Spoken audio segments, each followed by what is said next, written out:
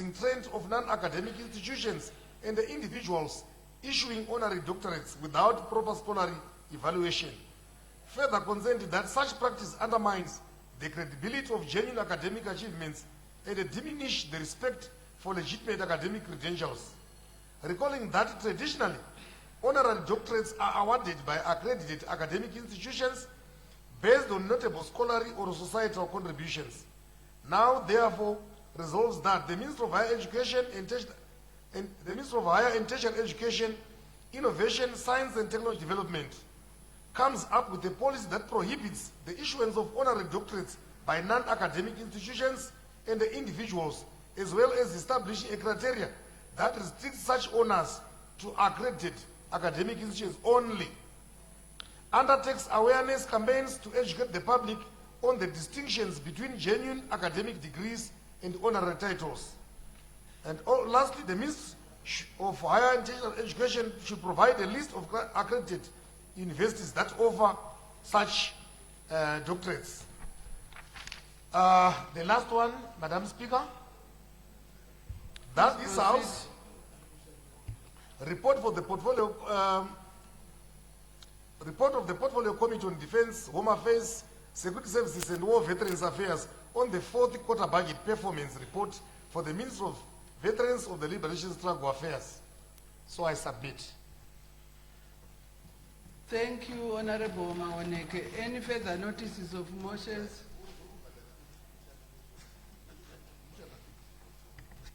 The clerk will read the first order of the day. Agenda debate on motion on the second reading of the Constitution of Zimbabwe Amendment Number 3 Bill, HB 1 of 2026. When this debate was adjourned on the 10th of June 2026, the question before the House was a motion by the Honorable Minister of Justice, Legal and Parliamentary Affairs that the Constitution of Zimbabwe Amendment Number 3 Bill HB 1 2026 be now read a second time. Is there any further debate? Honorable Eddie Kangue.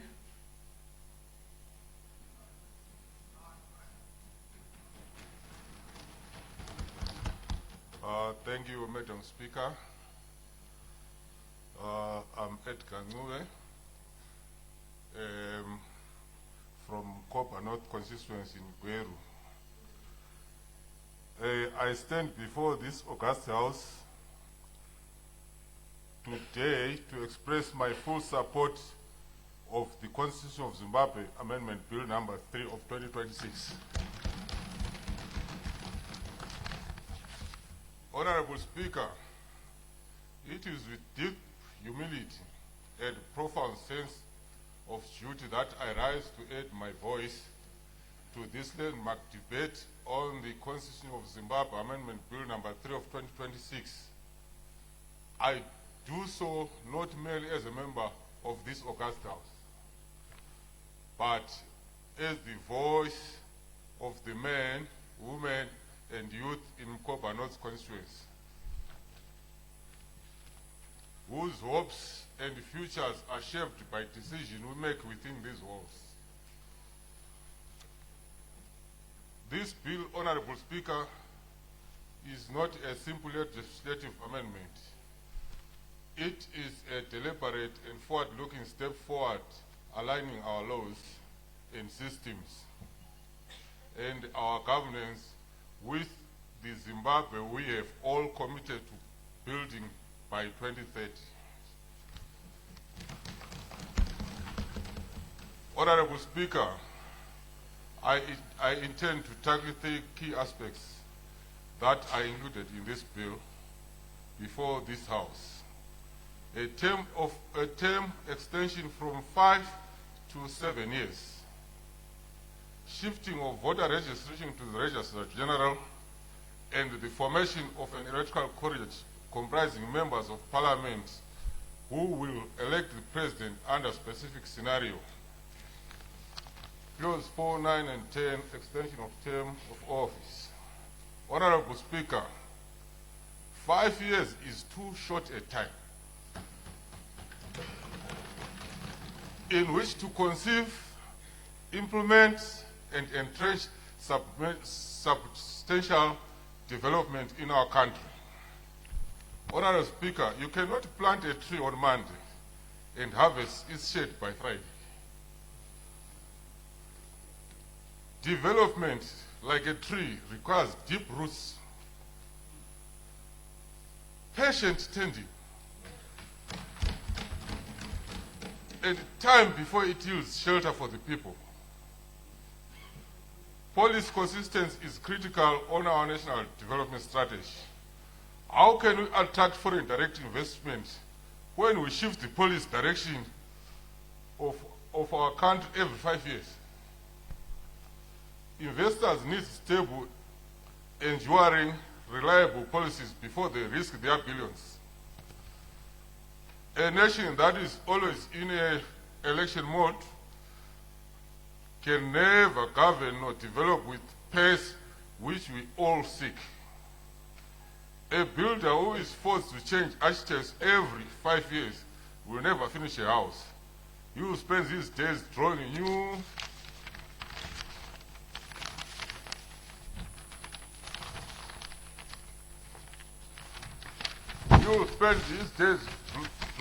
blueprints instead of laying bricks. I am cautious of the concern about term limits. I must reassure this House that this bill is not about making it possible for any sitting president to contest beyond their allocated terms. The bill simply changes the length of a term from 5 years to 7 years.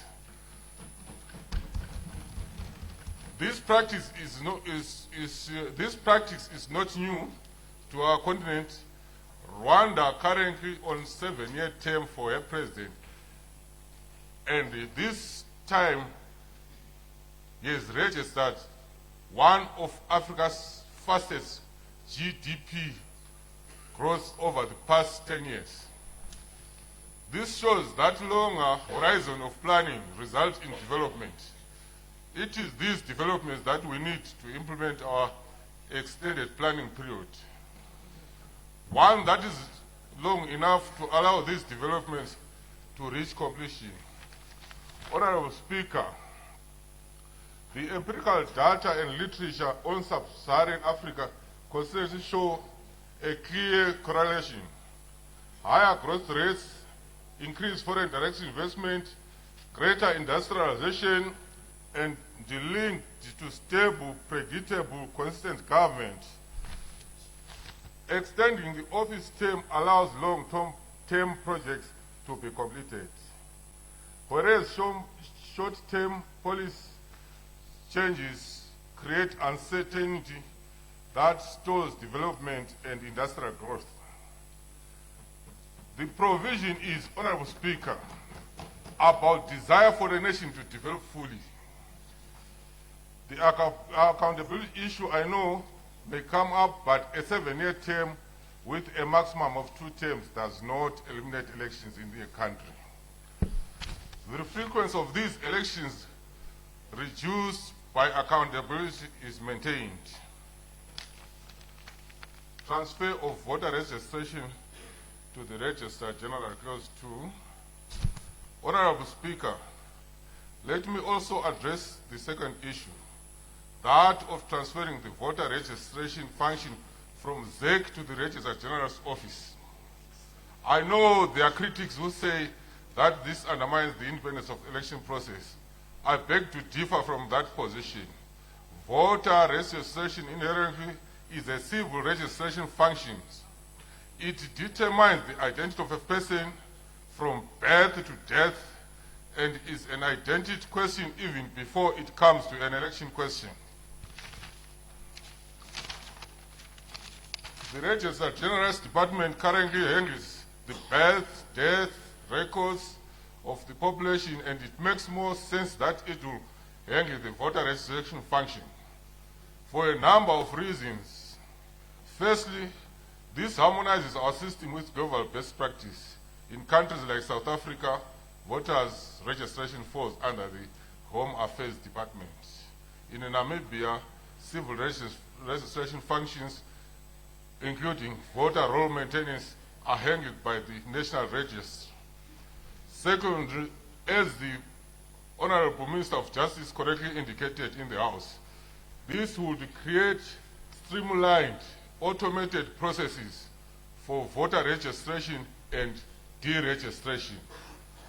Once an individual reaches the age of 18, the Civil Registry Department will have automated systems in place to alert them that they are eligible to vote, and upon the event of death, the Registrar General Office, in the same automated manner, would have processed the death and removed it from the voters' roll. Such measures will result in a clean, verified, and updated voters' roll, which is vital for fair, credible elections. It will minimize the effect and costs involved and will also allow ZEC to focus its expertise where it is most needed in ensuring efficient, impartial conduct of elections. I go to clause 3, the Electoral College for presidential succession.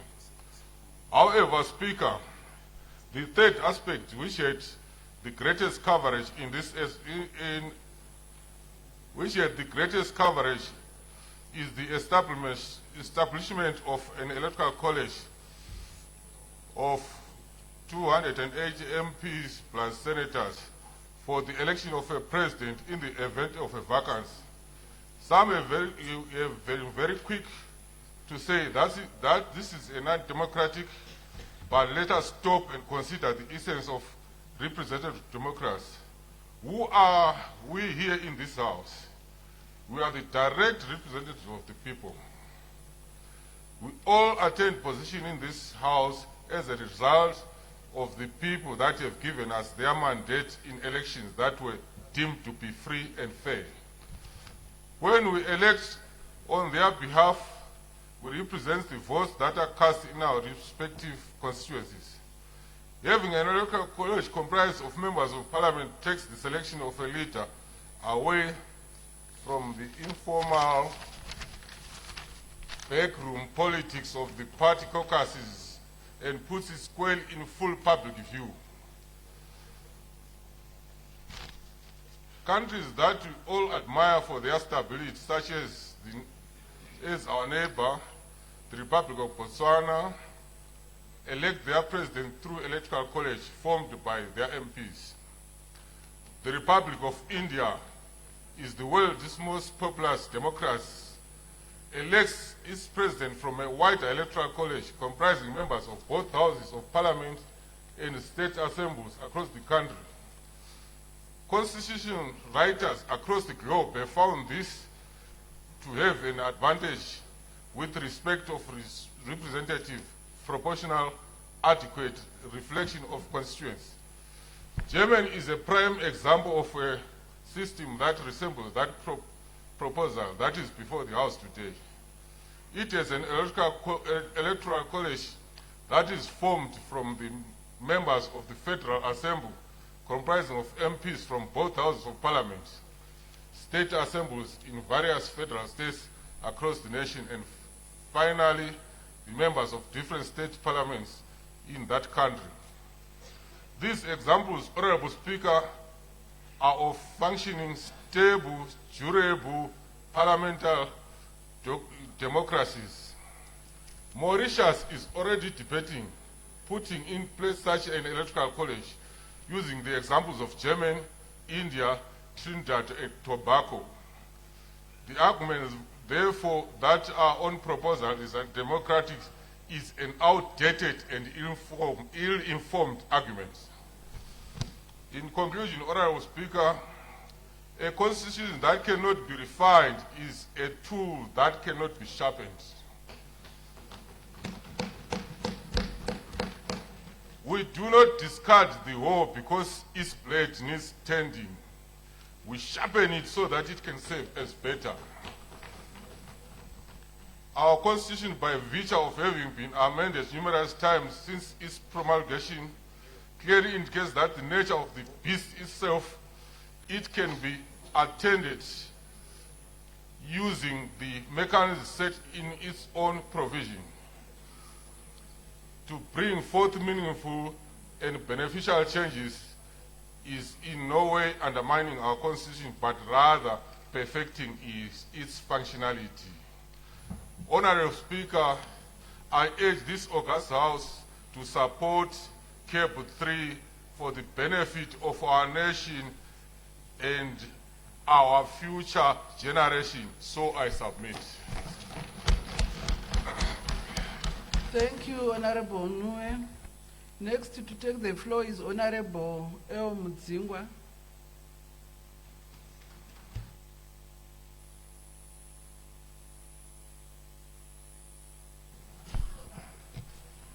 Mazvita mubati wechigaro, regai ndikutendei nekundipawo nguva ino yekuti ndiise manzwi angu mudare rino ndichitsigira nyaya yakauyiswa mudare rino naHonorable Siyambi, nyaya yeCAB 3.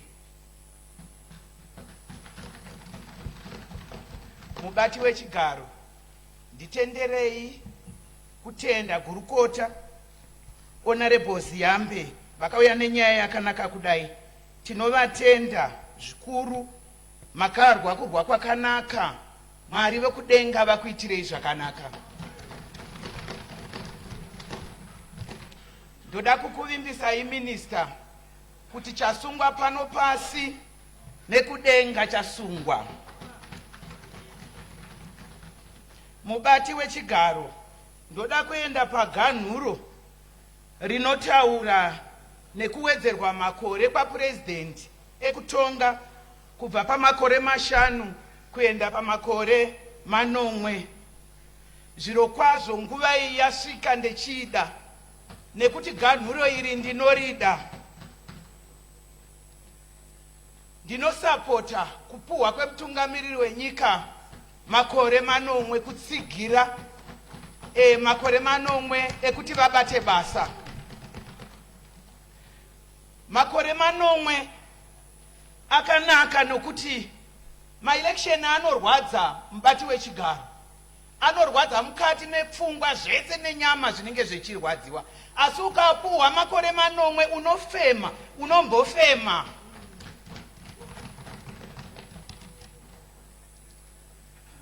Mubati wechigaro, makore 9 ane budiriro.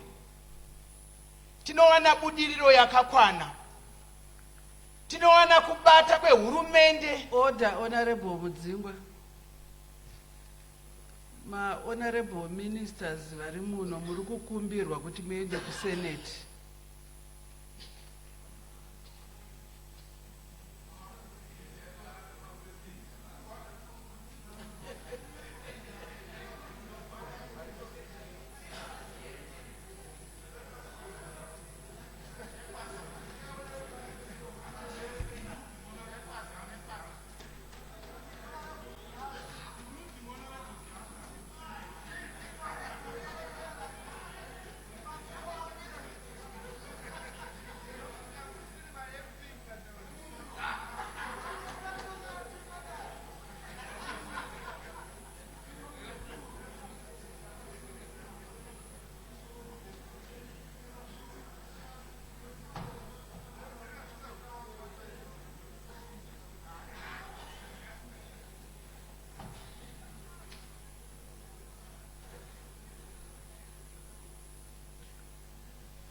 Honorable Mudzingwa, endererai mberi.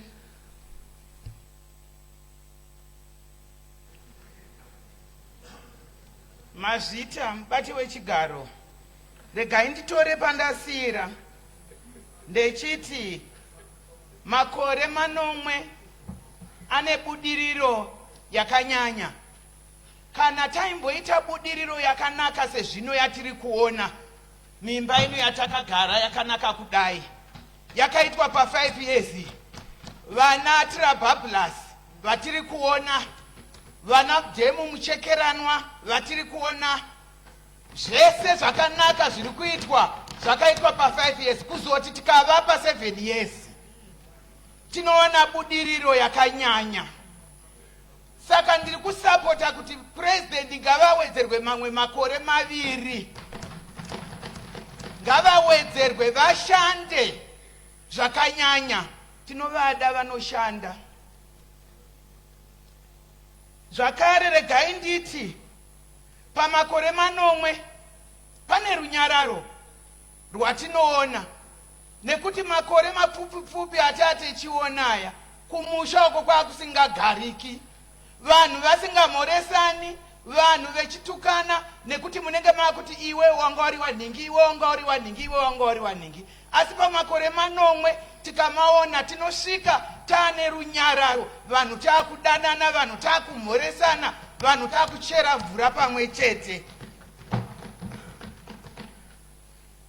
Mubati wechigaro, rimwe patinoda kupfuura napo zvakare ndepokuti purezidendi vavhoterwe kuno kudare reparamende. Ichokwadi ini ndinotsigira, kana tikavhoterwa, vakavhoterwa neruzhinji kumushoko, pane zvandakamboona, hamene kuti makambozvionawo here. Panoita mapurezidendi vanoda kuma17 chaiko, vachingoti ndoda kuita purezidendi, ndoda kuita purezidendi, ndoda. Umwe achizopedza maelection iwayo asina kana 1 kumusana, asina. Umwe anenge aunza kunoku kana kuti 20 ega, 20 vanhu, endi munhu wakadaro anobva amhanya kuti ndabirwa, ndabirwa, ndabirwa. Unogobirwa iwe uine 20 vega.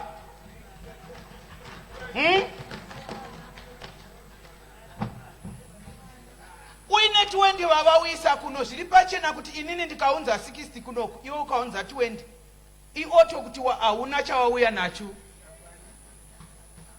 Saka ndinotsigira kuti purezidendi vavhoterwe kunoku, kune chokwadi kunoku. Toda kuti vavhoterwe nemaseneti, toda kuti vavhoterwe nemaparliamentarians, kunoku tivhotere purezidendi. Ndodazve kutaura nenyaya yemadzishe.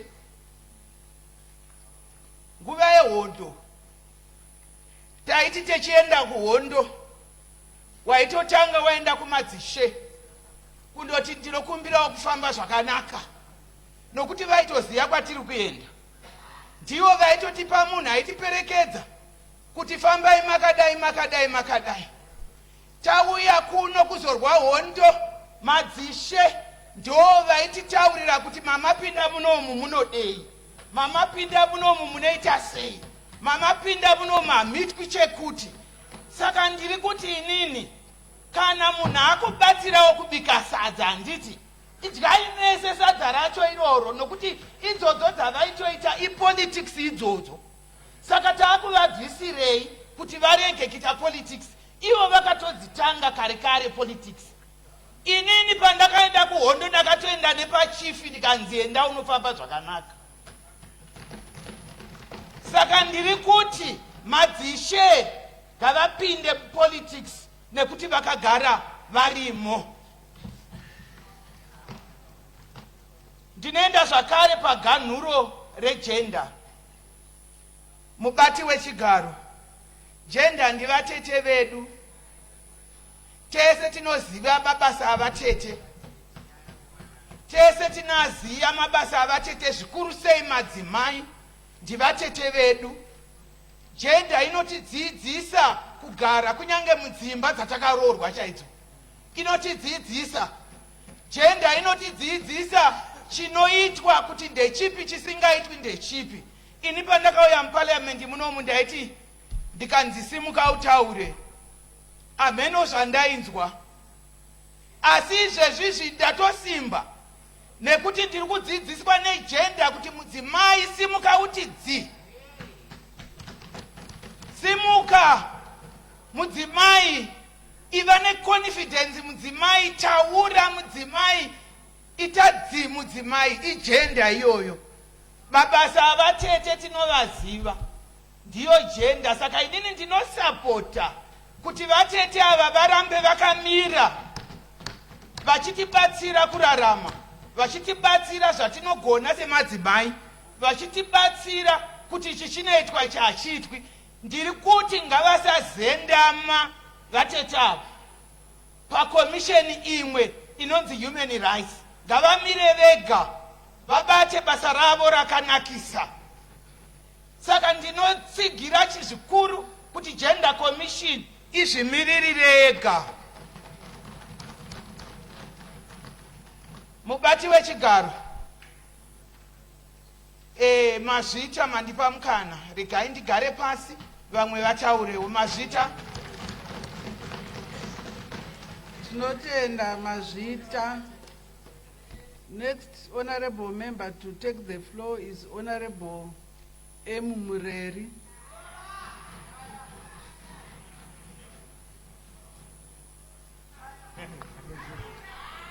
Ndinotenda mubati wechigaro nokundipa mukana uno wekuti ndiisewo pfungwa dzangu pabhiu radai kunetsa munyika iri. Ndoda kuti ndauya ndakamirira Masvingo Urban Constituency uye ndakazvimirira futi. Saka ipapa pama muchidana zita rangu mubati wechigaro ndandichitoverenga imwe meseji yanga ichinzi musakanganwa zviya zvatakakuudzai. Saka nokubva ndatarisa nokuona kuti zvandakanga ndaudzwa ndezvokuti aiwa. Point of order.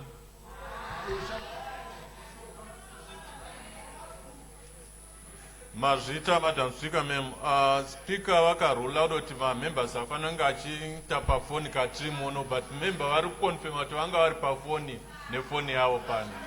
Saka ndobula kuti muvakaidze kuti vasaenda pafoni kavari muparliament. Mazvita iyi. Honorable Mureri, endererai mberi. Mubati wechigaro nokugona kutonga kwakanaka kudai. So Masvingo Urban yakandituma kuti ndizoti aiwa iri bhiri havawirirani naro iri. Nokubva ndati neniwo handiwirirani naro. Saka ndakazoda kuziva kuti sei mati hamuwirirani nebhiu iri. So vakazondiudza kuti aiwa nyaya iripo ndeyekuti ngatitarise nhoroondo yokufamba yepatakabva nepatasvika nokuona kuti pakaita 33 years kana kuti makore 33 tichiri kutongwa tichishandisirwa mutemo weLancaster House watoti ceasefire document. Ndo rakazogarirwa pasi nemapolitical parties aivapo ose pamwe chete nenyika yeZimbabwe muna 2013 nokubva vabuda neconstitution yatinayo nhasi. Saka chii chaiva chichinetsa ipapo chairambwa nevanhu? Vanhu vairamba kuti aiwa zvinhu ngazvive nomugano. Kana matitonge mukanzi 2 terms gumirai ipapo. Hamufani kuzozvitatamurira, hamufani kuzozviwedzerera. Chazvinoreva ndechokuti chero mukaenda kwaSabhuku kuya mubati wechigaro mukati munoda pekugara vakakupai makandiwa ekuti munogara muchigumira apa, hamuzosari mozvitariraka muchiwedzera makandiwa aya achiinda kana mamapuwa mana oenda kumanomwe. Nokubva ndatarisa nokuona kuti chero imo muno mutauni muno kana mapuwa stand pekugara hamuzviwedzereri, ndo pamunozoona votevera nezvigiredha zviya vachidi vachiputsa. Chazvinoreva ndechokuti mubati wechigaro nditendereni botaura nechimwe chirudzi. Pane mutauro weLatin unoti nemo plus iuris ad aliam quam transferi ipse habet principle. Chainoreva ndechirungu ndechekuti nobody can transfer greater right on a thing than he himself possesses. Pachivanhu voti dzvinyu haripi amwe makushero risina. Zvino kana takambogoverwa takati muna 2023 muya tikagoverwa kuti makore enyu 5 ko isu tazowanepi simba rokuzviwedzerera nhasi tisina kudzoka kuvanhu. Ndakanyara mubati wechigaro ndaenda kucholocho pataita mapublic hearings. Umwe wakasumuka akati imi varume nevakadzimi muchifanira kunge musiri pano imi mekuti muri mabeneficiary esystem iyi. Mauya kuzotivunza kuti tinoda kuti munoda kuzviwedzera makore. Saka saka shuwa zvinhu zvatakagarira muno mubati wechigaro ndezvekugarira kuti toda kuzviwedzera amwe makore ndozvatakagarira muno. Tinofana kupiwa nevanogona kutipa masimba acho.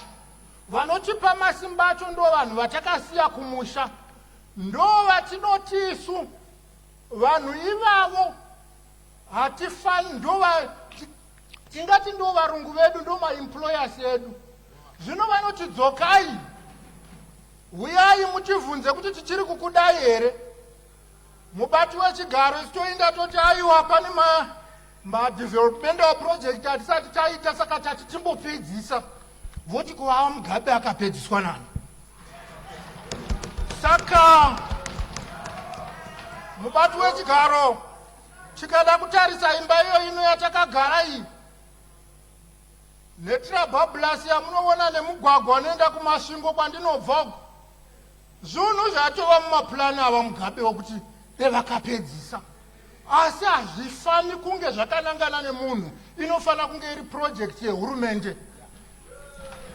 Saka haangaviwo mareasons atingapa kuvanhu iwawo kuti tinoda kumbopedzisa project.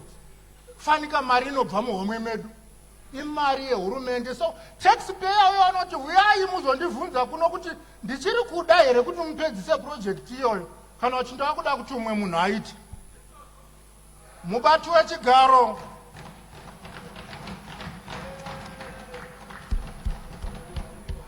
Mubati wechigaro panyaya yokuti mutungamiriri wenyika asharwe muno, vanhu vemasvingo yebheni vari kuzviramba. Vari kuti toda kusongana tichishara uko, nokuti mukada kuzvitarisa amwe ma-MP muno mavhotsi avo mashomasa pana apresident akatopera ma-elections aya. Kouya amwe mavhotsi apresident vamwe andoita mashoma pane ani, pane a-MP. Chazvinoreva ndechokuti vanhu ava vanofana kupuwa mukana. Unogona kunge achida MP asi asikadi president, iwozouya wava muno, wakuuya kuzomutongera nokuti wava muno. Ndakambovudzwa kuti vamureri munoona nyaya ripo ndeyekuti makangofanana nemwenga unenge asvika paimba nembwa inonzi vabhoki, inotoita zvokusumudzwa ichigadzikwa. But kana mwazosvika muno manje toti rinonyenga rinohwarara, tatova nemasimba tava muno ekuti tizvigurire tichizviwedzera masimba. Ko tadini kudzokera kuvanhu vakatituma? Vamwe voti aiwa, vamwe voti election rinopedza mari, vamwe voti aiwa zvinokonzera kuti paite kubvonga mupopoto. Ndoti aiwa haisiyo nyaya, nokuti mukatarisa musi wa1 August 2018 ndinofunga kwakafurwa vanhu muningu mutaunu, rakacheka nyika. Moshande komisheni yakauya muno, pane zviga zvayakatara kuti aiwa, kuti sarudzo dzenyu dziitwe zvakanaka munofana kuita zvakati nezvakati nezvakati, uye vakonzera urufi hwevanhu ava ngavasungwe. Asina nhasi hapana wachasunga. Toinda futi panyaya yeSADC muna 2023 yakauya ikataura muno kuti aiwa, kuti sarudzo dzenyu dziitwe zvakanaka muno, tevedzera izvi nezvezvi.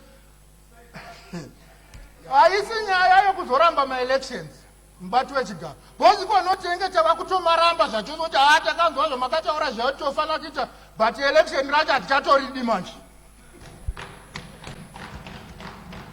Mubati wechigaro mutemo haufani kuumbwa wakatarisana nemunhu. Pane vanhu vanoumbirwa mutemo watinogara muno tichishandisa ma-resources enyika, asi mutemo uchiumbwa wakatarisana kuda nevanhu vaviri kana vatatu, asi tinogara the whole nation. Point of order.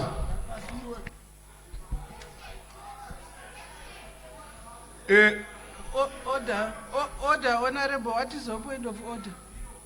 Honorable, vari kuti mutemo uri kuumbwa wakatarisana nemunhu. Uri kunzi mutemo uyu kana 2030 wapera unenge usikwe ikatoona pachikokoninya. uye vari kugadzirwa vacho ndivanani? Gara pasi mani.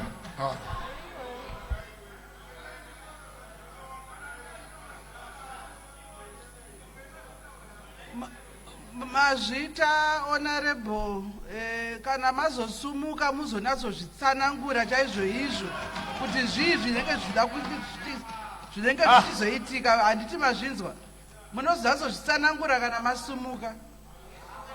Endererai mberi. Ndinotenda mukubati wechigaro nokugona kutonga kwakadai, jekerere rakadai. Regai nditi mubati wechigaro, nyaya yatinayo yandinoda kuti ndindotaura pepiri inyaya yemadzishe edu.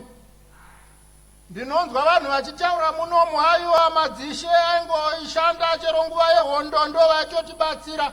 Madzishe hakuna ishe kana umwe wandakambonzwanga akapakata bhazuka kudai achinda musango. Madzishe ainangiwa pari nemhaka yekuti ndo vaichengetedza tsika dzedu, ndo vaindouchika vachiona kuti vana vofamba sei kupinda mumasango, kwete kuti vave mune zvematongerwo enyika. Ndinoda kutenda mubati wechigaro kuti ndinogara mukomiti yejustice. Madzishe takamadana akauya akati aiwa isu zvokuitwa vana mujibha hatidi, tinoda kuramba tine masimba edu atati chingova nawo tichitonga nyaya dzedu. Nokubva ndatuku ndokuona ndo vanhu vatinoda, nokuti hapana paningatarisira mambo kuti ari akapfeka regalia nhasi mangwana uindoenda mudare make ndiri weopposition, pamwe tenga tatova weruling party, mangwana ndoenda mudare make kana kuti mobuya mudare. So chazvinoreva ndechokuti madzishe edu ngatimaremekedze, ngatisavabata sana mujibha. Vanhu vanotichengetera culture yedu, vanhu vanotichengetedza.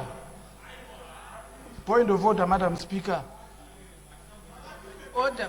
What is your point of order? Madam Speaker, I have no problem with the line of debate of the honorable member. But a derogatory statement to Mujibas is not acceptable.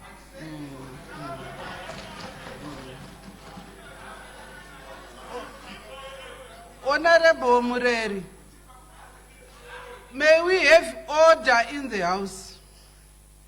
Honorable Mureri, tese tinozviziva kuti vana mujibha vari mubandiko revarwi verisununguko. Tinofanirwa kunge tichivapa ruremekedzo runoenderana. Imi kana muchinge maakutaura muchiti madzishe takwaita sana mujibha, maakuita sekunozi ana mujibha vanhu vemanga-manga. Saka order.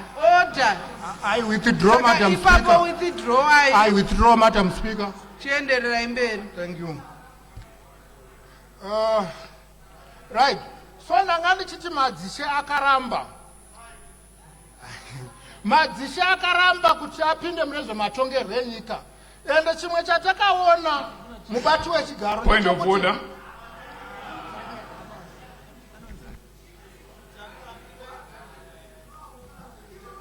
Honorable Matangira, imimi ava vachipedza muri kusumuka muchidhibheti.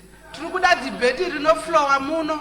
Hatisi kuda zvokuti point of order. Izvozvo ndiri kuzvitaurira masaidzi ese.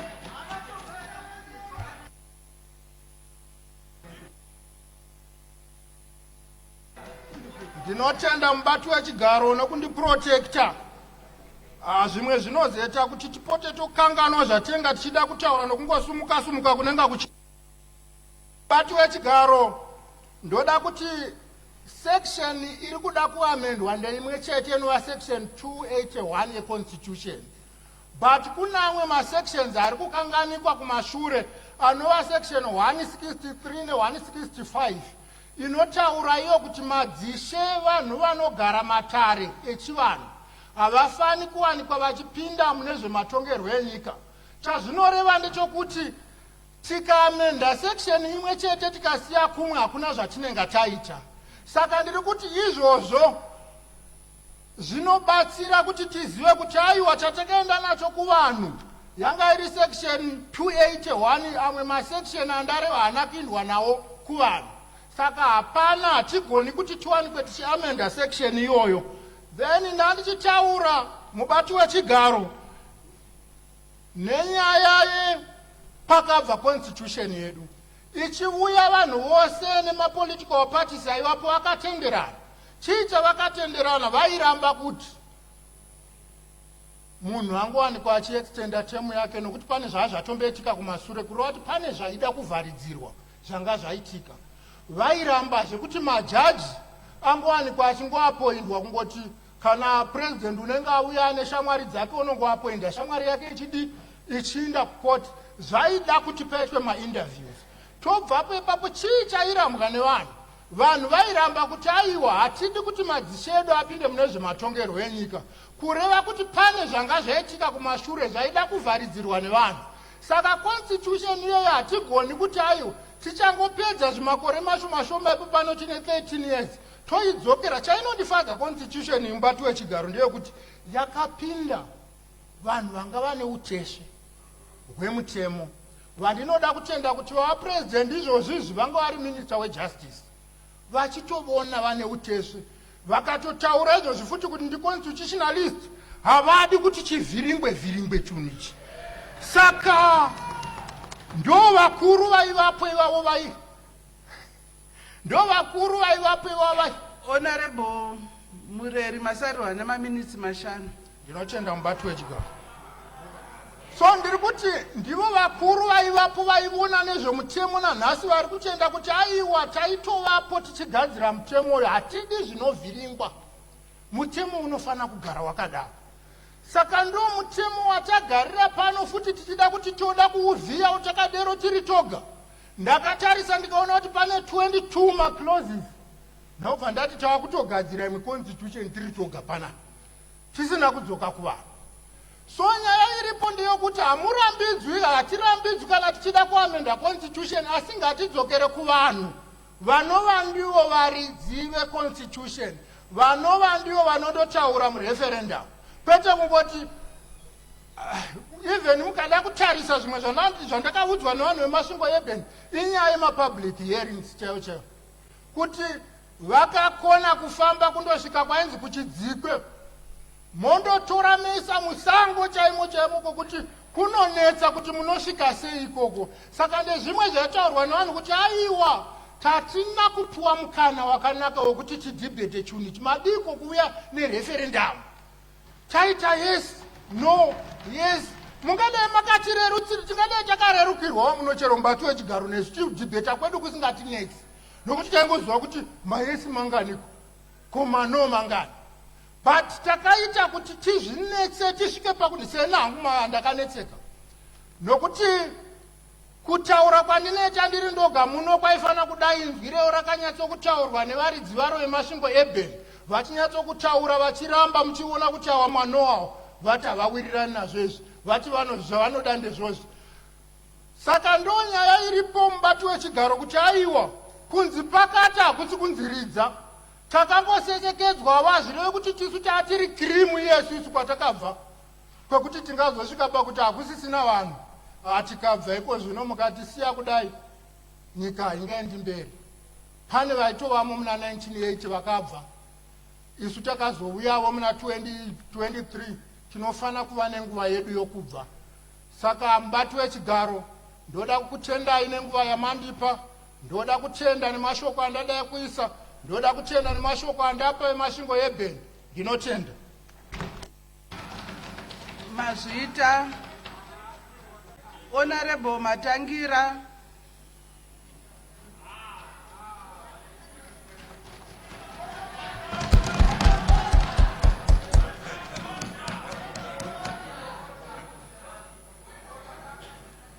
Maita yenyu mubati wechigaro, ndoda kukutendai ndakamirira vagari vemubhindura South nebhindura vakandituma kuti ndiuye uno ndizotaura zvavakareva dare reparamende parakaenda kunonzvera vangani vanotenderana nebill number 3 cap namba ndomva yabuda mubhindura province yedu yemashonaland central yese ndomva yati cap number 3 bill.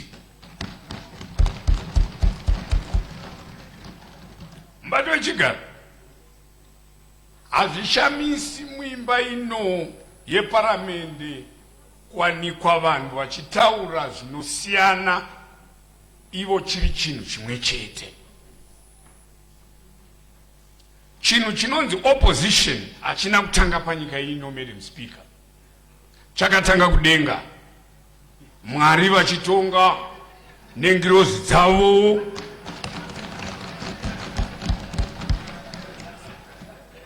ndokubuda imwe ngirozi ichitaura kuti neniwo ndinodawo kuita Mwari. Ndo pakatanga opposition, ndo pakatanga democracy. Mwari vakati ina handirambi. Ngirozi yainzi Lucifer ndo zita rayo. Iye nhasi tinoti Satan. Mwari vakataura kuti kuno kudenga. Point of order.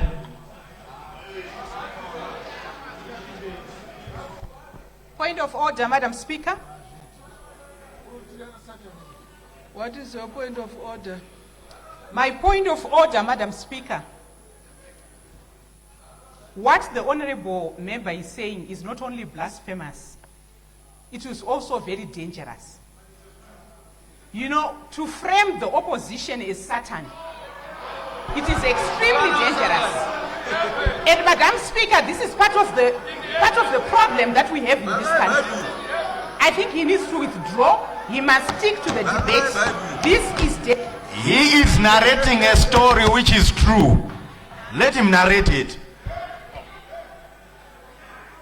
Kasi nyaya yekudenga kai haisiye pano panyika, unangwa iwe.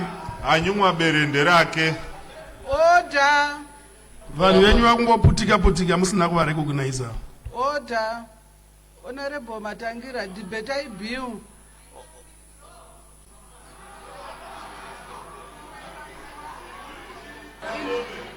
Ini ndanzwa sekunge vari kungotaura kuti nekudenga vanhu vanopesana. Madam Speaker. Zvakanaka, Madam Speaker. On a point of clarity, Madam Speaker. On a point of clarity, Madam Speaker. Aiwaka.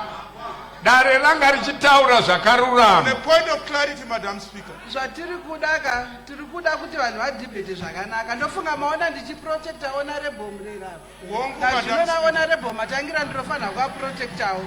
Tiri kuda kuti debate riflowe zvakanaka.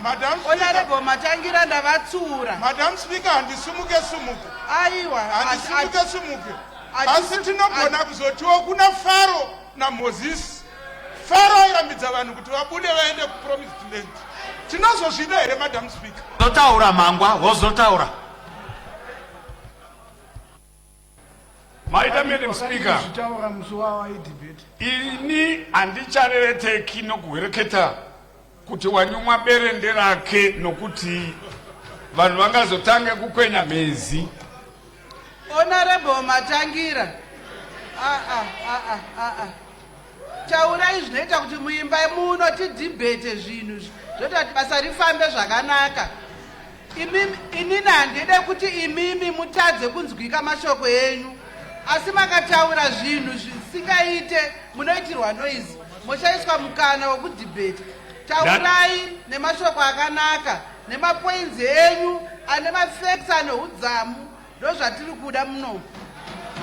Ndatenda, Madam Speaker, ma'am.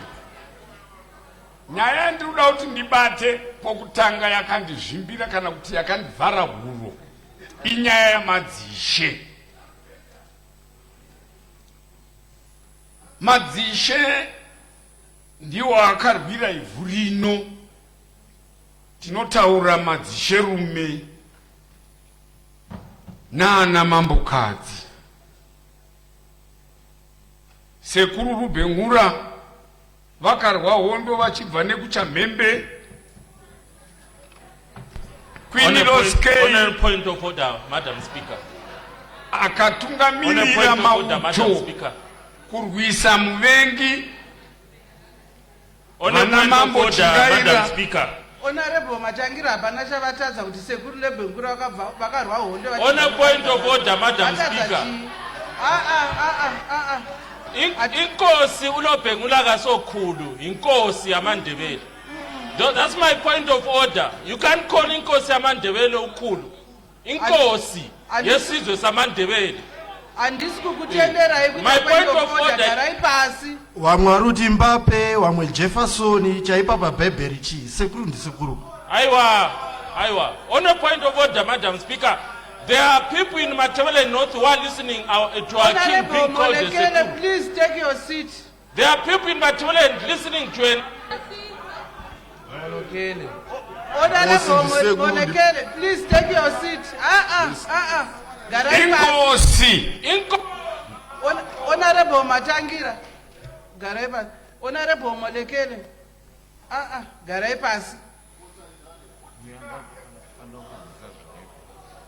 And musazviite futi. Ndiri kukupai warning. Vakazviita futi munoenda panzi. Honorable Matangira enderai mberi. Mambo Rubengura, Mambo Chingaira, Mambo Mashonganyika, Vana Mapondira, Mambo Sose. Ndo vakarwa navarumbi vokutanga vana mbuya nehanda vana sekuru Kaguvi vose vanga vari mushe vachirwira vhu ravo kusvikira mbuya nehanda vataura kuti varunguma ndiuraya asi mapfupa angu achamuka. Mapfupa akamuka, hondo ikatsva, vobvisa izwi neshoko rataurwa nahonorable kuti inkosi ukoko ulobhengula, Mambo Chingaira, Mambo Mapondera vakuchinzi nhasi navarungu chifi. Isu ndomba tabvuma. Ndokurashika kwataita. Hondopa yakatsva. Madzishe namasabhuku navabereki ndo yanga iri mvura. Varwi verusununguko dziri hove. Mbiri munopani. Munopa hove here kana munopa mvura inochengeta hove. Mbiri inoenda kumvura. Taida isu kuna Kristo. Watu mwana baba kuya panyika waita zvishamiso. Akati mbiri ngainde kuna baba. Amen. Nasi mochitiudza imi kuti takasarura isu mutungamirira achisarurwa namadzishe pamwe chete His Excellency Baba vamunangagwa. Nasi ndo varipo. Madzishe akavhotawo vachivhotera ivo. Taenda kunonzvera madzishe taive navo. Moti ngavaregere kuita politics. Ipolitics ka. Definition ye politics. Tikabvunza vari muno pamwe vari uno vakazviverengawo muzvinyogwa zvana Max nevamwe vakadero. Asi vamwe vakangoti hazviiti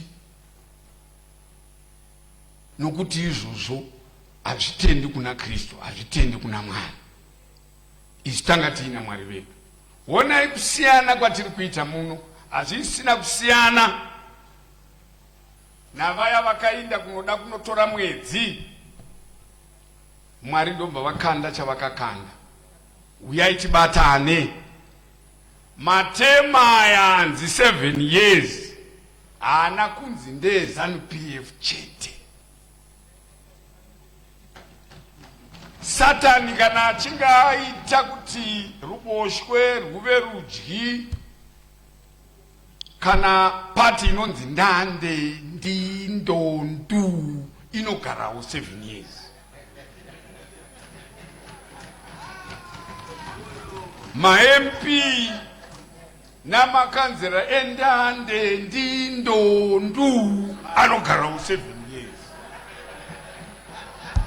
Kotapo kana papi.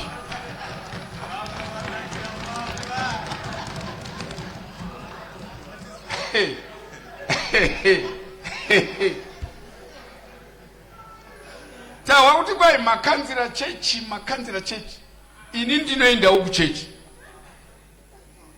Asi musazokanga mwachazuro nehope kuti bhaibheri rakanga rakabakwa pasi pebhaibheri paine pfuti.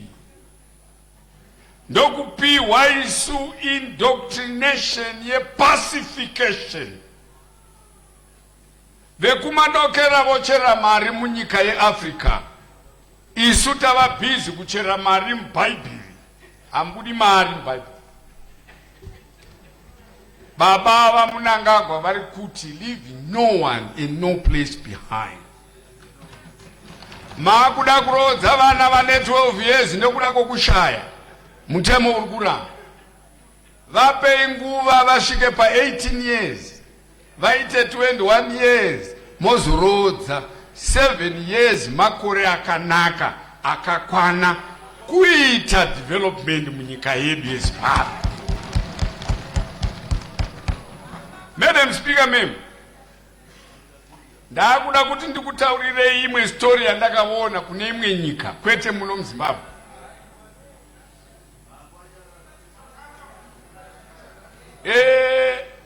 Kwakanga kuina MP akanga aripo ikoko kunyika ikoko ndokutanga kuvaka chipatara ndoma chasara chiri pa window level. Short time ndokuenda kunovhotwa uya ndobva abva ndokupinda munhu. Ruzhinji rukati ngatichikondinyai nechichi chakasara ichi. Zvikanzi abodo ndingagopinde panga paina moire ndonotangawo changu. Short time 5 years kwaindwa zvekuma election wabva kwapinda mumwe. Chipe chisarudza chaunoda zvekuti chiti kwaya abodobodo chandiwe nechani azviti ndotanga changu. Development iri kuuya here kuvanhu. So 7 years takanaka. Bindura yese iri kusapota cable 3 zvakataugwa namamwe mahonorable members mudare rino. Izvozvo zvese tiri kusapota kusara kwegender. Madam Speaker, taona moto nevakadzi kumusha. Tiri kurobwa zviya but zvinonyadzisa kutaura. Saka gender ikaramba iripo iyoyi ndoona sokuti ini zvakarurama. President vedu ngavasarudzwe navamiririri voruzhinji vanova ndivo pakaitwa democracy chaizvo izvo 537,000 vakati hongu tiri kuzvida. Tobuya muno isu tiri 28 toti hazvisi right. Kogara zviya Madam Speaker, iyo democracy yakadiscoverwa gore ripi? Nokuti pakauya murumbi muAfrica wakasvikotora munhu mutema akamuita mbwa. Tikaenda kuAmerica kunonzi ndo pane vandakahwa vachitaura kwai America top democracy. Ayo democracy hakuna, ndo kwaakuine maslaves. America yaita number 1 pakudii, asi were vamwe vakanzi pindai mushipi vharirai muindise kokoko. Ma-Red Indians vakanoitwa mbwambwa, vakatorwa vakanoiswa mufenzi sekunonzi maostrich. Ndinotenda mubato wechigaro, ndichingokumbira kuti mukaisa matatu pamusoro. Ndakumbira ndoga chokwadi vawedzerewo. Ingondiwedzeraiwo matatu. Mademocracy, Madam Speaker, anofanira kusiyana. Democracy of China and your democracy of India. Democracy of America is your democracy of Russia. Democracy of Zimbabwe and Devan Zimbabwe. Mandile eko kufaza vanhu vemavirira. Mugogezwa pfungwa kusara dzachena senapkeni. Isu tiri vatema. Madam Speaker, ma'am, ndakungoti muno tisiyei kuti ruling party, opposition party. Vari kumisha uko vari kuti vamiririri. In my constituency, Madam Speaker, constituency mangu, ndinomiririra vese. Ndikutaurirei kuti baba vaMnangagwa ndivo president veRepublic yeZimbabwe.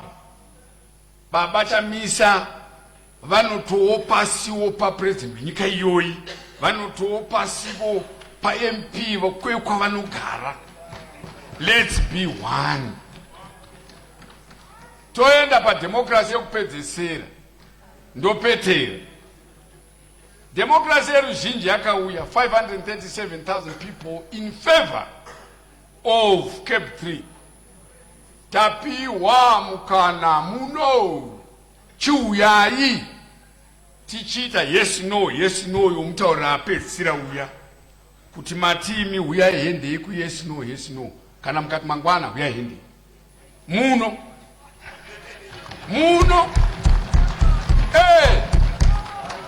ndodedzera kakuti bere rarira shuwa ngatizviitei mangwana. Madam Speaker, ndichiripo here patiri maita iyi ndopedzera toita. Madam Speaker, nyika maita yenyu Madam Speaker, mem development inobva matiri. Havazi vese vari kuti mwari vachainda kunoona ushe hwedenga. Tiri muno tiri kutaura kuti tinoda development, tinoda zvakadai. Munorevesa here? Kana muchirevesa zvechiuya tiite katipanane makore touya tichitarisana nokuonana kuti checks and balances. Election haina kunzi haisisiko. Kuwedzera 2 years kutaura kuti imi muri kuno hapana zvamakaita pa 5 years.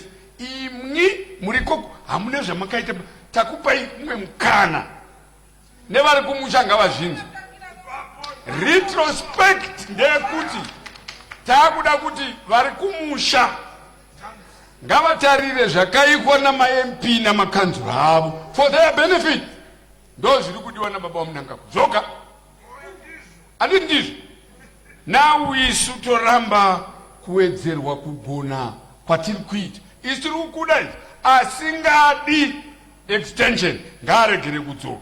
2028 ichingosvika chete ibva wasara kumba kwako uya worizidzana kuparamende zvinobvumirwa. Madam Speaker, munhu ngaagare kumba nokuti hapana zvaari kuita. Unotaura nenyaya yemadzishe iwe uri MP wokuchitungwiza. Muchitungwiza muna here masvingo ebheni. Unotaura nenyaya yemadzishe muna chivani. Point of order, Madam Chair. Point of order, Madam Chair. Madam Speaker,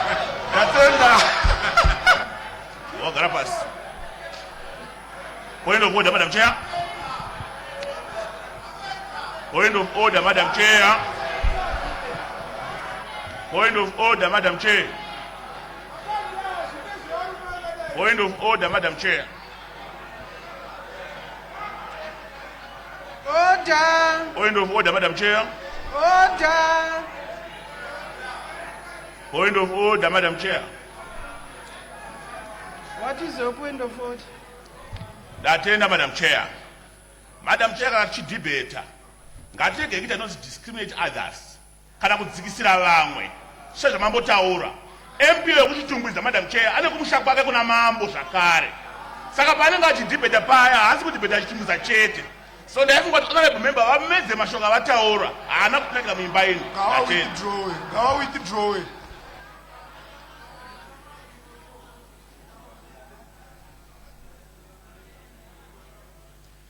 Mazvita, ndinofunga kuti kana MP wekuchitungwiza vaakudhibheta ngavazotaura kuti ini ndiri kutaura ndichiti madzishe ngavaite politics nezvikonzero zvakati. Takadaro zvinhu zvedu zvinofamba zvakanaka.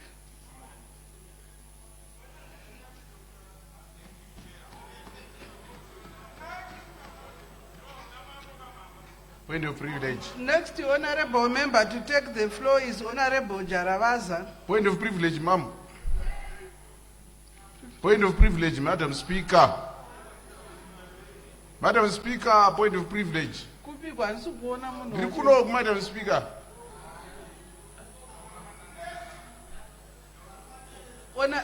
Honorable Muodzeri. Madam Speaker, ndongoda kuti mutitendero kuti nhasi muri kuchaya zvakanaka, dai kunzi tinokupai trophy. Takupai. Thank you very much.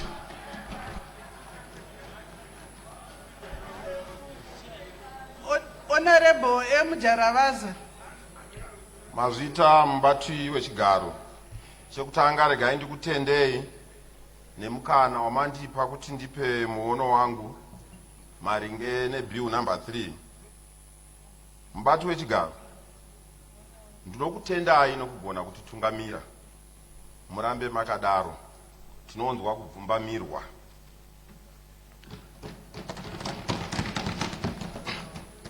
Mubati wechigaro. Ndinoda kutenda president wenyika ino, His Excellency Dr. Emerson Dambudzo Mnangagwa, nemabasa akanaka avari kuita mukati menyika ino. Mubati wechigaro. President wedu uchipa kugona. Nyika yedu yava kuyevedza nokuda kwekutungamirwa waMnangagwa. Mubati wechigaro. Ndoda kutenda minista wedu waZiyambi nemutakunanzva webhiri ravakaunza mukati memba ino yeparliament. Bill iri ndinoritsigira zvine mutsindo kunyanya parinotaura nyaya yekuti nhengo dzeparliament dzive nesimba rokusarudza president mukati merinodai.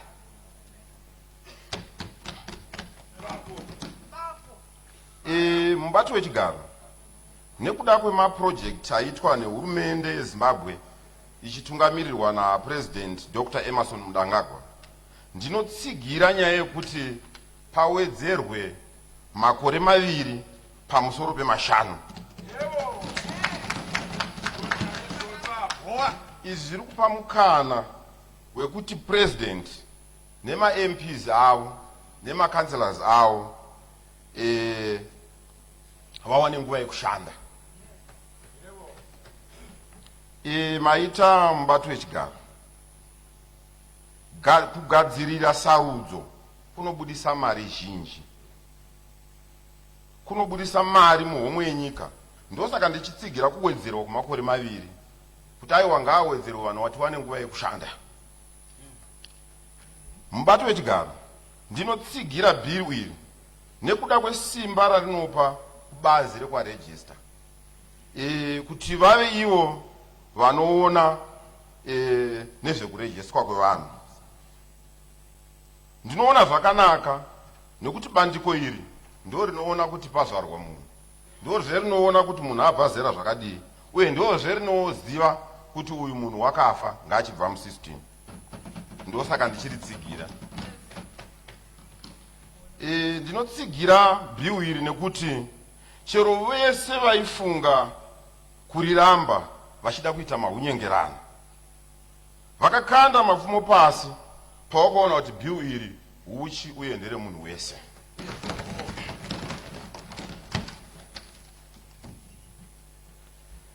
Mubati wechigaro.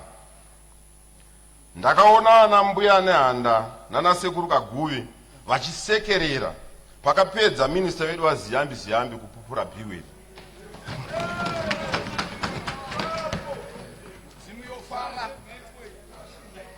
Mubato wechigaro, ndinotenda zvikuru nemuono wakanaka wehurumende yeZimbabwe.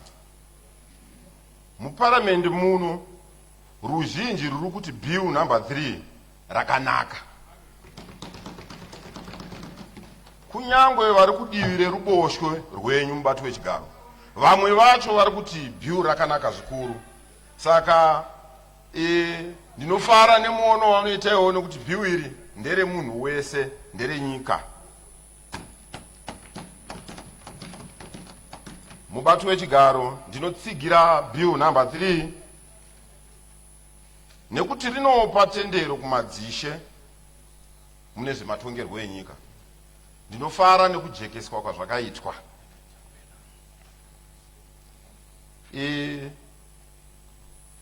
Mubati wechigaro, gwata rechemberi ramba waravira. Vazhinji vaipokana nebhiu iri vasati risati raverengwa pamwe chete nekutsanangurwa zvinogutsa. Asi parakatsanangudzwa naminista vedu vane utesve vaziyambi, ndakaona munhu wese achiti bhiu namba 3 bho zvekuti. Mubato wechigaro, vakakomborerwa avo vose vanotsigira bhiu namba 3. Ramangwana ravo rine chiedza.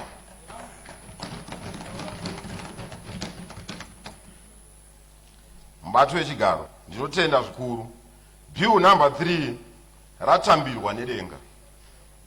Regai mutarire muone mapostori chaiwo nyangwe eJohani Masowe, Maziyo nemamwe makereke akasiyana siyana vari kuti bhiu namba 3 bho zvekuti.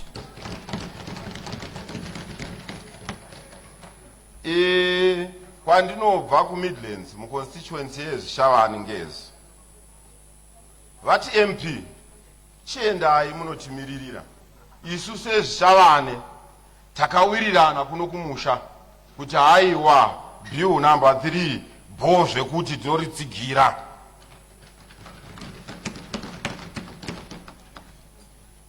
Mubato wechigaro, handicharambi ndowanza mbambo pachikumba cheshindi. Chikaranga chinoti kuawanza kusikuagona. Naiwa yamashoma, ndinotenda nemukana wamandiko. Tinotenda mazvita. Honorable S. Dube.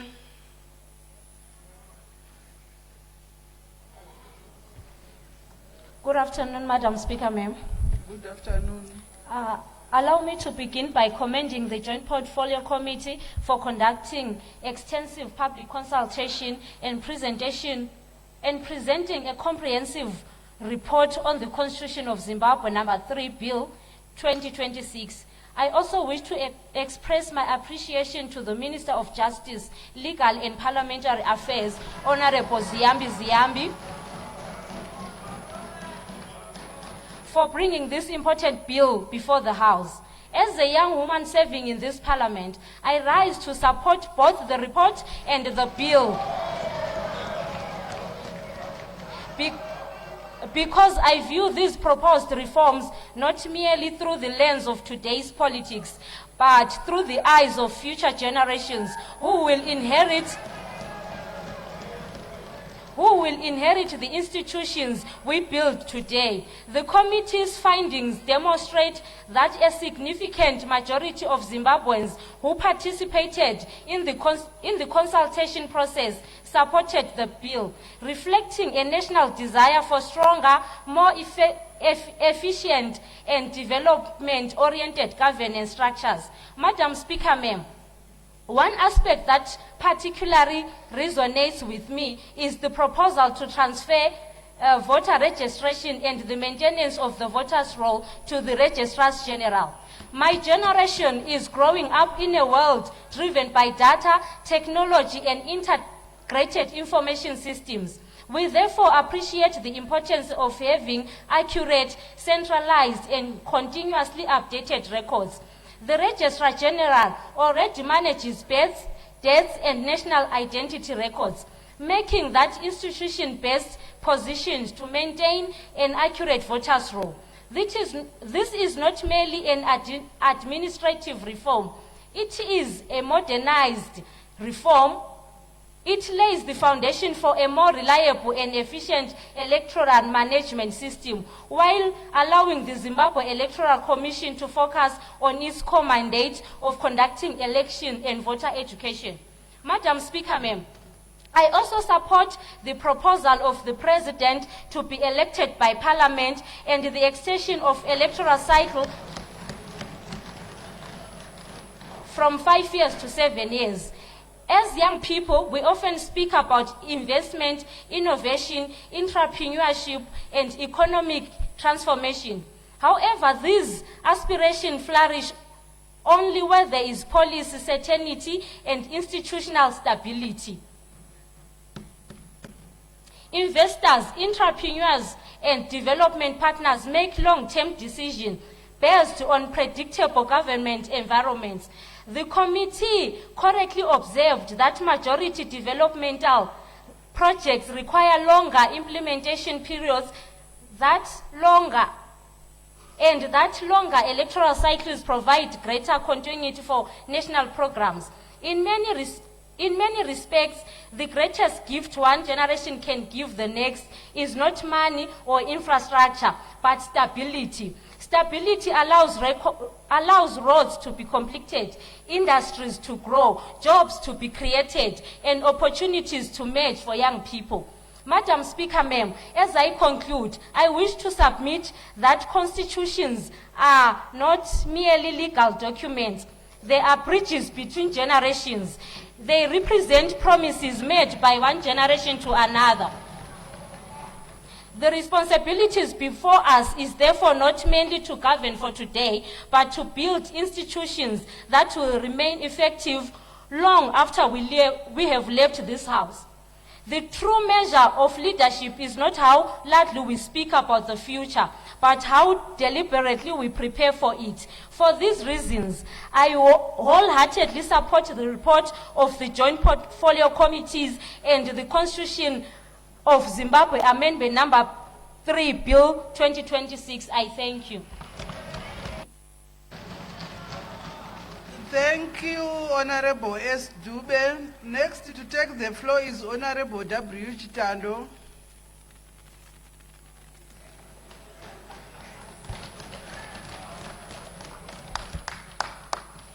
Good afternoon, Honorable Madam Speaker. I arise to support CAP 3. I arise as a representative of the people of Gutu Central who are fully supportive of CAP 3. A number of my colleague honorable members of Parliament have raised a number of reasons in support of these amendments. I will not go into much detail. Suffice to say, Madam Speaker, fundamentally a constitution is a living document which when and as there is need, it ought to be amended. I will not repeat the various examples which were given by fellow honorable members of Parliament on the number of countries which have amended their constitutions and the number of times they've amended, but that has been outlined over the last few days. So as Zimbabwe, we are amending our constitution to suit our needs. Madam Speaker, the whole essence of CAP 3, among its other things, is to provide and improve the framework for the development of our country. The whole essence of CAP 3, amongst other things, is to provide for a longer duration for policy framework, which is also provided through the extension of terms for both the President and Parliament. I will once again not repeat the countries which have been referred to by colleagues who are honorable members of Parliament over the last few days, where a number of countries which also elect the President through Parliament or through electoral colleges. And this amendment is thus consistent with what is happening in a number of countries, as it will enable a smoother election process through the representatives of the people being the honorable members of Parliament. The basis of a member of Parliament to debate is the mandate which is given to represent their constituencies.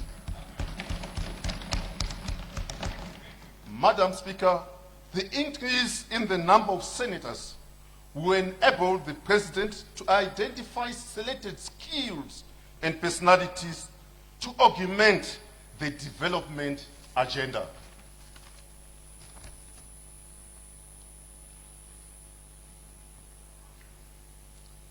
The chairperson of the Parliamentary Legal Committee gave statistics with respect to the representations made from members of the public.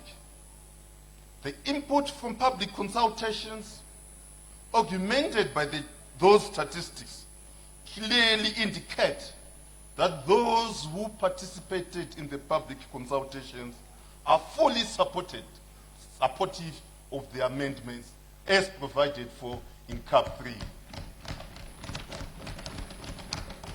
I wind up by saying I'm fully supportive of CAP 3. I thank you, Madam Speaker. Thank you, Honorable Chitando. Honorable F. Buka.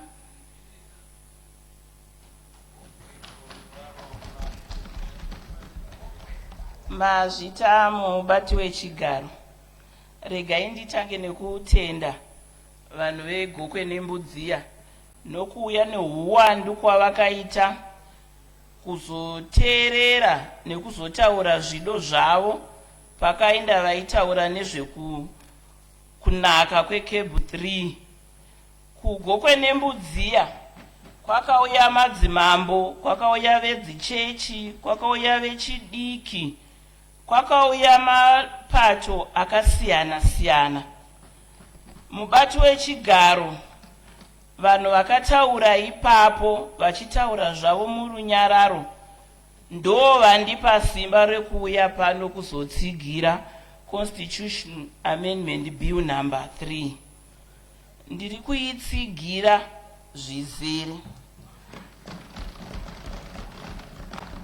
Asi ndisati ndapinda munhauro yedu iyi zvakasimba, regai nditange nekutenda gurukota redu rezvemutemo Honorable Ziyambi. Ndoda kukutendai nemabudisiro amakaita Amendment Bill number 3. Makaratidza utesvi, mukaratidza udzamu, mukaratidza kuva nemuono wekwatiri kuenda mberi nekugadzira nyika yeZimbabwe.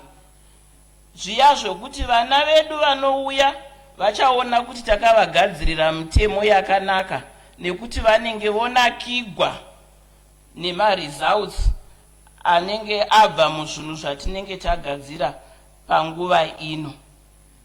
Regai ndienderere mberi zvakare ndichiti ndiri kutsigira kuti President vasarudzwe nema MPs. Tikatarisa muvakidzani wedu, ndoda kungotaura nezvemuvakidzani umwe chete nekuti vamwe vakawanda vataurwa nezvavo. Muvakidzani wedu anonzi Botswana.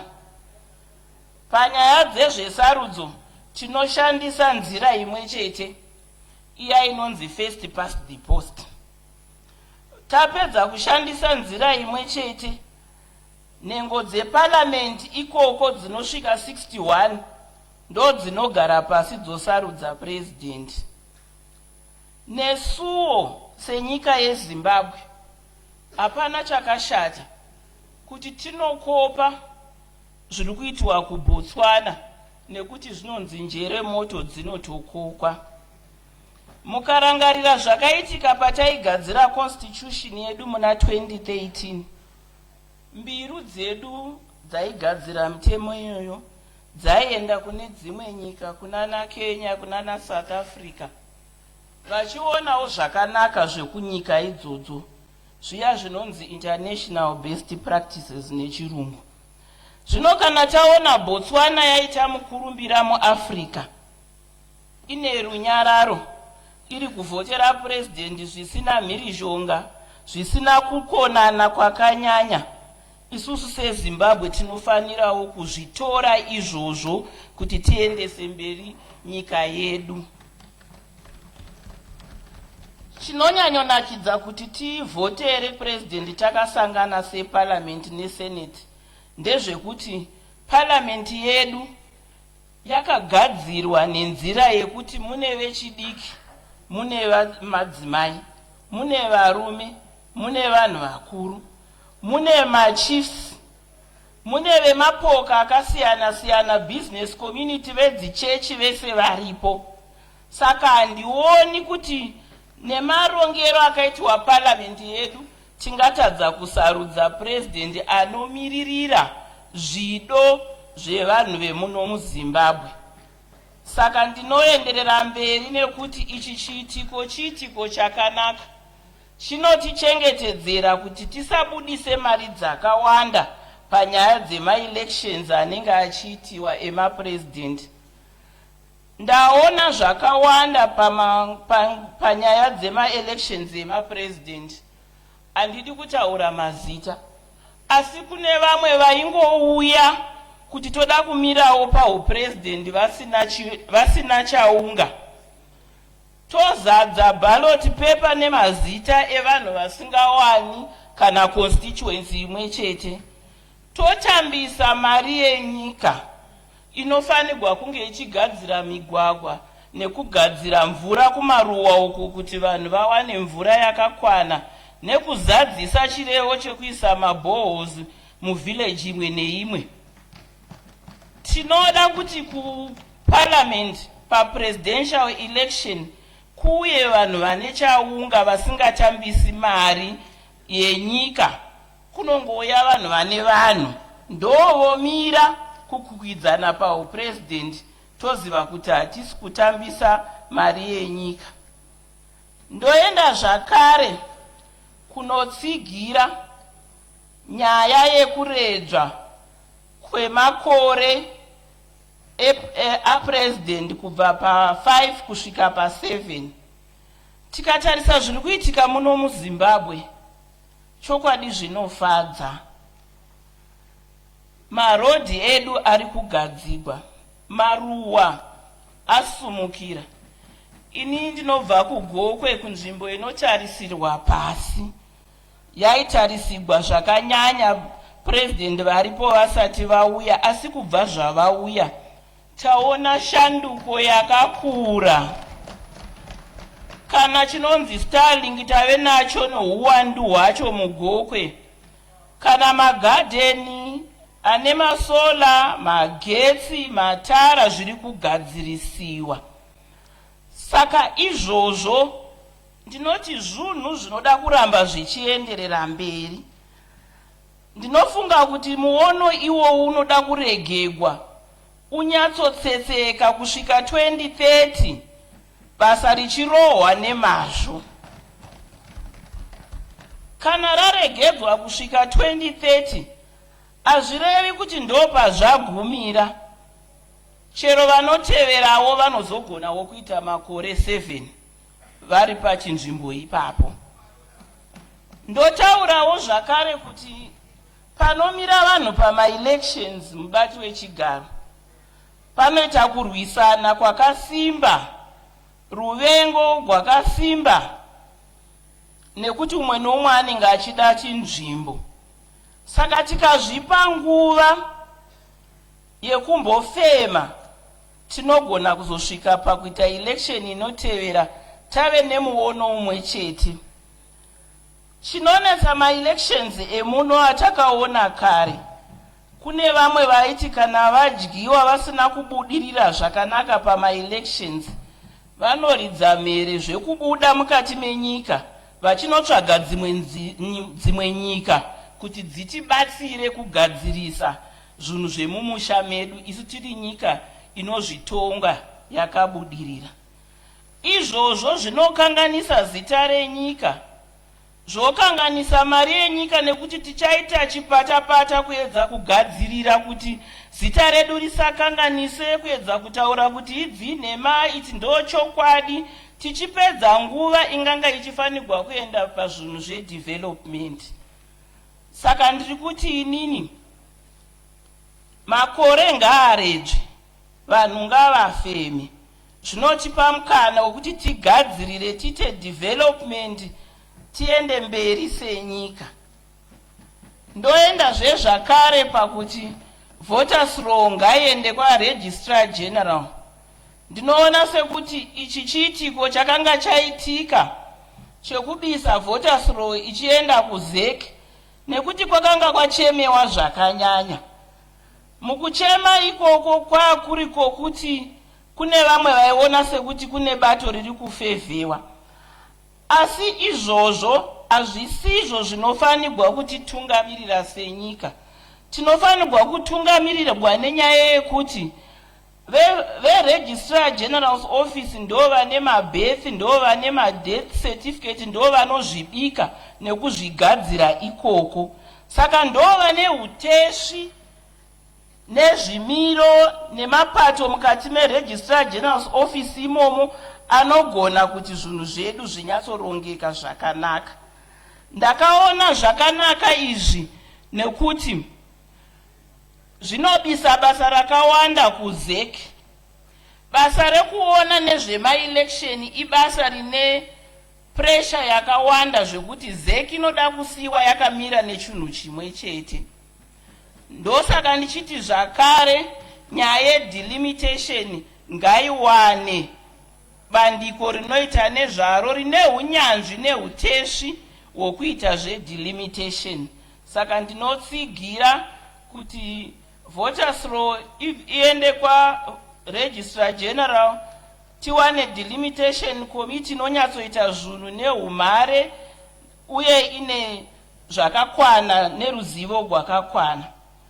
Ndotaura zvezvakare kuti ndiri kutsigira nyaya yekuti president vaapointe maseneta mamwe anosvika 10 kuitira kuti vawane mukana wokuti zvichida election haina kubudisa vanhu vakakwana, vangazive nezveengineering, vangazive nezveeconomy, vangazive nezveugweta kana umwe umhare hungadiwe kuti nyika yedu iindirire mberi. Izvi zvinopa president wedu mukana wekuti vasarudze vanhu vanozozadzisa mabasa iwawa. Zvichida zvepresident vanenge vaona kuti madzimai aita mashoma auya kusenate, zvinopa futi president vedu mukana wokutora madzimai mamwe achienda kusenate, zvozadziswa nekutora vanhu vane experience mumapato akasiyana siyana, aiva vatingati muchirungu the academia, kuti vauye neumhare hwavo vazoisa pfungwa dzavo munezvematongerwo enyika, vasumudzire nyika yedu. Ndopedzisa ndichiti mubato wechigaro, ini ndiri mudzimai, ndichiuya muno muparamendi ndinomirira vanhu vegokwe nembudziya uye ndinomirirawo vamwe madzimai. Ndiri kuda kuisa chikumbiro kuti gender commission payakaisiwa kuti inge iripo payakazvarwa, pakanga pacherechedzwa kuti patakawana rusununguko rwedu, madzibaba namadzimai vakoma vedu vakasevenza vose kuti tiwane rusununguko. Pakanga pacherechedzwa zvakare kuti mukuronga kwedu senyika kubva panguva yatanga takapambiwa, madzimai akanga akasarira kumashure. Pakanga pacherechedzwa zvakare kuti pane zvinhu zvinoenderana nekuenzaniswa kwemikana zvinoda kuti zviwane komishini inozvimiririra. Naizvozvo ndinofunga kuti komishini iyi yakanzi itarise kuti madzimai apindewo muzvinzvimbo, itarisewo kuti mhirizhonga, vana baba nana mai vari kumhirizhongwa uko vachengetedzwe, itarisewo zvinhu zvokuti vana vari kuwanikwa vari vadiki vachengetedzwe. Mubati wechigaro, kutaura kwatiri kuita kuno nhasi, zvinhu izvi hazvisati zvanyatsogadzirisika. Saka handioni kuti tingabisirei gender commission nekuti basa rainofanirwa kubata harisati rapera. Ndotenda kuti tine rombo rakanaka seZimbabwe, tina president vanonzwisisa kuti mubumbiro remutemo kunofanirwa kuva nemikana inoenzaniswa pakati pemadzimai nevarume. President vedu vatiitira chidadiso. Vaona kuti mikana yanga ichingopiwa kuma chief justice echirume, vakabva vaisawo chief justice wechidzimai. Vaona kuti attorney general aingori varume, vabva vaisawo mudzimai. Vaona zvakare kuti prosecutor general vazhinji vaive varume, vari kuisa madzimai. Kana kumakurukota, kumaministry akaita sedefense, vari kuisa madzimai. Saka president nebasa rese ravari kuita iri vanoda kubatsirwa nekomishini ichiimbawo iri padivi ichisumudzira basa riri kuitwa napresident. Ndotaurazve zvakare kuti isu senyika tine zvitsidzo zvakawanda zvatakasaina, zvakaita seConvention on the Elimination and Discrimination Against Women, SADC Protocol on Gender and Development, Maputo Protocol. Zvitsidzo izvi zvinotipa chiremera senyika kana tikaramba takachengeta gender commission, nekuti tinenge tichisumudzira zvatakazvitsidzira senyika. Ndopedzisira zvendichiti tarisai muone zviri kuitika munyika. Ko isu tisingafambe nestep yedu here tiri tega? Tikaenda kuUN chaiko, kune UN Women inotarisa kuenzaniswa kwemikana iyoyi kuti yanyatsogadzikana here. Tikauya muno muAfrica, kuAfrican Union, kune bandiko zvakare riri kutarisa kusumudzigwa nekuenzaniswa kwemikana pakati pemadzimai nevarume. Tikaenda kuCOMESA ndizvozvo, tikaenda kuECOWAS ndizvozvo. Mubati wechigaro, tiri kukumbira semadzimai eZimbabwe akapatisipeta pakusunungugwa kweZimbabwe, anoita basa rinokosha kuti gender commission iregegwe iripo imbosevenza basa rainofanira kusevenza. Nemashoko iwawo ndinokutendai nekunditeerera.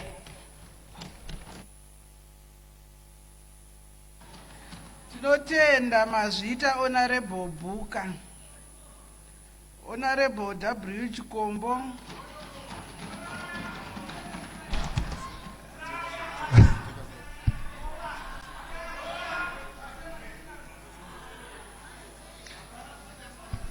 Thank you, Honorable Speaker. I'll preface by indicating that the Constitution is the soul of a nation. It is not an ordinary statute to be added for political convenience and expedience.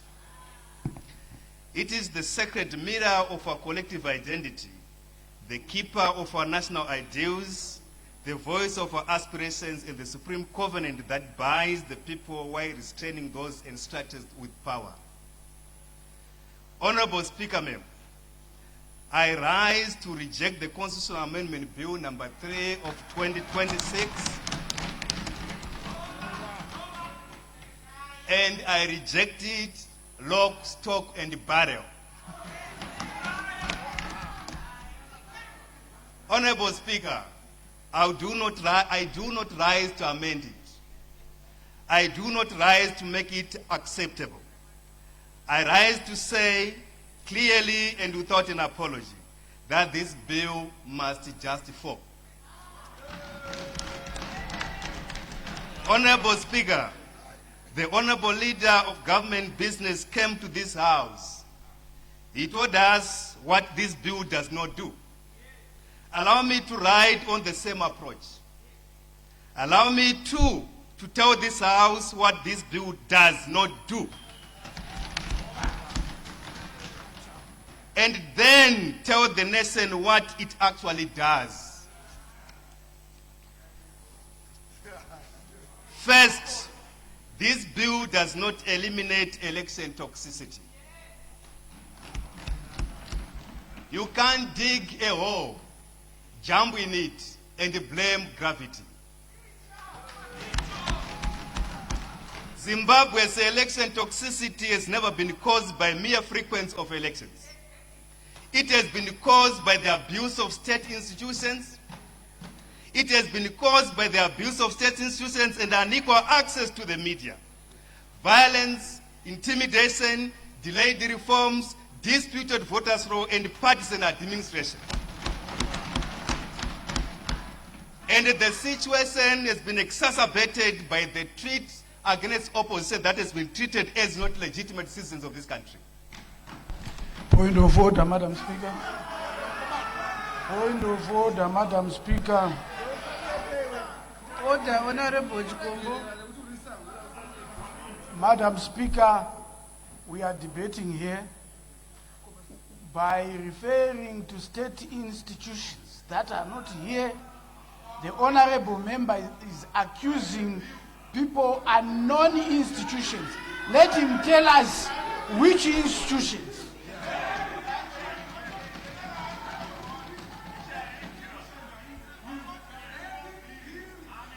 Honorable Chikombo, do not mislead this House and do not mislead the nation. Debate the bill. Thank you, Madam Chair. Toxicity, violence, and genocidal acts took place during the period of 1980s when presidents were not directly elected. You do not cure a poisoned well by reducing the number of times people come to drink from it. That's a delusional relief. You rather cure it by removing the poison. Honorable Speaker, ma'am, where is the poison located? History has answered that question again and again. Let me take you the history of this country as far as electoral issues are concerned. In 2002, Honorable Dr. Kaire Mbuyende, the then head of Namibian Observer Mission to Zimbabwe presidential election, became part of the contested African Observer record around that election. But the deeper truth was later confirmed by Justice Sis Kampempe and Justice Dikang Moseneke, two respected South African jurists sent by President Thabo Mbeki as a judicial observer mission. Their conclusion was that the 2002 could not be considered free and fair and credible. Let me also remind the House that in the same year, the then Secretary General of African National Congress, Kalema Petrus Motlande, and Professor Adebayo Adedeji from United Nations were sent to Zimbabwe to observe the situation in their report. Chikombo, please debate the bill.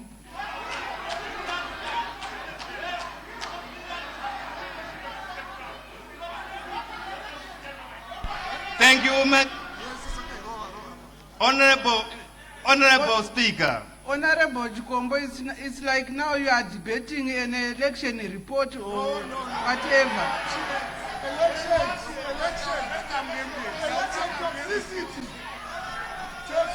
Honorable Speaker, I will continue guided by your wisdom. In 2005, Professor Anna Kajamalo Tibaijuka, the United Nations Special Envoy in Human Rights Settlement in Zimbabwe, was sent by the United Secretary General Kofi Annan. She came to assess Operation Mulambatsvina and other human rights associated issues. Her report spoke of action carried out in an indiscriminate and unjustified manner with indifference to human suffering. In 2008, after the election, President Thabo Mbeki, then President of South Africa, SADC facilitator, had to mediate the global political agreement because Zimbabwe's elections had become a regional crisis. In 2018, His Excellency President Kgalema Petrus Motlanthe, former President of South Africa, the Chairperson of the Commission of Inquiry into 1st August post-election violence, had to confront the painful truth that citizens had been shot in streets after an election. In 2023, His Excellency Dr. Nevas Sakwila Mumba, former President of the Republic of Zambia, head of SADC Electoral Observer Mission, again told Zimbabwe that aspects of our election fell short of the Constitution, the Electoral Act and SADC democratic principles.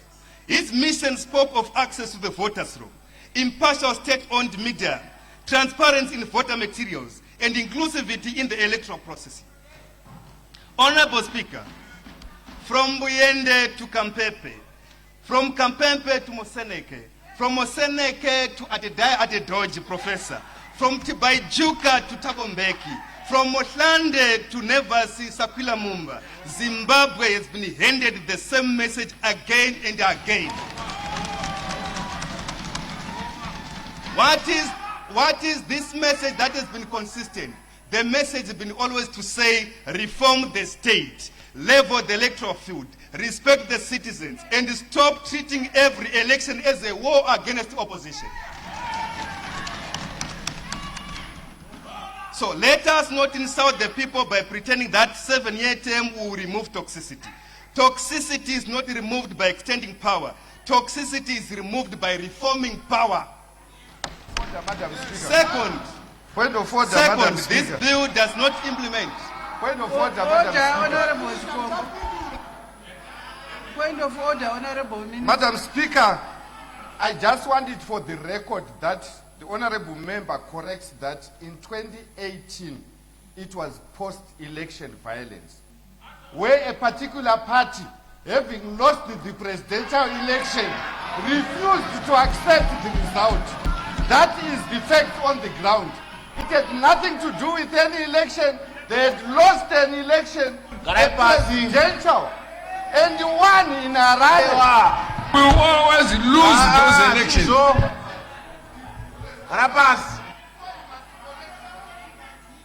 Honorable Speaker. Honorable Speaker. Honorable Jukobo, do not continue to mislead the nation and this house. Debate the bill, Honorable Jukobo. Honorable Speaker. Not to mislead this house. Honorable Speaker. From the beginning, Honorable Speaker, I've been guided by your wisdom. Second, the bill does not implement electoral reform. It reverses electoral reform. How? I will explain. Instead of strengthening the independence of ZEC, it strips ZEC of core electoral functions by moving voter registration and voters' roll management to the Registrar General, while also taking the limitation away from ZEC and placing it under a body.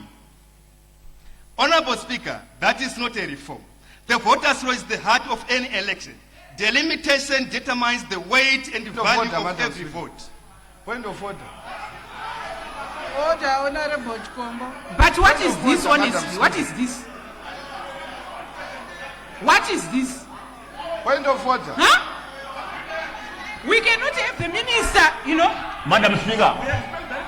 Madam Speaker, the Honorable Minister must respond once. Point of order.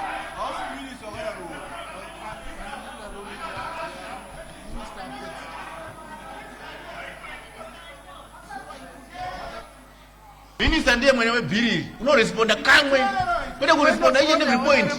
Doesn't make sense. Thank you, Madam Speaker.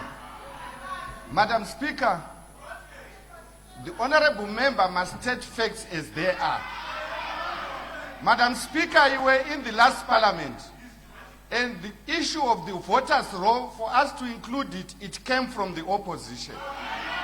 And if he has had a change of heart, he must first of all acknowledge that it's them who indicated that they want the voters' roll to go back to the Registrar General. And evidence is there in the answers, Madam Speaker. So the honorable member must own up to what they suggested to us. I submit, Honorable Speaker. Thank you, Honorable Minister. Thank you so much, Honorable Speaker. As usual, I will stand guided by your wisdom. If those functions are removed from an independent electoral commission and placed closer to executive control structures, then the election is compromised before the first ballot is cast. Zimbabwe has walked this road before. We cannot return to the era where the voters' roll was associated with the Registrar General's office under Tobayiwa Mdede. We do not want another Mdedeistic moments of electoral gymnastics. We want an independent electoral system that the people of Zimbabwe can trust. Third, this bill does not entrench universal suffrage. Universal suffrage means the people must directly choose those who govern them. This bill does the opposite. It takes away the citizen direct right to elect presidents and that power, and hence that power to parliament. A president must seek a mandate from the people, not from political elites. Once the head of state is chosen indirectly, the ordinary voter is pushed to the margins of democracy. The vendor in Muthuwapetu Bait Bridge, the teacher in Musimbakwari in Kariba, the nurse in Glenora Rutsanana Clinic, the student in Bidiri in Buhera, the miner in Wandamakara Mtoko, and the unemployed graduate in Filabusi all deserve to vote directly for the president of this republic. I speak here as a son of a poor peasant farmer in Buhera, and I speak here as a legislator representing Glenora.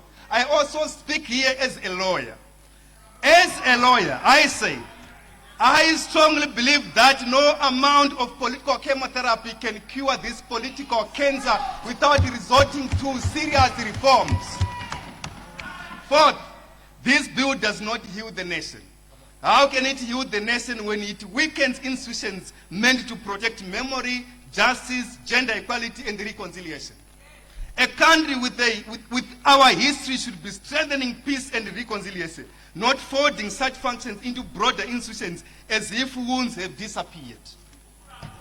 Zimbabwe has not healed from the past violence. Zimbabwe has not healed from electoral trauma. Zimbabwe has not healed from Gukula Hund Mramba Trina 2008, 1st August, or the endless criminalization of dissent. A nation that has not healed. Madam Speaker. Point of order. Point of order, Madam Point Speaker. of order, Madam. Madam Speaker, I want to beg that the honorable member must not mislead the House. The Peace and Reconciliation Commission was abolished by the operation of the law. It's not this amendment that is removing it. Point of order. This So he this must is not fresh be debate, Madam Speaker. that we are removing it. Madam Speaker. Madam Speaker. This is now a fresh debate. He has already debated. He has already debated. You debated, Honorable. Sit down and listen. Honorable, Why the noise, I Wewe? told you before that you must not Thank you, Honorable Speaker. misleading Thank you, this Honorable House. Speaker. I stand guided by your wisdom. I stand guided by your wisdom. I am much indebted.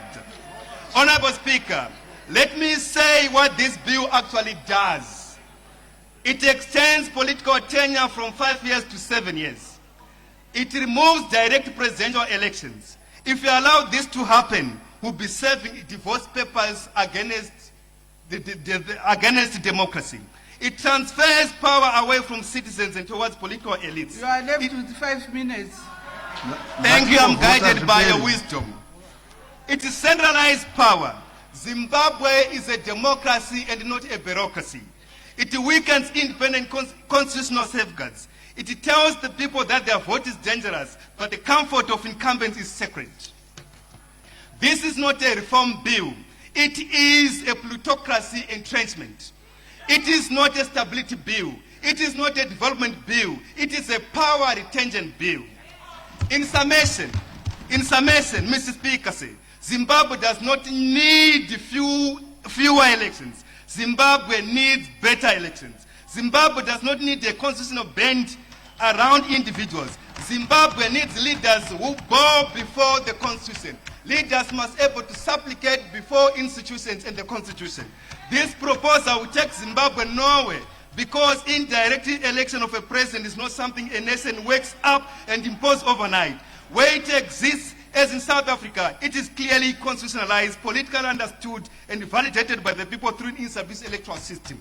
I'll conclude by saying we have more time when you go clause by clause, where we'll be able to dissect clause 91, 92, 93, 94, 95, and section 328, especially subsection 1, on the definition clause on term limits. With I submit, Honorable Speaker.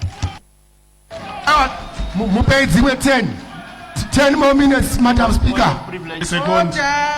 I second. Privilege. Point of privilege.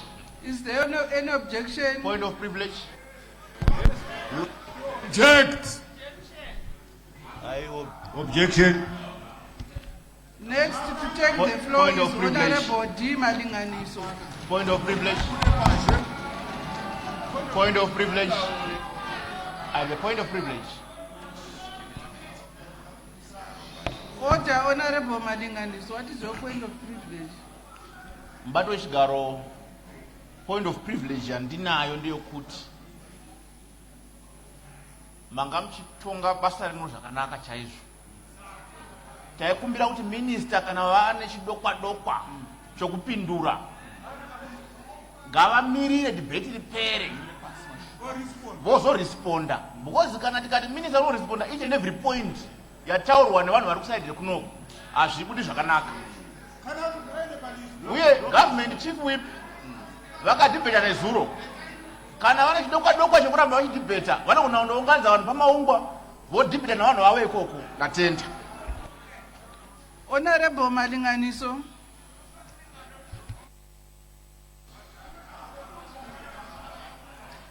Madam Speaker,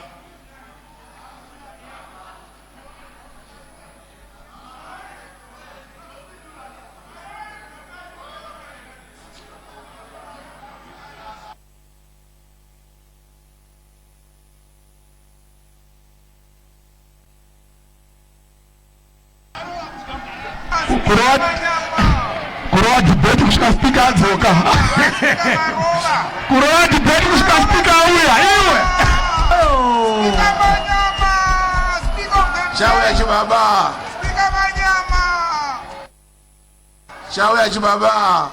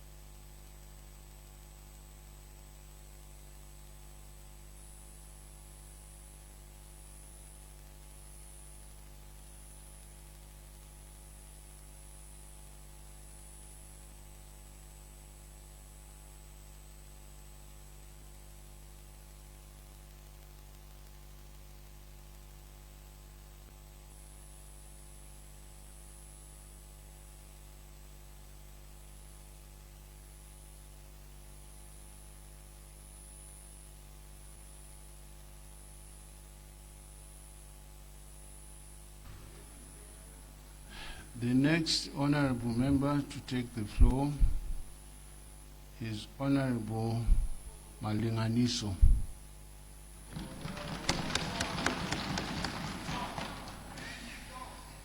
Mr. Speaker, sir, Thank you for granting me latitude to air my views on the Constitution of Zimbabwe Amendment number 3 Bill.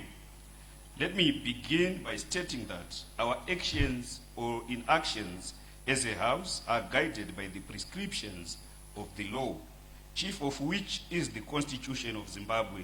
Hence, we progress not on sentiment, but by way of applying our minds to these prescriptions and not our hearts. The book of Jeremiah reminds us that the heart is deceitful above all things and desperately corrupt. Our corrupted hearts must not prescribe a referendum where the Constitution does not. Our deceitful hearts must not promote redundancy where progress demands streamlining. Our hearts must not hold on to things that have not worked where reason demands heckling off the old and plan anew. I want, Mr. Speaker, to align myself with the mind and not the heart, because emotions are inherently subjective and none of us can dress them in objective guise with the exactness of a Jewish prophet. It is always difficult to tell whether the correct emotion is in the right Sunday apparel. Mr. Speaker, I rise in support of the bill, having traversed part of Mashonaland West and the Midlands provinces, gathering views and having carefully considered the report of the joint portfolio committees and the views expressed by citizens during public consultations. In approaching constitutional amendments of this nature, we must remind ourselves that constitutions are not ordinary pieces of legislation enacted to address temporary political concerns. They are thriving and enduring instruments that define the relationship between the state and its citizens, distribute public power, and establish the framework within which future generations may be governed. I say may in recognition that those that will come after us also possess wisdom, maybe better than us. It is therefore a practice in futility to say because this constitution was conjured in 2013 by people we considered great minds, it should remain static. Consequently, constitutional amendments must be assessed not on the basis of immediate political merit or demerit, but on whether they advance constitutionalism, democratic accountability, national unity, and effective governance. It is my considered view that the bill before us is in that spirit. Mr. Speaker, the first issue I wish to address is the proposal for the election of the President by Parliament. Much of the debate surrounding this proposal is focused on the mechanics of election. However, the real constitutional question is far deeper. It is a question about the source of democratic legitimacy and the manner in which political power should be exercised and controlled within a constitutional democracy. Modern constitutional systems recognize that democratic legitimacy may arise through different constitutional arrangements. Some democracies elect their heads of state directly through popular vote, whilst others elect them through representative institutions. Neither model is inherently more democratic than the other. What ultimately matters is whether those entrusted with the power remain accountable to the people and subject to constitutional restraint. Parliament, Mr. Speaker, is not an abstract institution. It is the embodiment of the sovereign will of the people. Every member here seated in this chamber derives authority directly from citizens who entrusted us with the responsibility of governing on their behalf. Therefore, a president elected by Parliament remains a president elected by the people through their elected representatives. And in that regard, Honorable Mtodi was right. The legal principle is qui faciti per alium facility per se. He who acts through the hand of another has done it himself. Mr. Speaker, one of the greatest challenges confronting many developing democracies is the tendency for presidential elections to become winner-takes-all contests that leave societies deeply polarized long after ballots have been counted. Once political competition becomes a struggle for absolute control of state power, elections cease to be contests of ideas and increasingly become contests of conquest and survival. The result is often prolonged political tension, disrupted legitimacy, disputed legitimacy, and national division. A parliamentary model, Mr. Speaker, offers an alternative constitutional logic. Rather than concentrating political legitimacy in a single electoral event, it encourages consensus building, compromise, and continuous accountability. Walter Bezos, a constitutional scholar, argued persuasively that the strength of parliamentary systems lay in the fusion of authority and accountability. The institution that confers power is the same institution that continuously scrutinizes its exercise. In such a framework, executive authority remains closely linked to democratic oversight. Comparative constitutional experience supports this proposition. The South African example has since been overemphasized. May I add that research has painted South Africa as one of the most violent nations globally, yet the same country is not known for political violence. Is it not common cause, therefore, Mr. Speaker, that the parliamentary system cures political polarization? Germany elects its chancellor through the Bundestag. These countries remain vibrant democracies because democratic legitimacy is not measured solely by the method of election, but by the accountability mechanisms that accompany the exercise of power. Mr. Speaker, there is a further dimension that deserves careful consideration. Sustainable national development flourishes where political stability exists and struggles where politics become a perpetual cycle of hostility and division. The extraordinary transformation of China from widespread poverty to becoming one of the world's leading economies was undergirded by policy consistency, political stability, and the ability to pursue long-term development objectives without being trapped in endless political contestation.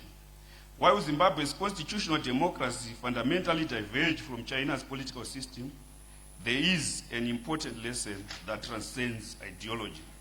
Nations develop faster when political energy is directed towards nation building rather than perpetual political conflict.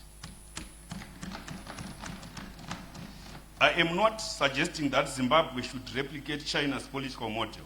Our constitution firmly commits us to democracy, constitutional governance, and the protection of fundamental rights and freedoms. However, we would not be as wise to ignore the obvious lesson that excessive political polarization consumes national energy that ought to be directed towards industrialization, infrastructure development, economic growth, and job creation.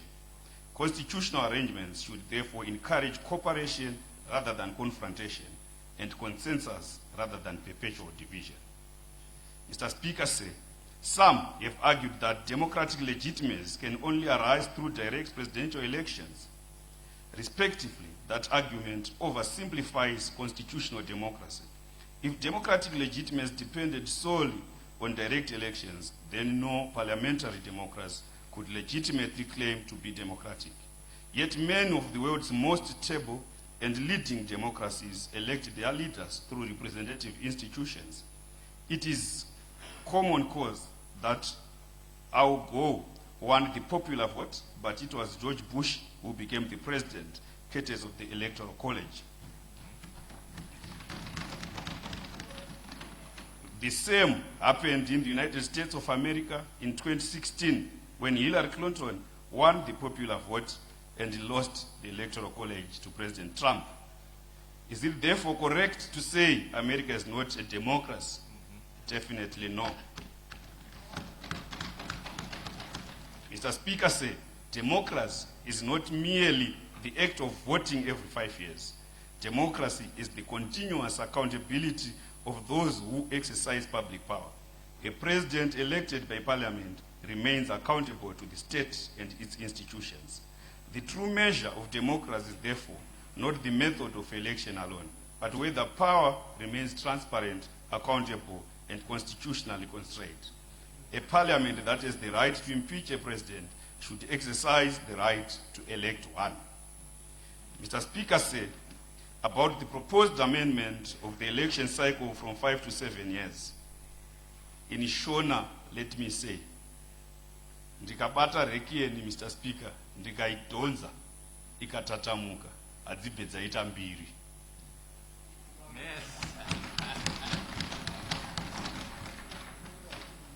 It has been ably demonstrated by the majority of speakers who spoke before me that a longer cycle would provide greater policy continuity and stability even in the face of deep political polarization.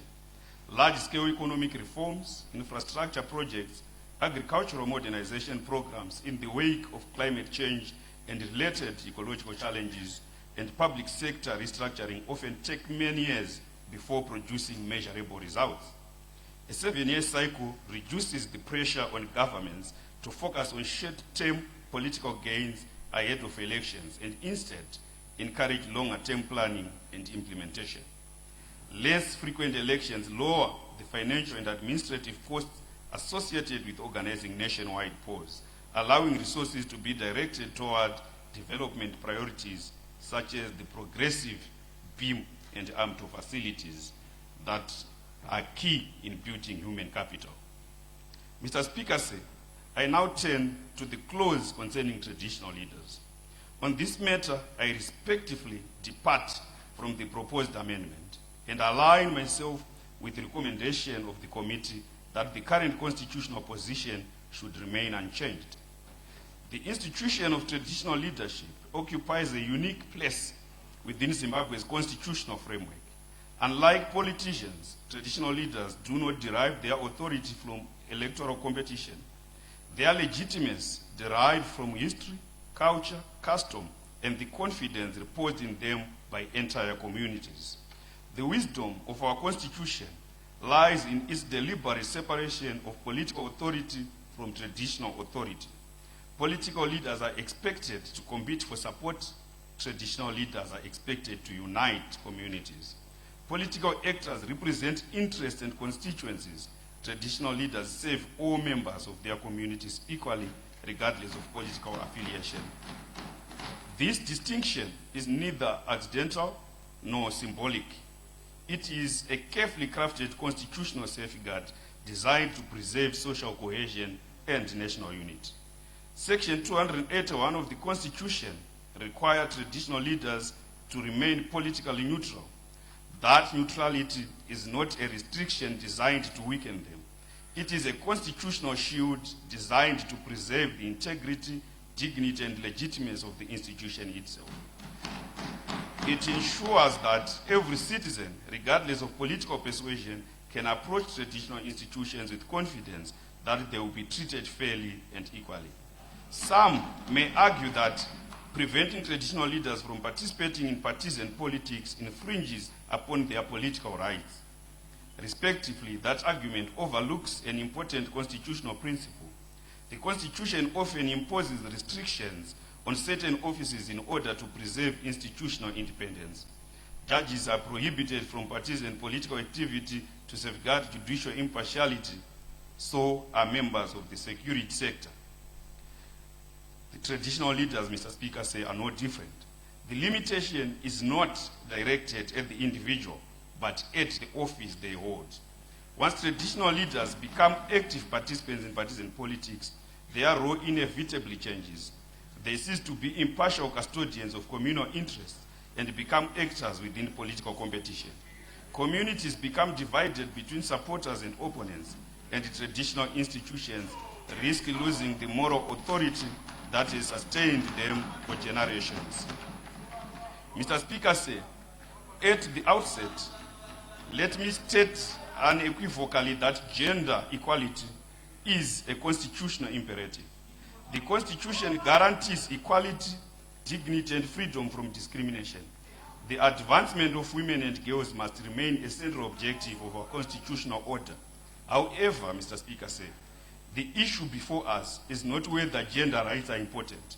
The issue is whether the continued existence of a standalone constitutional commission remains institutionally necessary.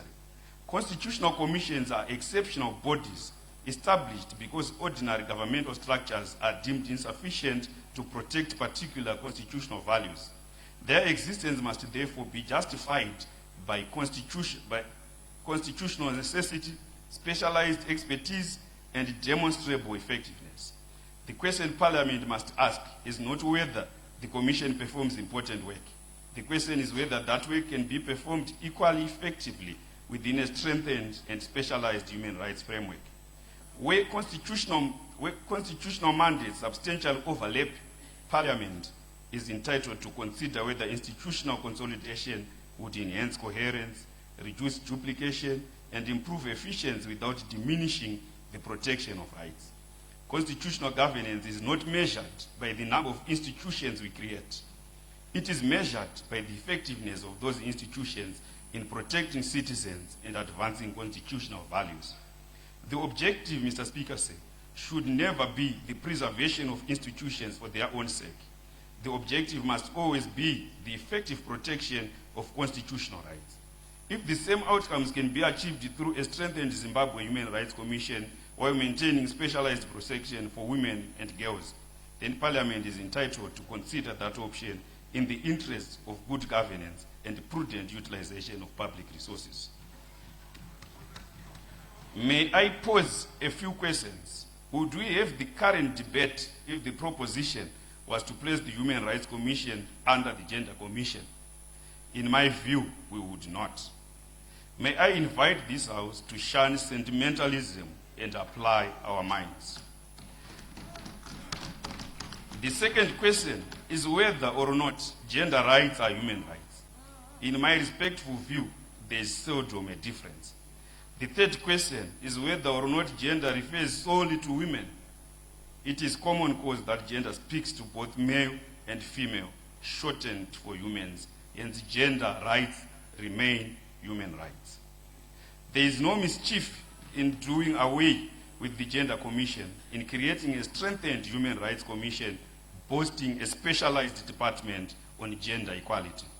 Mr. Speaker, history teaches us that nations rarely fail because they lack resources. More often, they fail because they allow division to overwhelm national purpose and permit political contestation to eclipse developmental priorities.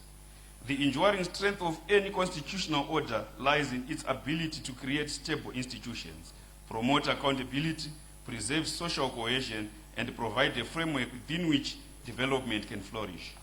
The constitutional choices we make today must therefore be guided. Remember, you have 2 minutes to wind up.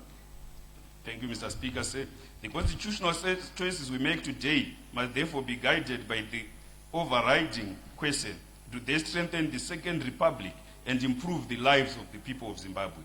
In my respectful view, the greater part of this bill answers that question in the affirmative. It seeks to create a constitutional framework capable of promoting stability, accountability, and effective governance, whilst preserving the values upon which our democracy is founded. The people of Zimbabwe expect us not merely to debate constitutional provisions, but to build a constitutional order capable of delivering prosperity, unity, opportunity, and justice for future generations. If not now, then when? If not us, then who? In 1789, Mr. Speaker, James Madison said, and I quote, "If in the opinion of the people, the distribution or modification of the constitutional powers be in any particular wrong, let it be corrected by an amendment in the way which the Constitution designates." Parliament, Mr. Speaker, followed the prescriptions of Section 328 of the Constitution of Zimbabwe. Those that sought to associate with the proposed amendments, either for or against, did attend public hearings and forwarded written submissions in the affirmative or the contrary. The report of the Joint Committee, composed of members from across the House, does attest to the fact that the majority of those who participated are in favor of the propositions. Section 141 of the Constitution of Zimbabwe enjoins Parliament to consult the public, not every individual, not every household, not every village or every ward. It has been demonstrated by Honorable Tafanana Show that in scope, this current consultation is even better than COPAC. Democracy by its nature is merely taking directives from the majority, and that was done. Who are we to deny the voice of the majority? Who are we to prescribe a referendum when in their numbers in 2013, the people of Zimbabwe didn't so direct? For the above reasons, Mr. Speaker, I support the bill subject to the reservations I've expressed regarding traditional leadership. I thank you.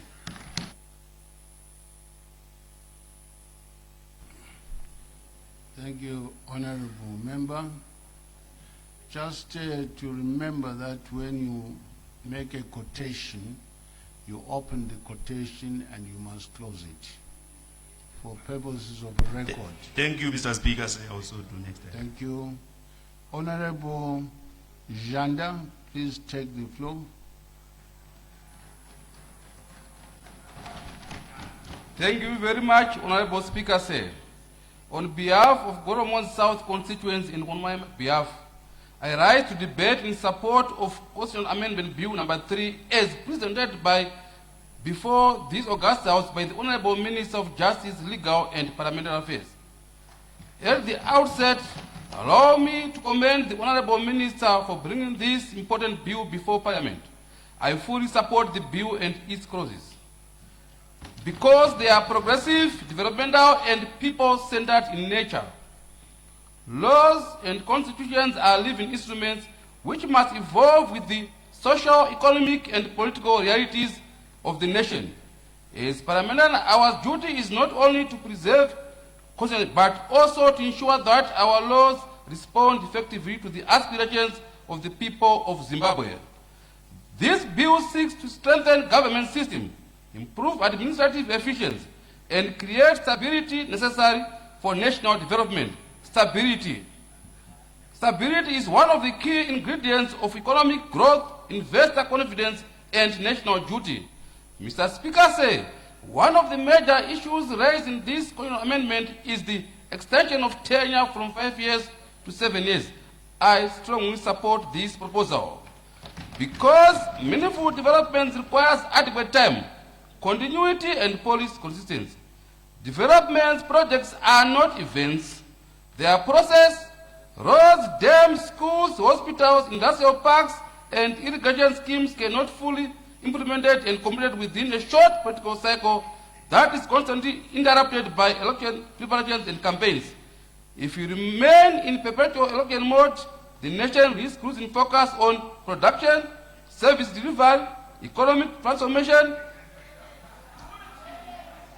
Elections are important in democracy, but development must remain the ultimate priority for the people of Zimbabwe.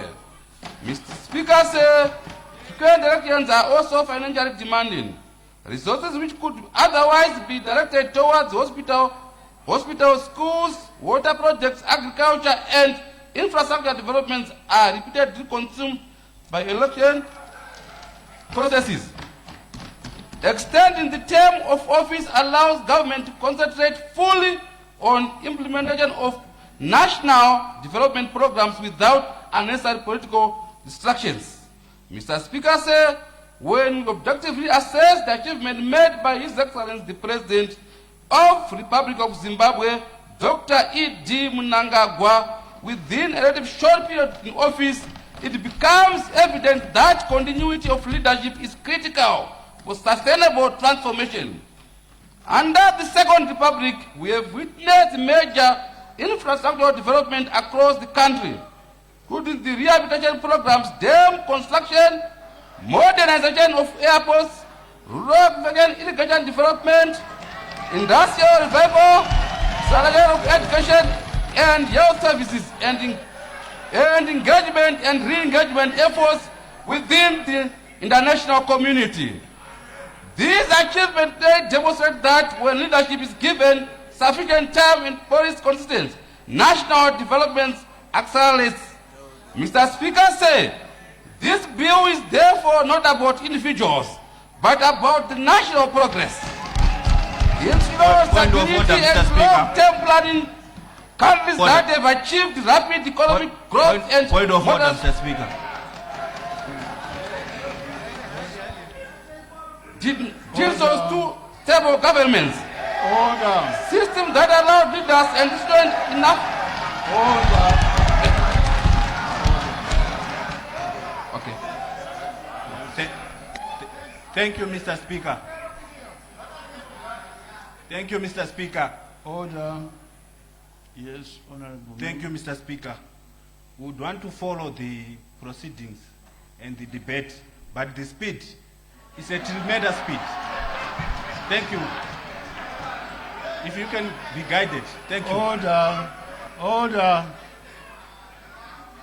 Order. If the speed is high, you must attune your ears. Honorable member, please proceed. Very much, Honorable Speaker, sir. I also wish to emphasize that all clauses in this bill are aimed at improving government structures, enhancing efficiency within state institutions, and ensuring better service delivery to our citizens. As representatives of the people, we must place national interests above political emotions. Posterity will judge us not only how loudly we oppose the change, but how wisely we made decisions that advance the welfare of our people. Zimbabwe's desired development, jobs, modern infrastructure, quality healthcare, quality education, and economic opportunities. These aspirations require a stable political environment and uninterrupted implementation of government programs. In conclusion, Mr. Speaker, I wholeheartedly support Constitutional Amendment Bill number 3 and its clauses. I urge honorable members of this august House to support the bill in the spirit of patriotism, unity, national development. With these remarks, Mr. Speaker, I so submit. Thank you.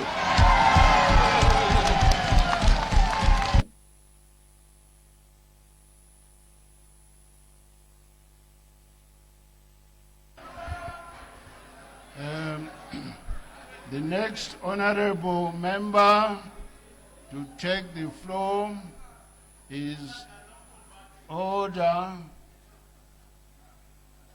When the chair is speaking, you keep quiet.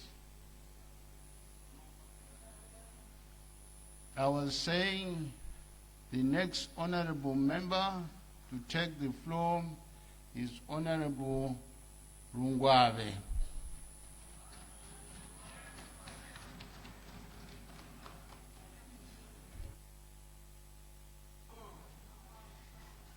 Good afternoon, Honorable Speaker. I rise to contribute to the debate on the Constitution of Zimbabwe Amendment Bill number 3 as presented before this august House by the Minister of Justice, Legal and Parliamentary Affairs, Honorable Ziyambi Ziyambi.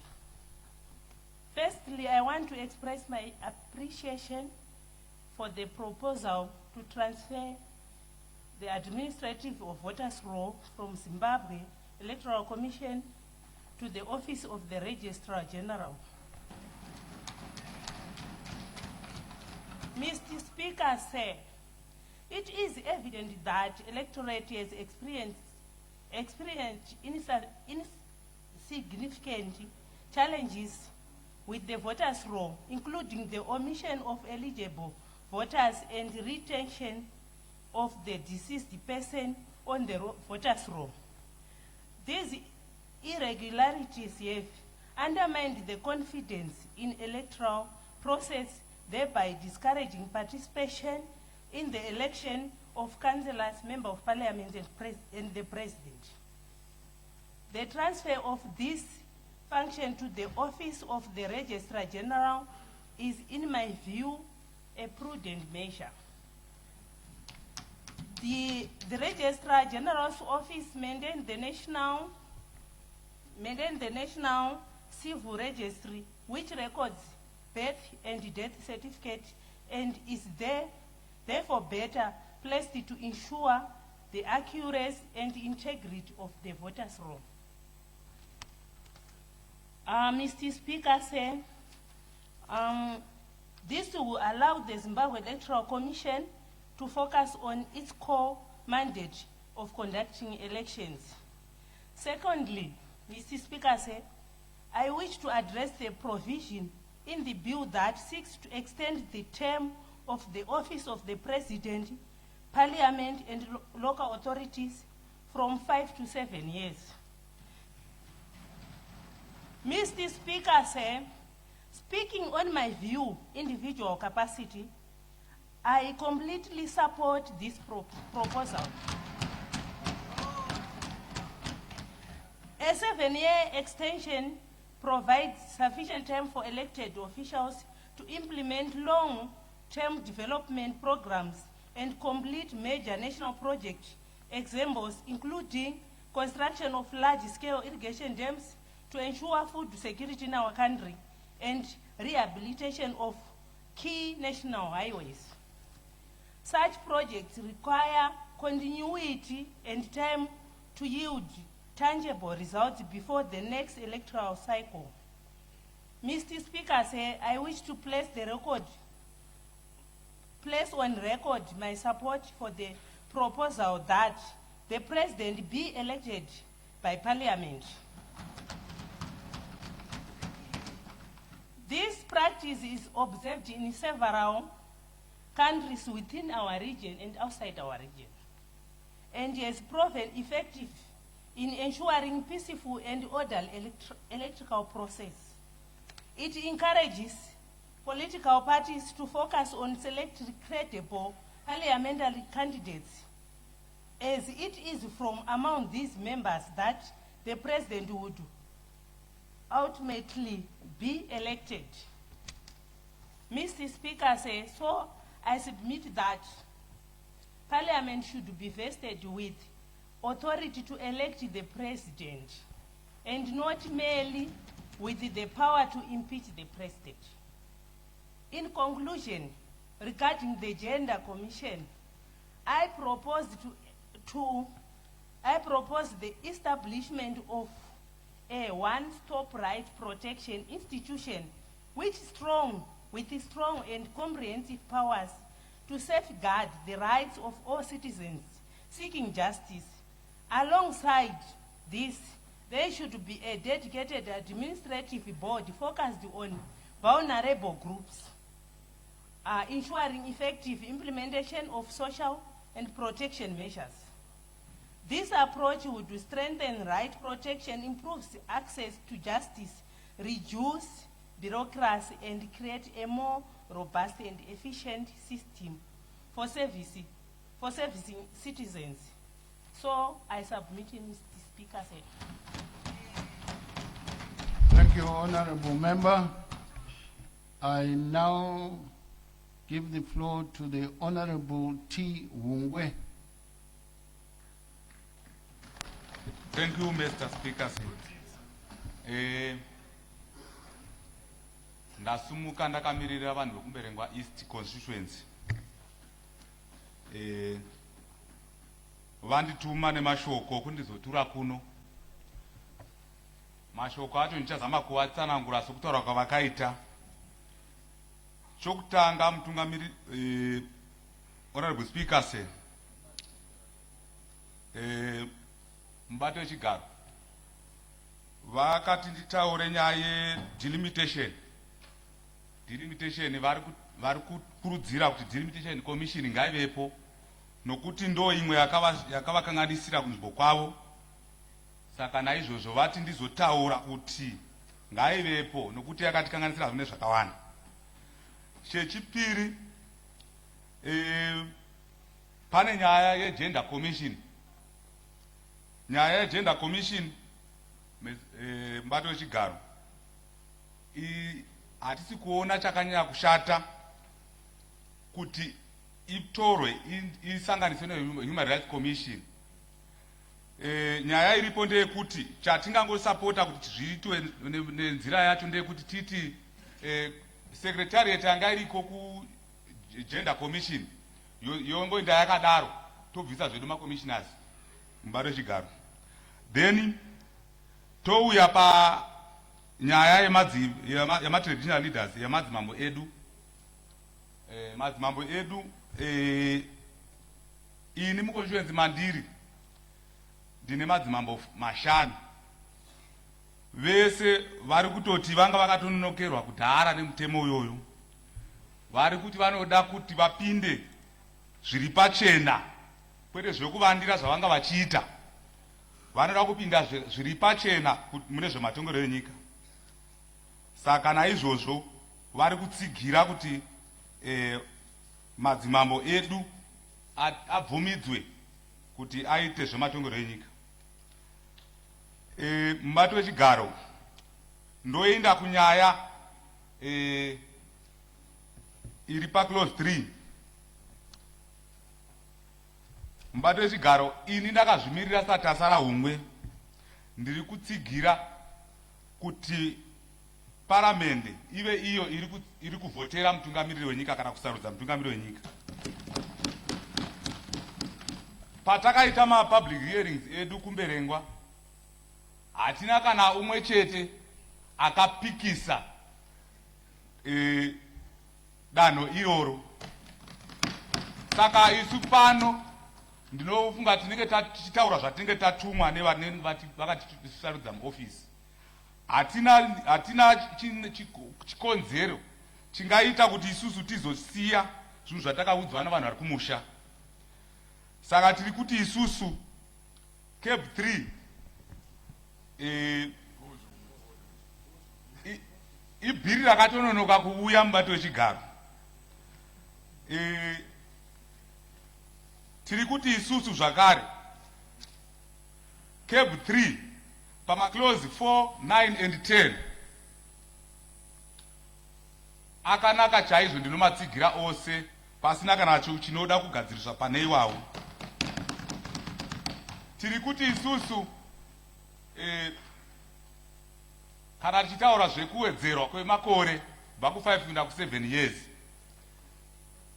hationi chikonzero chingaita kuti mumba muno tiranye kukavadzana ipo vanhu 500,000 vakataura panze apa. Isu touya kuno kutoratidza kuti akutaura zvakasiyana. Mubato wechigaro tinenge tava kuita zvinhu zvisiri izvo, tinenge tava kuita zvinhu zviri unfair kune vakatisarudza. Isu ngatitevedzerei zvakataurwa panze. Munomu tinouya kuzopedzisa zvakatangwa nevatinomiririra. Hatitangi zvinhu mubato wechigaro. Ndodzokazve ndiri panyaya iyoyo yezvematongerero enyika mubato wechigaro. Tikatarisa makare kare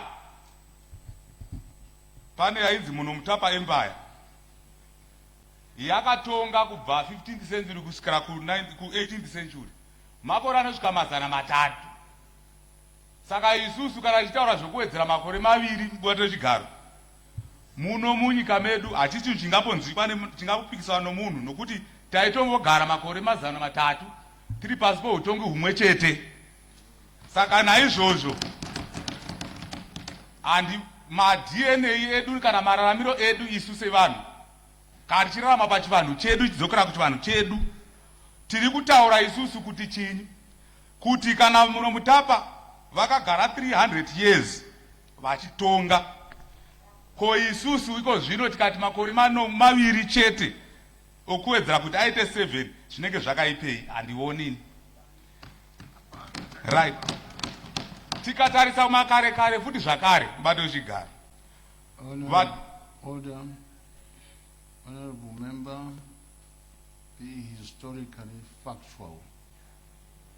Either you're speaking of the Mutapa dynasty, yes, or you're speaking of an individual.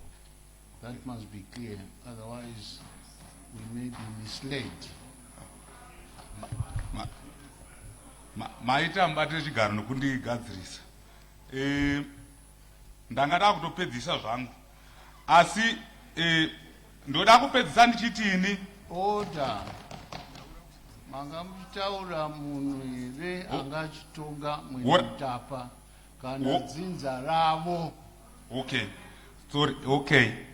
Munhu mutapa dynasty. That's better. That's better. Thank you. Ndangozomedza mate imba rechigaro ndandakazvinyora panapa kuti munhu mutapa dynasty aitonga pamwe chete namadzimambo ake. Ndangozozvimedza maita mbari rechigaro. Right. Ndangaida kupedzisa ndichitini? Tiri ipapo panyaya dzekutonga tinofanirwa kuti tidzoke kuchivanhu chedu. Todzoka tichitaurisa kuti isusu pachedu vekumavirira vasati vauya muno tairarama sei, taidlei, tainamata vanani. Then todzoka toonekwa kuti pari zvino izvezvi mubato wechigaro munhu akanaka kuti gare gare akunzi chitsvaga upfu hwerukweza hwatakasiya isusu tichidzidziswa navarungu. Vaunzi tsvaga munyevhe, tsvaga chakati. Tasiya tsika dzedu namararamiro edu. Ndinoda kukurudzira mubato wechigaro kuti isusu kana taidzoka dzamisa pfungwa dzedu chaizvo, toona kuti iwo matongero edu namatongero edu atinofanirwa kuita senyika yedu zvisina ani anopindira. Tinowanikwa kuti tinofanirwa kuisa kupasisa bhiri rino mune zvakanaka. Tinowanikwa kuti cab 3 yakabva kuvanhu ende tinofanirwa kuti isusu semuno inoimba tingopfuudza zvakabva kuvanhu tobva tapedza toita zvinoda mwoyo yevanhu. Tatenda zvikuru. Aiwa, tatenda mukubarira. Tatenda. Honorable T. Mudo, please take the floor. Thank you, Mr. Speaker. Sir, I want to thank you for this opportunity you gave me. Mr. Speaker, sir, I rise as the youth representative for Mashonaland East, speaking on behalf of the youth whom I represent, whose voice deserves to be heard in this august house. The position I advanced to reflect today reflects the aspiration, concerns, hopes of the youth of Mashonaland East. We have mandated me to be their advocate, custodian of their interest in the legislative process of our nation. Mr. Speaker, sir, I support the Constitution of Zimbabwe Amendment number 3 Bill 2026. Particularly its recommendations on clauses 2, 3, 4, 8, and 9. Mr. Speaker, sir, these provisions taken together seek to improve governance efficiency, strengthen institutions, and create conditions necessary for long-term national development. The committee recommendations are informed by extensive public consultations conducted throughout the country and deserve the support of this House. Mr. Speaker, as I go to Clause 2 seeks to transfer voter registration and management of voters' roll from ZEC to the Registrar General. Mr. Speaker, this starting point must be the recognition that credibility of elections begins with the credibility of the voters' roll. The Registrar General is the custodian of birth, death, and national identity records. It therefore possesses the most current information necessary to maintain accurate and updated voters' roll. Mr. Speaker, by consolidating civil registrar and voter registration functions within one institution, the state can reduce duplication, eliminate administrative inefficiency, and ensure that deceased people are removed from the roll in timely manner. Mr. Speaker, this arrangement will also allow ZEC to concentrate on its primary mandate of voter education, election administration, and electoral supervision. Further, Mr. Speaker, Clause 3, which provides for the election of the President by Parliament, should be viewed within framework of representative democracy. Mr. Speaker, every member of Parliament sitting in this House carries a mandate directly conferred by the people. Mr. Speaker, if Parliament has the constitutional authority to remove a president through impeachment, then it makes sense for Parliament to also have the power to elect president. Furthermore, Mr. Speaker, this model has worked successfully in countries such as South Africa, Botswana, where parliamentary elections of the head of the state has contributed to political stability, accountability, and reduced electoral cost. The proposed amendment recognizes that democracy is not defined only by the method of election, but by accountability, legitimacy, and effective governance. Mr. Speaker, clauses 4 and 9, which extends the electoral cycle from 5 years to 7 years, are perhaps the most development-oriented. Provisions in this bill, Mr. Speaker, the reality is that meaningful development requires time. Major infrastructure projects, industrialization programs, energy, investment, and public service reforms cannot be fully conceived, funded, implemented, and evaluated within a short political cycle. Mr. Speaker, frequent election often results in governance operating in perpetual campaign mode, with political calculations overshadowing developmental priorities. Mr. Speaker, I speak not merely from theory but from practical experience. I come from Mashonaland East in Wedza. For many years, the government administration complex in Wedza remained incomplete, with the structure standing only at window level, despite its strategic importance to the district. However, under the steward leadership of His Excellency President Dr. E.D. Mnangagwa, the project was completed and is now fully operational. Today, the people of Wedza can access passports, national identity documents, and other essential government services within their district. Mr. Speaker, this is not only happening in Wedza, but in all corners of Zimbabwe.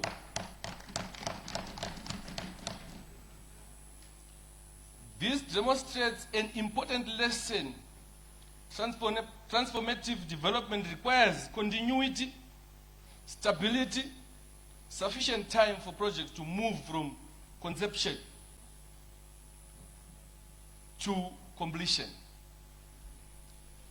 Mr. Speaker, development is measured by infrastructure delivered and the service brought closer to the people.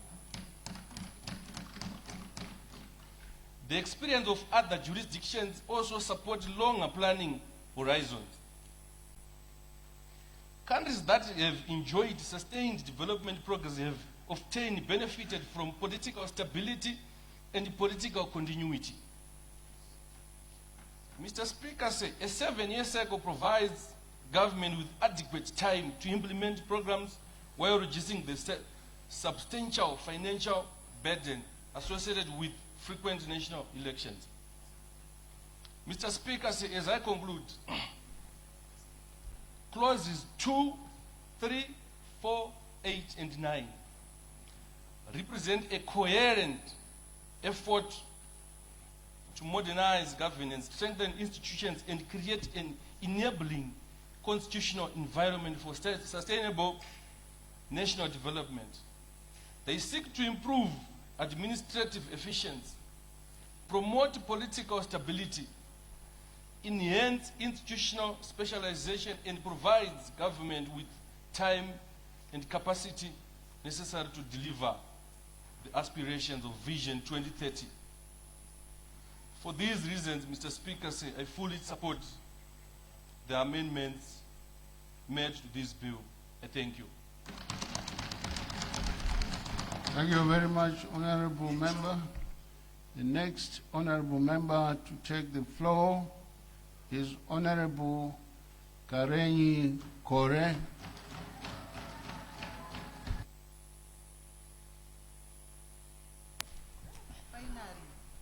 Thank you, Mr. Speaker, sir. Mr. Speaker, I rise today as the duly elected representative of the people of Chikanga, whom I represent, and I have an honor and privilege to serve in this house. I stand here, Mr. Speaker, carrying the hopes, aspirations, and concerns of the citizens who entrusted me with their vote and their voice. After carefully considering the provisions and implications on the CAB 3 bill, Mr. Speaker, I wish to register my opposition of this bill.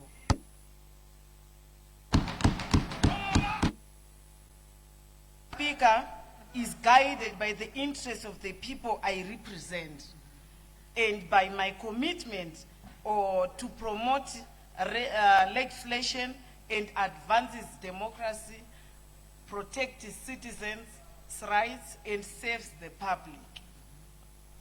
Mr. Speaker, I therefore rise to reject the CAB 3 bill, and I will proceed to House several reasons why I believe this bill is not the best interest of the people of Chikanga and the nation at large.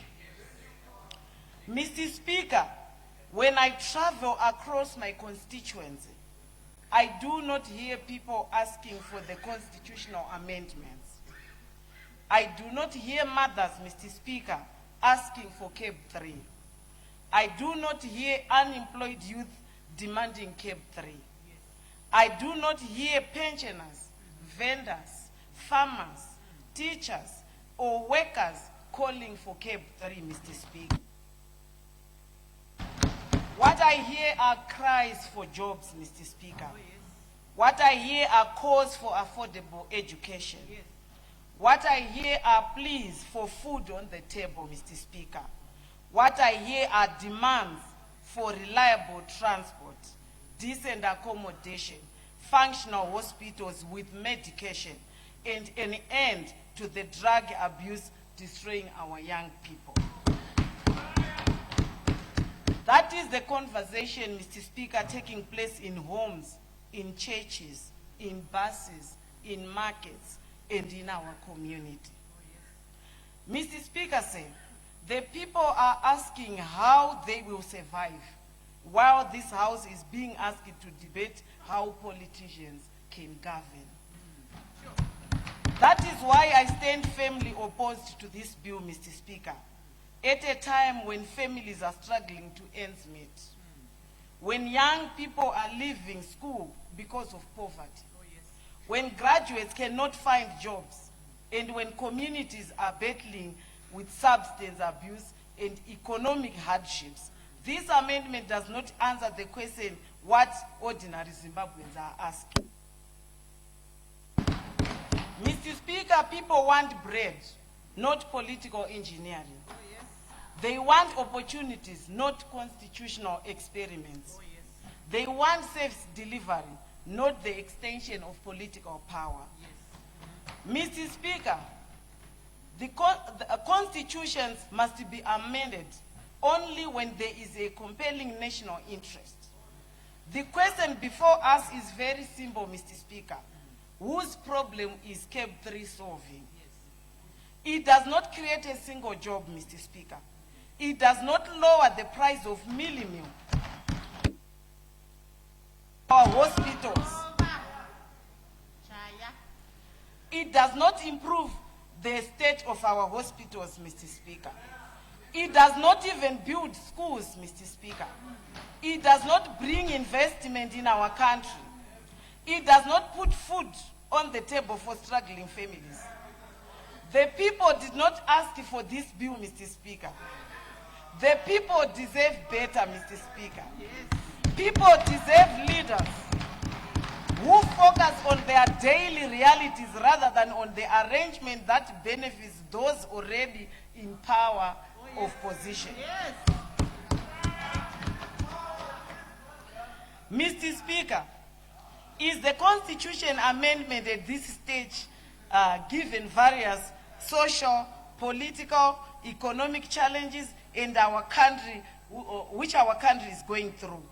It does not seem an amendment of the Constitution is an answer. The prices of oil have gone up due to the war in Iran. The price of fertilizer have increased due to the war in Ukraine. There is need for our government to make interventions to cushion our people from these hardships.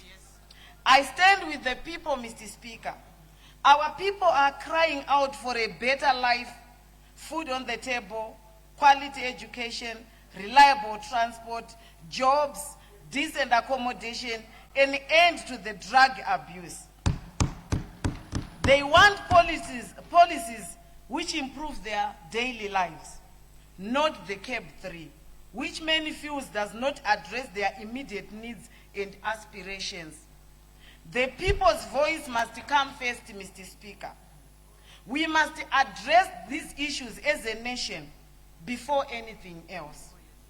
The proposed amendment does not address these important issues, Mr. Speaker. Our country remains internationally isolated and does not have access to international credits as well as international markets. So, the amendments to the Constitution at this stage are totally unnecessary, as it does not address the bread and butter issues of our country. Mr. Speaker, let me go to the issue of the extension of the term and the benefits by the incumbent in the same bill.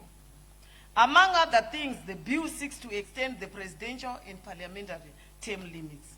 At the same time, it seeks to enable the incumbents to benefit from this extension. In terms of Section 328, subsection 8, Mr. Speaker, the two items cannot be in the same bill. The fact that they have been put in the same bill means that the bill itself is illegal, Mr. Speaker. I'm tempted to argue that the amendment does not seek to amend the Bill of Rights. This is clearly wrong, Mr. Speaker. Insofar as it removes the right to elect the president from the general populace, the bill takes away the right to the vote as enshrined in the Constitution, Section 67, subsection 3. Therefore, the amendment, Mr. Speaker, cannot be in the same bill. In terms of Section 17, subsection 2A, the Parliament can only amend this Constitution in terms of Section 328 of the Constitution. Insofar as this amendment seems to suggest that the amendments will end with Parliament before being sent to the Presidential Assent without need to go to the referendum, then it falls foul for the provisions of Section 328, Mr. Speaker. This amendment removes the right of the people of Zimbabwe to vote for their president, Mr. Speaker. Therefore, it affects the Bill of Rights and it has to be subjected to the referendum. Mr. Speaker, there is also a conflict of interest, Mr. Speaker, on the part of Parliament and the President.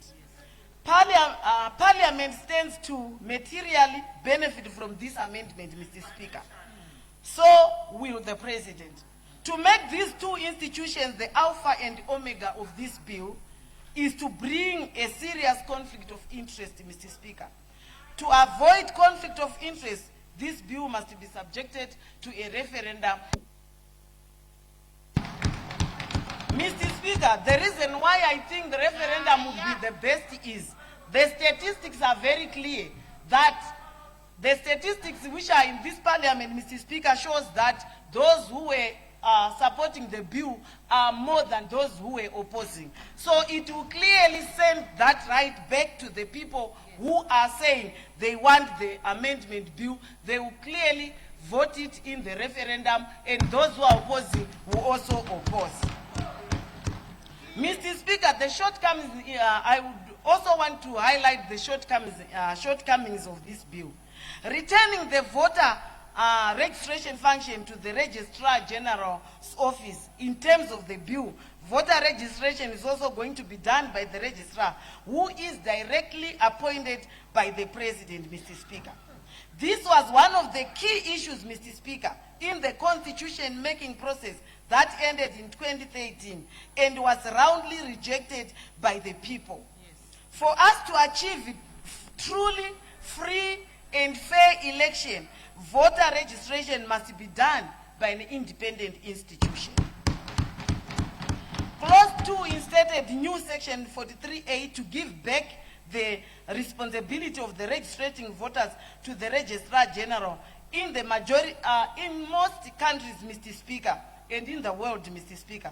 This process will also be highlighted in most of the countries that they use independent boards, Mr. Speaker. Mr. Speaker, these elections are normally handled by the independent bodies, and the office of the Registrar General in Zimbabwe is an arm of government, Mr. Speaker, and is not an independent institution. Yes. The registrar reports to the politician, Mr. Speaker, who is the Minister of Home Affairs and is also a beneficiary of the electoral process and hence an interested party. It is therefore, Mr. Speaker, inappropriate to transfer voter registration from an independent institution to a non-independent institution. I want to go around to the SADC countries, Mr. Speaker. I would go for Botswana. Botswana is an independent electoral commission. South Africa is the Electoral Commission of South Africa. Yes. Zimbabwe is the National Elections, Mozambique is the National Elections Commission. Malawi is the Malawi Electoral Commission. Namibia is the Namibian Electoral Commission of Namibia. There is the National Electoral Commission in Angola, Mr. Speaker. The Democratic Republic of Congo is the Independent Electoral Committee. In Mauritius, Mr. Speaker, is the Office of the Electoral Commissioner. Zambia is the Electoral Commission of Zambia, while Tanzania is an independent National Electoral Commission. It has the role of supervising and coordinating the registration of voters in the presidential and parliamentary election, Mr. Speaker. Zimbabwe must go along with the majority in SADC region and the world at large, Mr. Speaker. Mr. Speaker, the election of the president by parliament and not by the people, Mr. Speaker. This is a fundamental change of the political system. However, it falls foul of the other provisions of the constitutions. In terms of Section 3, subsection 2B, Mr. Speaker, the principles of the good governance binding the state include an electoral system based on universal adult suffrage. This means the right of all illegal adults to vote. The amendment removes the right, Mr. Speaker. Further, in terms of Section 3, subsection 2F, there must be the respect of the people of Zimbabwe from the authority to govern is derived. This means the president's authority to govern must come directly from the people and not from parliament, Mr. Speaker. Mr. Speaker, one of the ideals of the liberation struggle was one man, one vote, Mr. Speaker. This is now being violated by this bill, Mr. Speaker. Madam Speaker, Mr. Speaker. Mr. Speaker. Honorable. Point of order, Mr. Speaker. Honorable. Mr. Speaker, the honorable order. Mr. Speaker, the honorable member must not mislead the House that in 1980, we didn't vote for the Prime Minister.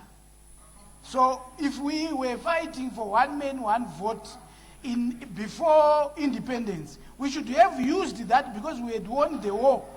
Why didn't we use it?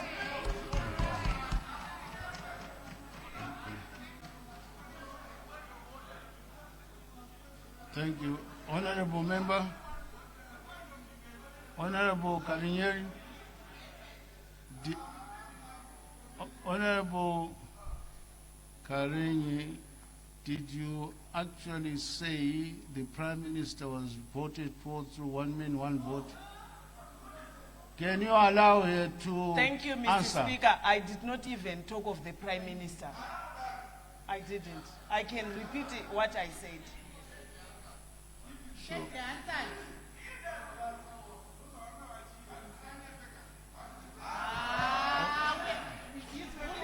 Honorable Chief Whip, can you please clarify your point of order? Madam, Mr. Speaker, the honorable member said, when we fought for one man, one vote. In the context that we were going to vote the president or prime minister. That's not what happened in 1980. If that was the grievance that we had, why didn't we use it in 1980? We order.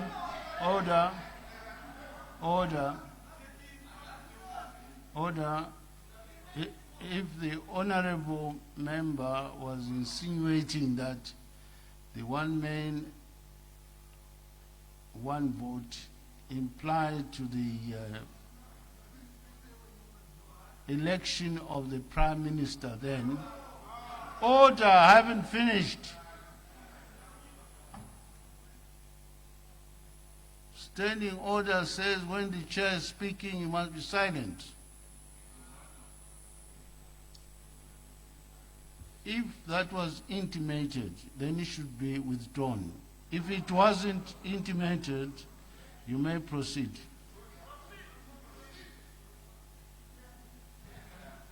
Thank you, Mr. Speaker. I stand guided by your wisdom, Mr. Speaker. Mr. Speaker, I would like to go on the presidential appointment into... Just to advise you, you still have 3 minutes more to wind up.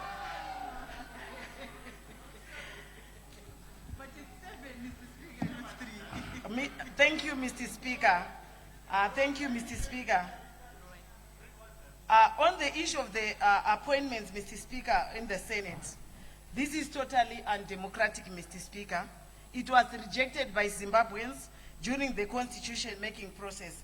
And maybe, Mr. Speaker, to emphasize on my submission, we have got 7 members already, Mr. Speaker, which I feel that if the president is seeing that they are not performing well, he can actually withdraw and also appoint those who are able to do the work. Mr. Speaker, let me rush to the issue of the traditional leaders, Mr. Speaker.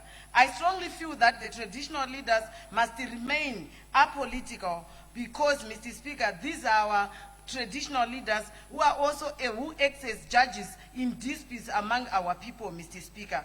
To them to join politics, Mr. Speaker, it will also affect the day-to-day running of their issues, of their business in the rural areas, Mr. Speaker. The current provisions prohibiting traditional leaders to join political parties is correct, Mr. Speaker. Our traditional leaders should be partisan, and I strongly feel that they must not involve themselves in politics.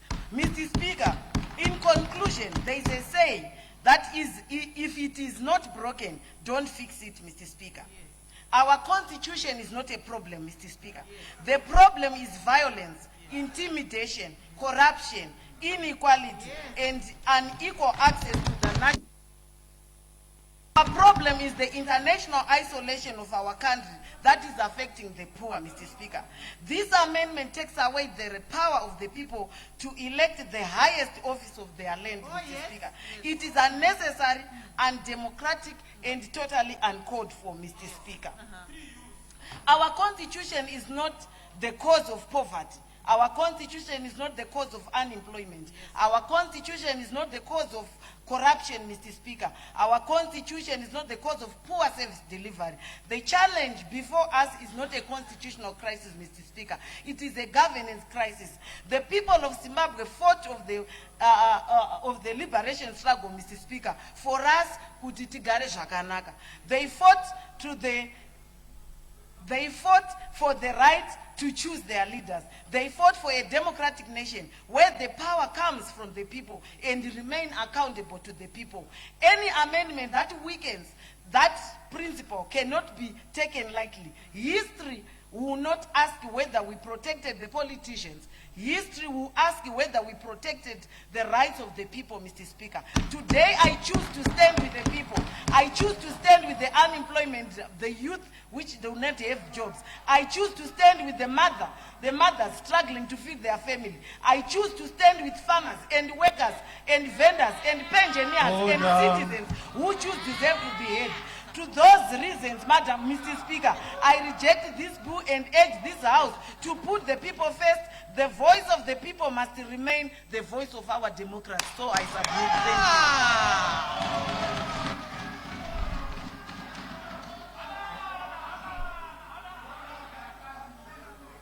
Thank you. The next honorable member to take the floor is Honorable Mugwadi.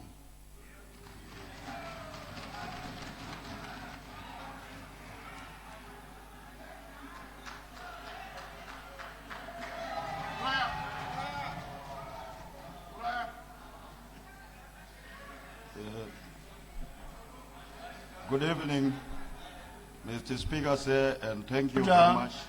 Order. Honorable Molokedi. Order. Please be happy in your heart. And not jumping around. Honorable Mgwadi, please proceed. Thank you very much, Mr. Speaker, sir, and good evening. I would wish to say that the Constitution of the Republic of Zimbabwe... Point of order.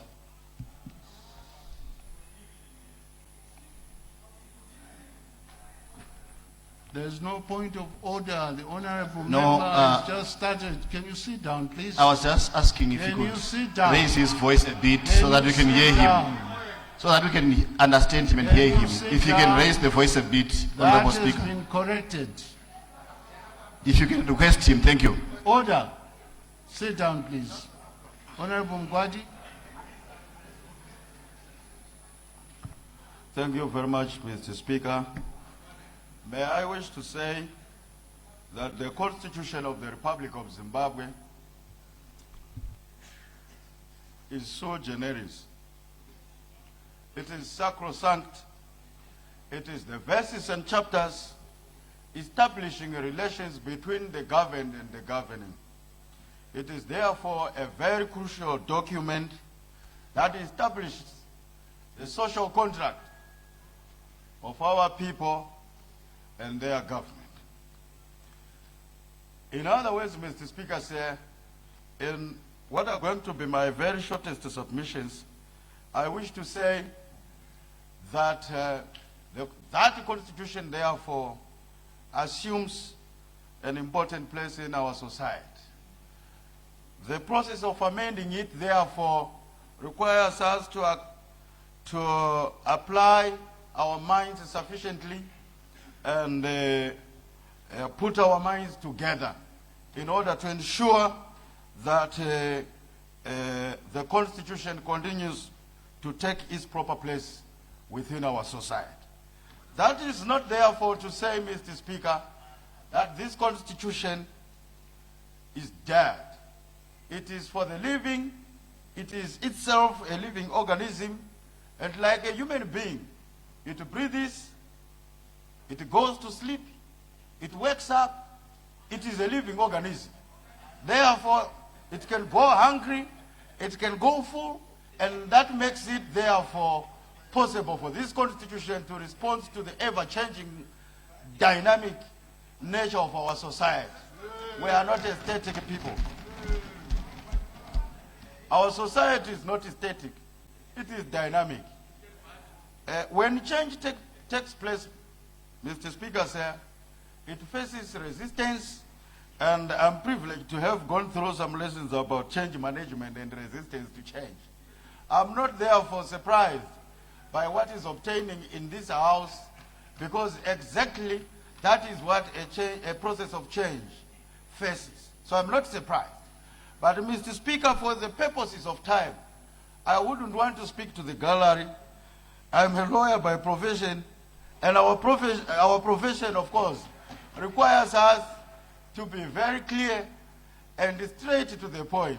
So allow me just to do that by way of avoiding unnecessary prevarications and just going straight to what I wish to say, because I believe that a lot of issues have been sufficiently ventilated in this house, Mr. Speaker, say.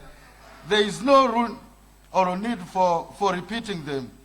I just want to thank the Minister of Justice for the bill that he has brought to this house, and I'm in support. I just want to touch a few areas where I feel that the Minister and the house that he leads may certainly need to apply their minds sufficiently.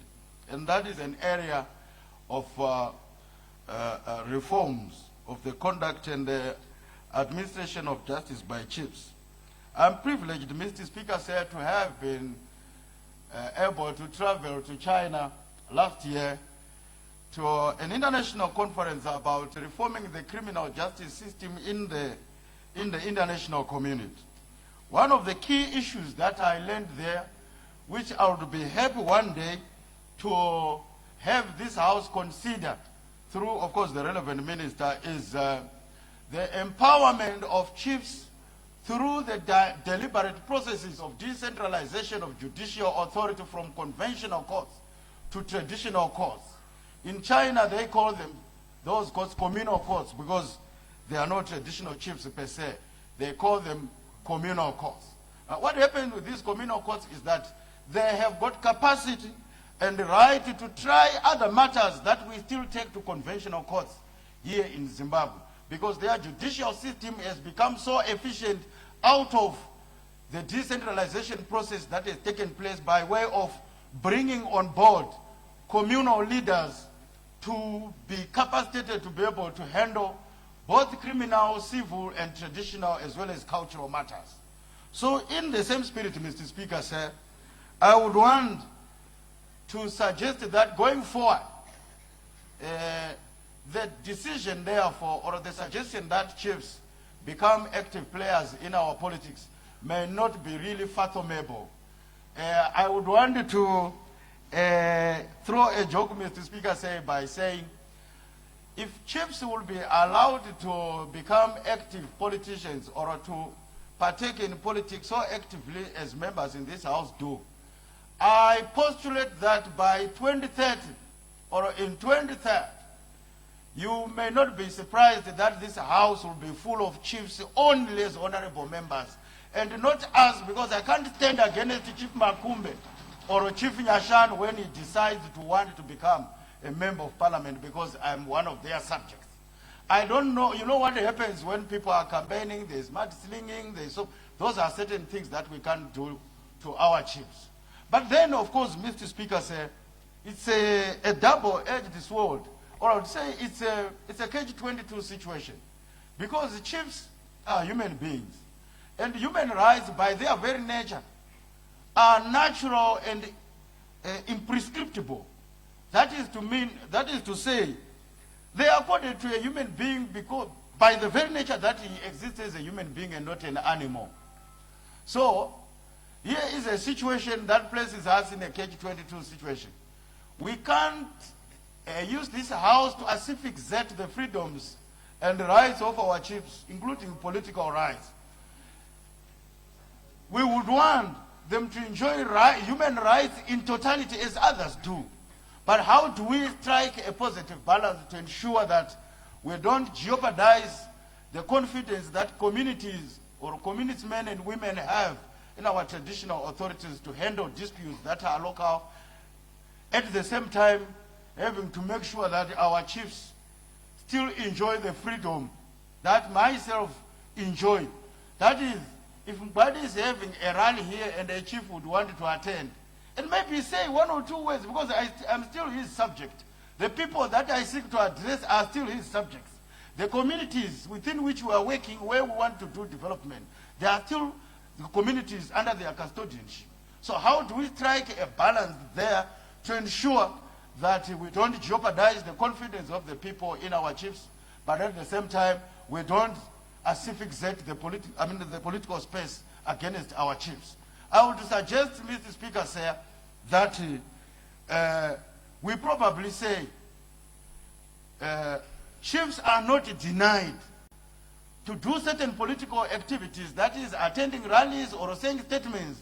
I don't know why, of course, others are very vicious about chiefs not maybe attending. Probably they also want to attend your rallies, but I don't know why you are vitiating against them.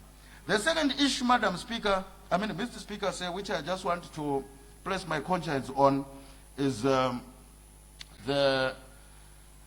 requirement, the proposal that the Constitutional Court's jurisdiction gets expanded to involve all other matters that are pertinent when it comes to matters of general public law.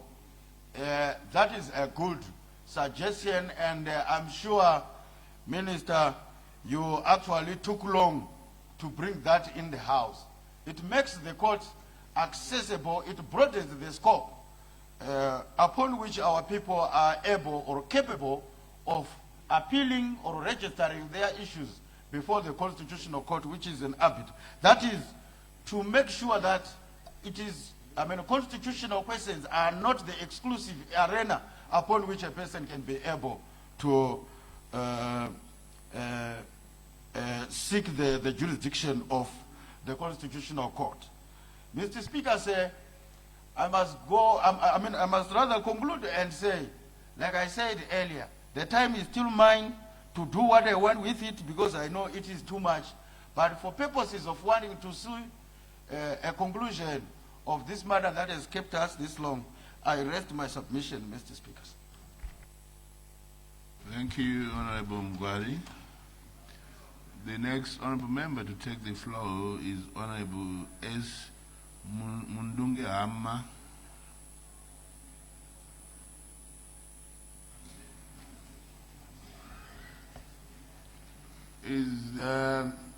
Thank you, Honorable Speaker, sir, for according me this very important opportunity to submit the views of the people of Chirez East constituents, which I do hereby represent, and indeed my own views in respect of the Constitutional Amendment Bill number 3, which is under debate in this Honorable House. Honorable Speaker, sir, constitutional amendments must always be considered in light of the national interest, political stability, and efficient functioning of government, whilst at the same time preserving the core principles of democracy. My analysis and scrutiny of the Constitutional Amendment Bill number 3, Honorable Speaker, responds so well to those key tenets that govern constitutional amendments. Thumbs up to Honorable Minister Ziambi for coming up with a bill that resonates so well with our country's socio-economic, political, and technological needs. Honorable Speaker, before I delve much into some of the provisions of KB 3, may I put it on record that the people of Chirets East constituents, who I represent, and indeed myself, unequivocally support the KB 3, and as such, pray that this Honorable House adopts it without delay. Without much ado, let me straight away go to the clause which speaks to the repealing of direct popular vote for the election of the president in favor of an election of the president by MPs and senators in a joint sitting of Senate and National Assembly. The Chirets East constituents people and myself strongly support this clause for various reasons, some among them being it enables policy continuity, it brings stability and less election toxicity, it enables cost savings. We are all aware that direct presidential elections are very expensive. Think about the ballot printing. Think about the voter education. Think about the security. Think about the observers, etc. Honorable Speaker, I appreciate that more than enough justice has been done on this provision by all the MPs who debated before me in support of this provision. Let me come to the provision which seeks to lengthen the presidential, parliamentary, and local authorities' length of terms from 5 years to 7 years.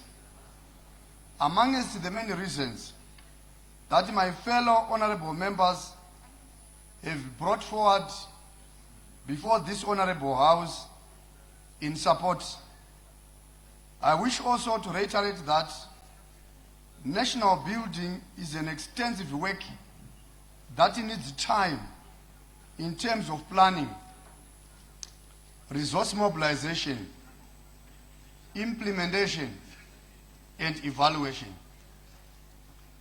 It also allows for long-term national stability and long-term national development.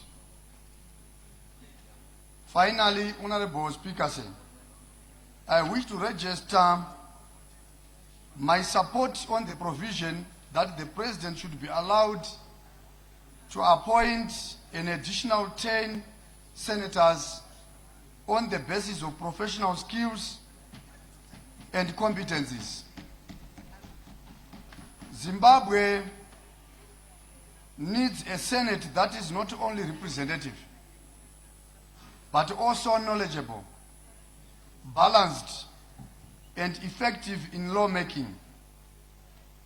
In a country facing complex challenges such as economic recovery, public health, agriculture, education, infrastructure, and institutional reform, Parliament must benefit from the wisdom of experienced professionals who can enrich debate, strengthen scrutiny of bills, and improve the quality of national decisions.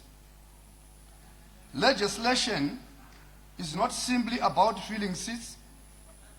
It is about ensuring that those entrusted with reviewing laws have the expertise to guide the nation wisely. This reform, Honorable Speaker, creates constitutional space for merit to work alongside representation. And that is why it is practical, inclusive, and forward-looking. A strong Senate, Honorable Speaker, means strong governance and ultimately better service to the people of our country, Zimbabwe.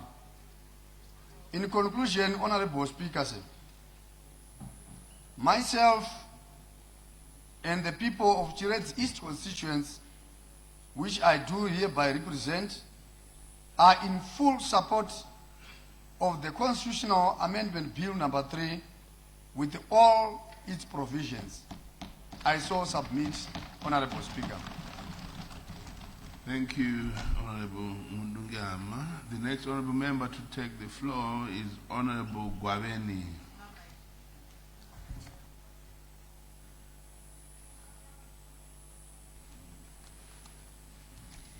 Thank you, Mr. Speaker, sir. I rise to support Constitution Bill number 3.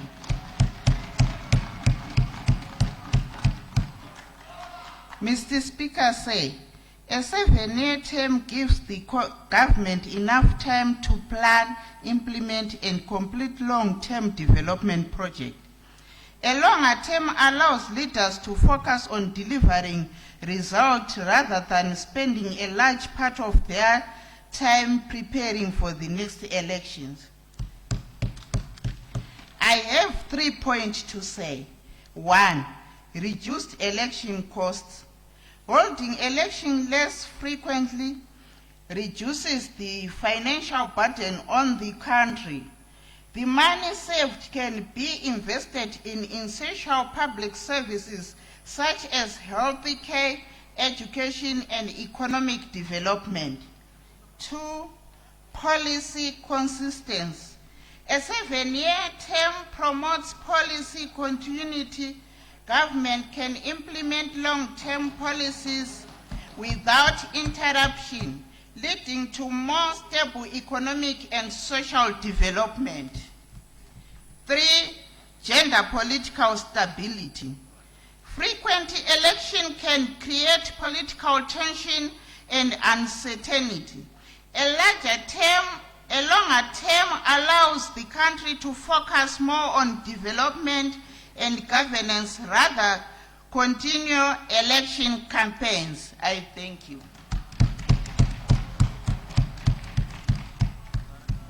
Thank you very much, Honorable Gwabeni. The next honorable member to take the floor is Honorable Mushipe.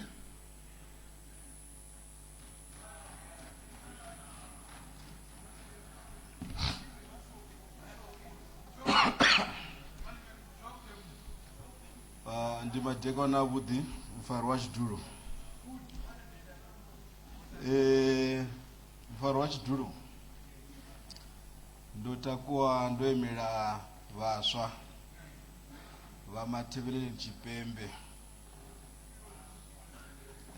Vaswa vonrumawo uri ndidenge no parliament ya Zimbabwe. Ndivone vompawo mubono uri ndidhenani ndihambe nditikedze womulawo wa Constitutional Amendment Bill number 3.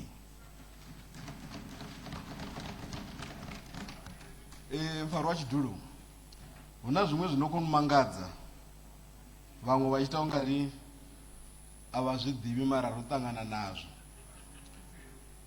Vakuyamba ngazvahumira vatuni matina vorine saparliament varotova vatuni vakudzisa uri vone ntari vatoda mini mulawo woyi wesopandavo.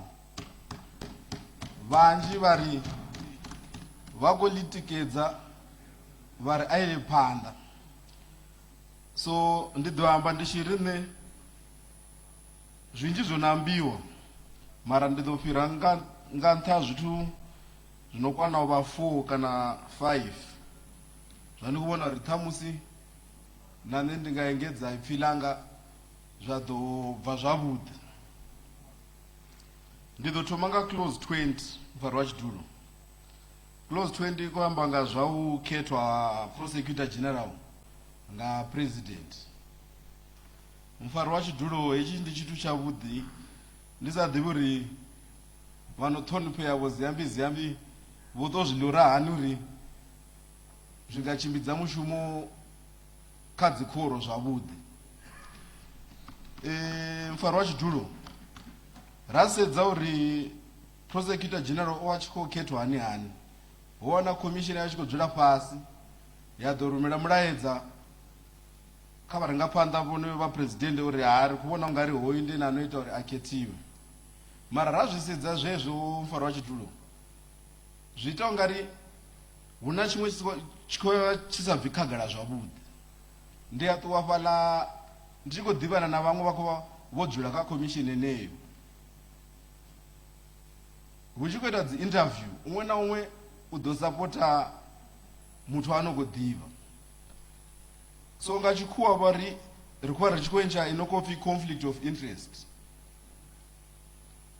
Mara ra isa hoyu mushumo uri president vha khethe prosecutor general, u ḓo kwanisa uri a tshi khou ita mushumo wawe ha tsha sedza uri majaji o vha o dzula kha khoro ya u mukheta kana kha interview ya mukheta ndi vhafhio, ene vho ita mushumo wawe nga ndeme nga maanḓa. Ende zwi khou ita uri mushumo wa vhorine i ḓo bvelela phanḓa, wanele dzikhoroni ngei mafhungo a tshimbila zwavhuḓi.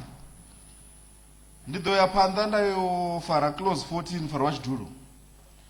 Mufaro wa tshidulo clause 14 yamba nga u engedza maanḓa kha constitutional court uri vha vhone uri vhone vha nga sedza ndavha ifhio na ifhio ino khou ḓa khavho. Mufaro wa tshidulo ra sedza zwezwino uri muthu a ṱuwa Supreme Court a tshi yo isa mabambiri awe u ḓo fhiwa kana ḽiṅwe ḓuvha ḽi re phanḓa nga maanḓa, ngauri hu na mishumo i khou vha i hone nga murahu i sathu fhelela. So ra engedza maanḓa constitutional court uri na yone i thetshelese mafhungo afhio na afhio ano yelana na vhathu fhano shangoni. Ri ḓo wana uri mafhungo a vhathu a ḓo vha a tshi vho thetsheleswa na u itiwa nga ndeme nga tshifhinga, ende nga tshikhuwa vha ri ḓo entsha ya vhana uri ya vha khou ri ndi yone backlog. Ende zwi ita uri vhaṅwe vha takale uri vhone mafhungo avho a vho thetsheliswa nga tshifhinga, a u tshena zwiḽa zwa uri a vha nyaga u thetshelesa mafhungo anga vho no ḓisa phanḓa uri ḓuvha ḽi fhirele ḽa ndi vha ndo sedzela. Ri tshi vho ya kha ndavha dzi no khou ambiwa nga vhaṅwe, ndi ḓo ya nda yo fara clause 3 mufaro wa tshidulo. Clause 3 yamba nga zwa u tshintsha uri president vha khethiwe nḓuni ine ya ra dzula khayo, au i khou vha i tshi vho entsha direct election u bva kha vhathu. Vhathu vhanzhi mufaro wa tshidulo vhona yamba ngazwo, so ḓo tenda uri ndi sokou fhira nṱhayo ndi tshi gidima. Mara nyago u yamba ntshi nṋe ndi khou i tikedza heyi clause ngauri na sedza mukosi uno itiwa ho no khethiwa president ndange ri ḓo wana uri vhaṅwe vha gidimela dzikhoroni uri vha fhambanise nḓila ya uri mvelaphanḓa ya shango i ḓo itiwa nga ndeme. Vhaṅwe vha wana ngazwo support u bva mashangoni a vhukovhela, vha nyaga uri vhone vha wanele vha na inopfi nga tshikhuwa vha ri political validation kha vhaṅwe u bva kha mashango a vhukovhela ngei. Mara vha khou fhambanisa uri shango ḽa vhorine ḽi vhe na mvelaphanḓa, ngauri u humisedza murahu tshifhinga tsha uri vho president vha yo dzudzwa fhaḽani vhone vho ṱuwisa aya mafhungo dzikhoroni a thiri vhorine ri vho mela phanḓa, mvelaphanḓa a tshi a bva zwavhuḓi. Mara he tshithu ra ri ḓe ri khethe vho president fhano parliament, ri ḓo vhona uri a u tshena muthu ano ṱuwa khoroni na uri roṱhe ro dzula fhano. Muthu o ḓo khou vhona uri heyi election yo tshimbidza hani hani, ano khou vha o votela president wawe, kana hoyo o ḽiwa vho ṱuwa vha yo lila vha nḓuni zwo vho fhela, ri vho ṱuwa phanḓa nga mvelaphanḓa ya vhorine ya shango. Vhorine vhaswa mufaro wa tshidulo chari khou ṱoḓa ndi tsha uri shango ḽa vhulimi ri phumelele ḽi ye phanḓa ri kha ḓi aluwa ende hu na zwithu zwinzhi zwa ri khou tama uri ri zwi wane mara kana na mikhosi ino wanelea hu si na mulalo hezwi zwithu a zwi nga si wanalei ngauri ni ḓo vhona uri muvhuso u vho dzhia tshifhinga vho nyaga u lugisa mukosi uḽani na dziṅwe dzi tshelede dzi vho ṱwa henengeyo kha uri tshelede dzi dzo lugisa mini dzo lugisa mvelaphanḓa mfaro wa tshidulo ndi ḓo yela phanḓa ndo faranisa clause 4, 9 na 10 ya uri hu engedziwe ṅwaha u bva kha 5 years u ḓo kha 7 years ya electoral cycle ya vhurini haya maclose ndi khou a tikedza nga maanḓa nga mbilu yoṱhe ndi tshi wa tikedza sa zwezwo mufaro wa tshidulo ndi vho humela kha tshano tshi khou amba zwezwi kha u khetha vho president fhano zwi a fana mufaro wa tshidulo rari ri khou ṱuwa khethoni 5 years iṅwe na iṅwe 5 years iṅwe na iṅwe 5 years a ri sedzeni uri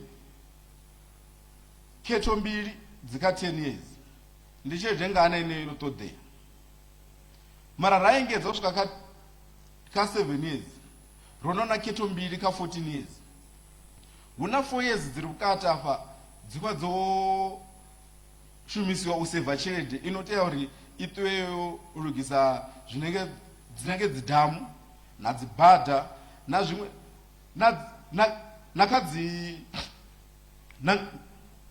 na kha tshibadela ndo vho ṱwa tshelede i lugisa zwezwi zwithu uri tea uri na vhorine uri kana ri tshi vho ṱuwa mushumoni ri khou ṱuwa mushumoni ro khwaṱha na ri khou ḓivha uri wa lwala nṱali u khou yo lafhiwa mara ra tou humela tshi uri nga 5 years nga 5 years nga 5 years kha 5 years dzenedzo hu na vhaṅwe vha khou skima uri hu tou vha na ndwa fhedzi ndi usikolwa fhedzi so na zwezwo mufaro wa tshidulo ine ndi khou ri hayi a ri engedzeni ndi tshi vho yo peta mufaro wa tshidulo ra sedza sa shango ri na mbalo i ri hone ya MDS 2 ro thoma kha MDS kha TSP ra ṱuwa kha MDS 1 ya fhela ṅwaha u fhelaho 2025 ro no dzhena kha MDS 2 ino tea yo thomaho ṅwaha unoyu 2026 i khou fhela 2030 ra sa zwi sedza zwavhuḓi mufaro wa tshidulo ri ḓo ri tshi vho nyago ita ma-elections hu si kale kana eneyo o vha pfhi a khou tea u vha hone vha no ṱhonifhea vho zambi vha sathu ri ḓisela mulayo wavhuḓi zwingafha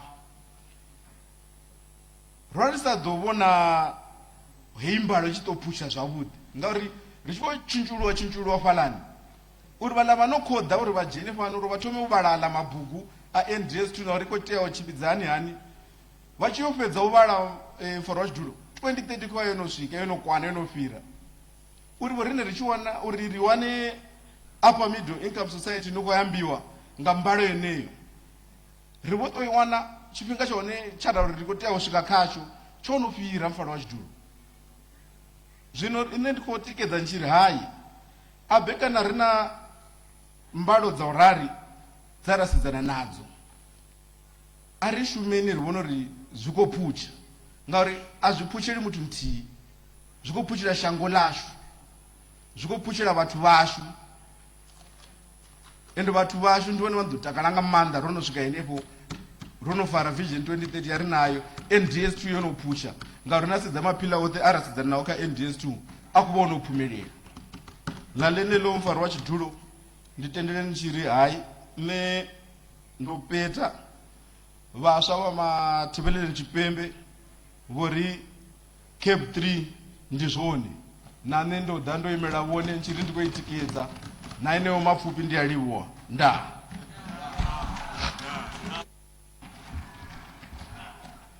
ri a leboga honorable Mshipe o amba zwavhuḓi.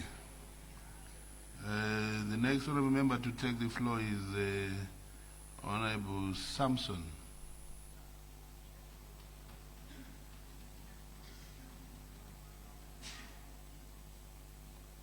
She's not in the house. Okay. The next honorable member after that will be Honorable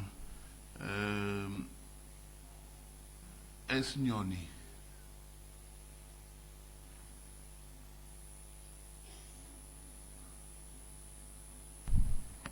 Sorry, Mr. Speaker. Yes. I think you need to double check your list. I am looking at the list. Honorable S. Nyoni. Honorable Speaker, sir. Yes. Is Honorable Kanupula who is following? Order, Honorable Kanupula. Okay, Honorable Samson, you're supposed to be debating. Oh, yes.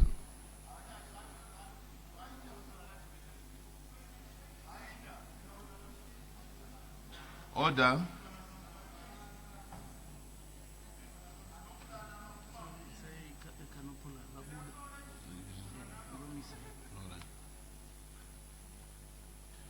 All right, Honorable Kanopula, you can take the floor. Maita basa mubato wechigaro. Regai nditange nekutenda vanhu veHarare South constituency kubva kuHopley, Stone Ridge, I Court neIstone kusvika kwaDonoro.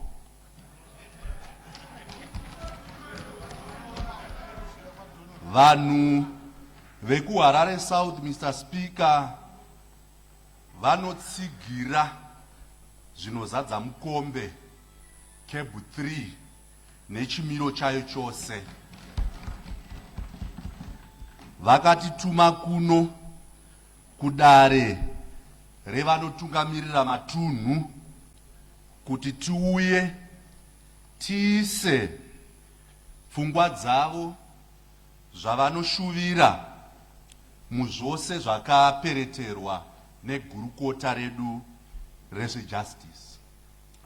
Asi vanonyanyofara kwazvo nebudiriro yawinzwa munyika, kunyanya chivakwa chatanzwa chichitaurwa nevazhinji cheTrabablas, chivakwa chiri kutowanikwa imomo chaimo muHarare South constituency. Tisu tine chivakwa ichocho, tisu zvekare vari kubenefita zvakanyanya kuburikidza nechivakwa ichocho, nekuti pachakauya chakasiya chawinza budiriro munharaunda yedu zvakanyanya, kunyanya nhau yemigwagwa. Harare South, Mr. Speaker, say makatarisa nhoroondo yayo especially muno muHarare matiri, iguta kana kuti idunhu rine vanhu vanonzwisisa nhoroondo yeZimbabwe nekuvhotera bato riri kutonga kubva ichangovambwa. Vanhu vekuHarare South muno muHarare vanomira nehurumende nekuinzwisisa kuti mapolisi ayo ari kusumudzira magariro avo nebudiriro yenyika. Tiri papo mubato wechigaro, vanhu vekuHarare South vanotenda zvakanyanya hurumende yeSecond Republic inotungamirwa napresident vedu vaMnangagwa, kuti vanhu vakagara mumaperi urban, mumaguta akasiyana, chero nemusiri muno muHarare. Point of order, Mr. Speaker. On a point of order, Mr. Speaker. What is your point of order? Thank you, Mr. Speaker. I believe that the honorable member on the floor should be debating about the bill. He should not be showboating on the achievements in his constituents.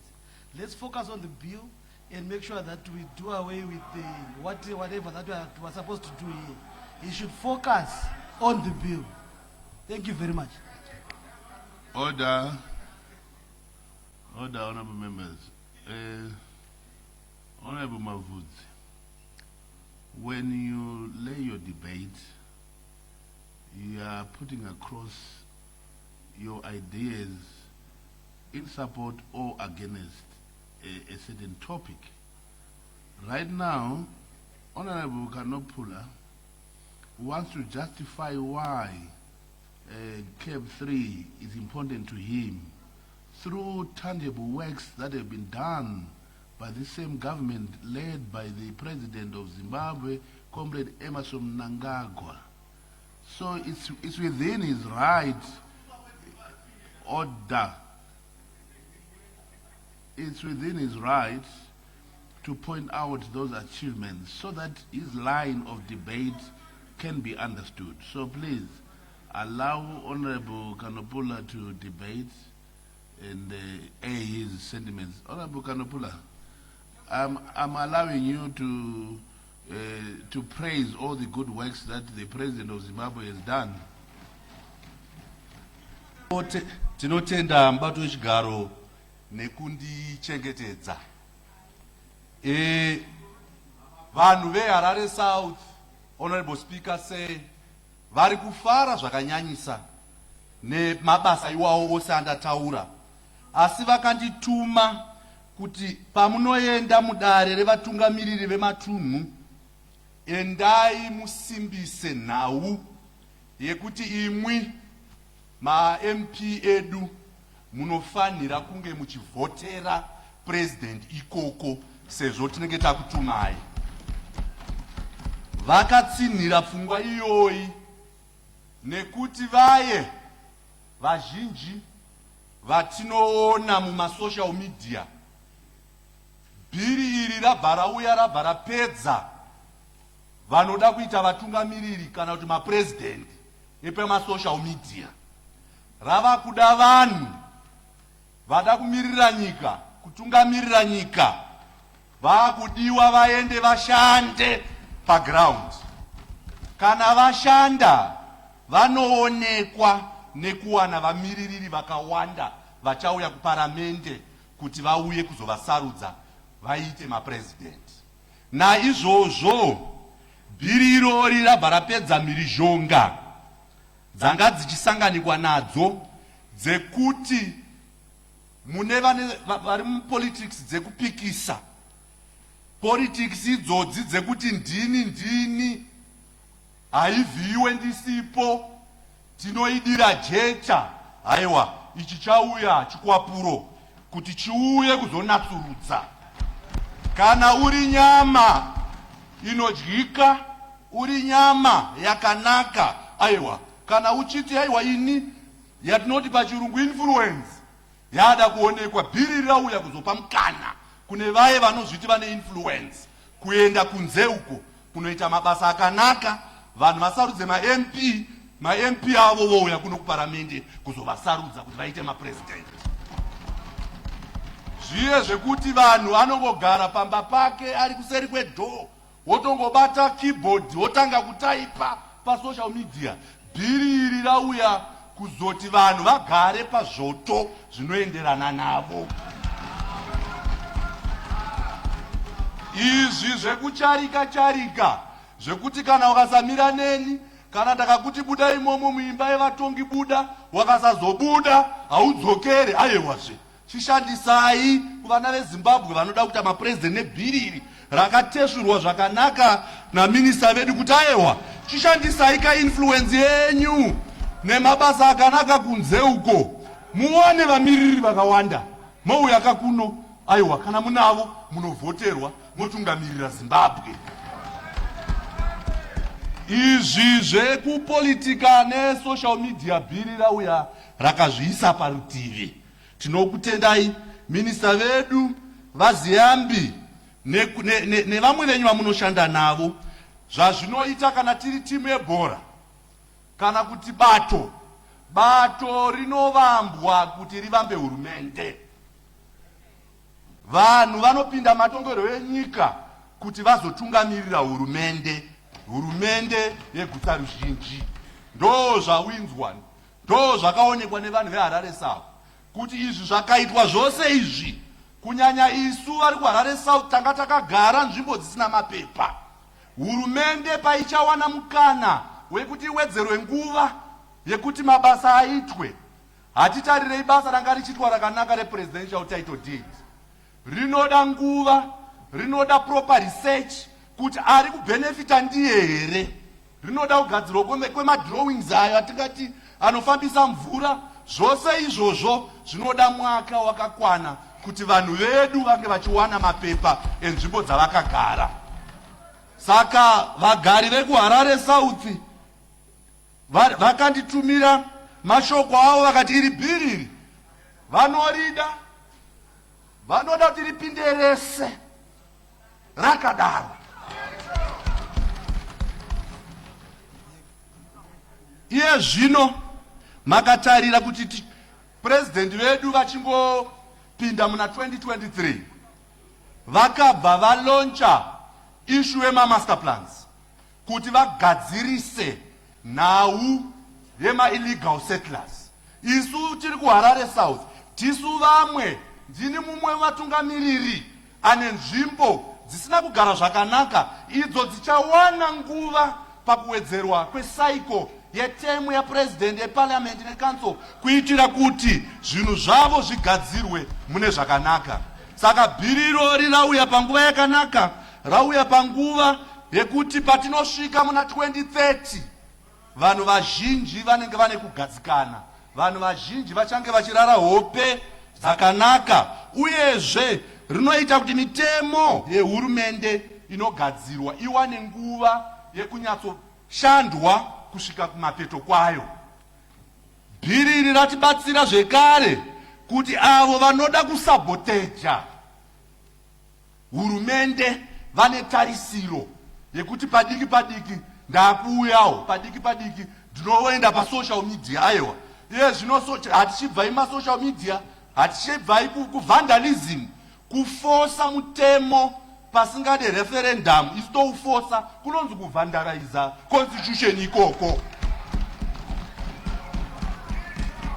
Nhasi tiri kutanga World Cup, kune Mexico versus South Africa.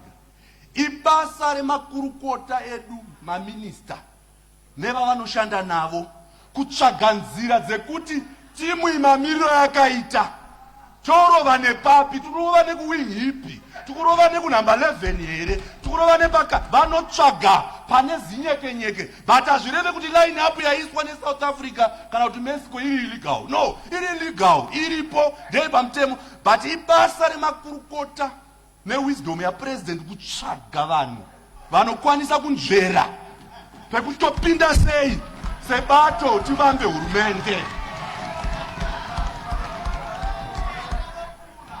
Ndo basa remapato ekuti avambe hurumende. Tinovamba tichishandisa mutemo, totsvaga kuti topinda sei. Zvakaitwa naminista vedu kuti hapana kubatwa zviga zvinotendera tiende kureferendum. Pakabatwa, hapana kubatwa zvinhu zvinoita kuti vanhu tiende ku-yes or no. Zviga zvakabatwa zvinoda parliament, zvinoda ma-public hearings akaitwa. Makatarisa muno muHarare province, isu ndisu takaita number 1 panhau yekusapota bhiri irori. Saka handichada hangu kuti ndinyanyotaura zvakawanda, asi ndatiregai ndikuyeuchidzei kuti vandambotaura vaya hana haivhiiwe, makaivhiya ndoidira jecha. Handei tinoita basa paground, handei tinoshanda. Zvekugara pachoto chisiri chako siyanai nazvo. Zvakataurwa muno naHonorable Sakwanya Steny kuti kana usingakwanise kuronga mumba mauri kubva, iyo ungazokwanisa kuironga here Zimbabwe. Saka handei tinorongeka, handei zvatinotaura zvekuti ndinodiwa nevanhu, ndini ndinodiwa. Aiwazve mukana wavhurwa, handei paground tiratidze kudiwa nevanhu kuye. Tichaona nema-MP achauya kuparliament pamanhamba. Saka bhiriri vatsigiri vedu vakativhotera kuHarare South vati ndiwe nditaure nemo kuti aiwa iri tinorida uyezve ngaripinde rakadaro cab 3 ball zvekuti so I submit.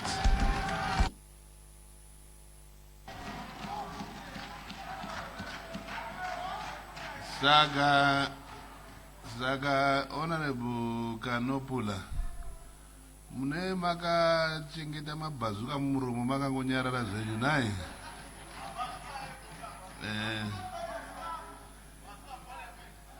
The next honorable member to take the floor is Honorable Chimbaira.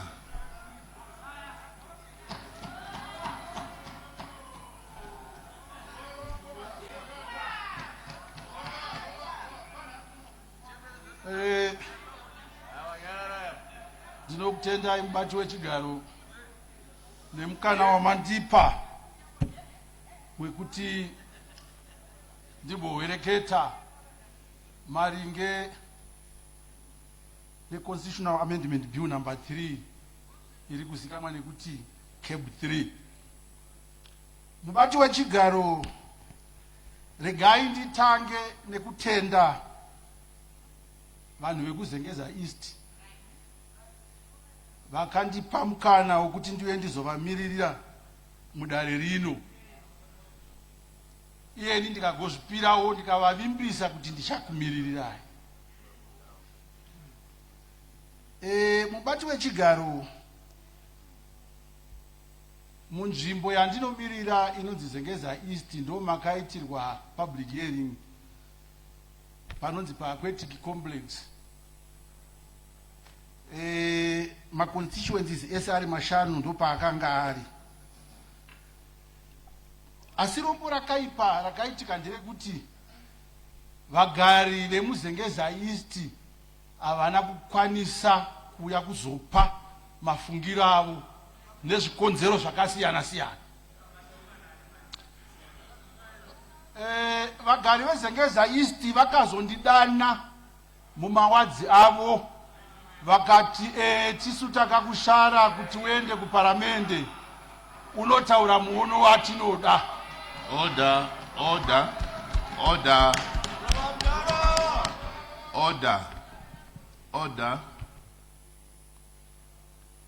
Honorable members, let's allow Honorable Chimbaira. let's allow Honorable Chimbaira to be heard in order.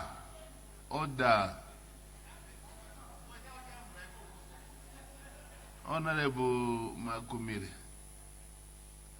if I say order, it means you must keep quiet. Let's allow Honorable Chimbaira to be heard in silence, please. It's important so that we don't disturb the flow of the House. You may go ahead. Ndinokutendai mubati wechigaro nekutidzivirira. Mubati wechigaro, regai ndiendere mberi ndichiti pavakandidana ndakaenda kumawadzi avo ndikataura navo vakati chienda unotaura. Saka zvandichataura panapa hazvisi zvachimbaira, ndiri kutaura mashoko akabva muva. Mubati wechigaro, chishona chedu chinoti hanyakatsodogo nyama yechidembo inodyiwa nakasunga moyo.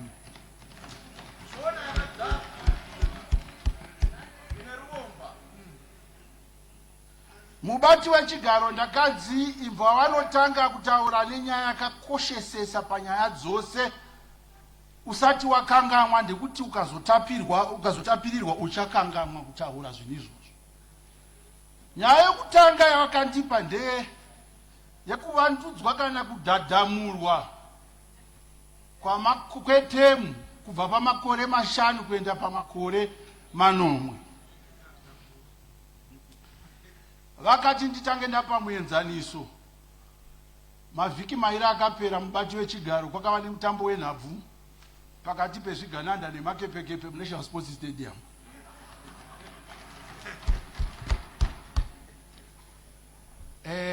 Mutambo wakapera zvigananda Order, honorable member. I'm not aware of. I'm an avid football follower. I've never heard of a team called the Gananda in Zimbabwe. Which team is that? Order. Which team is that, Honorable Chimbaira? Regai ndimedze mazwi angu mubati wechigaro.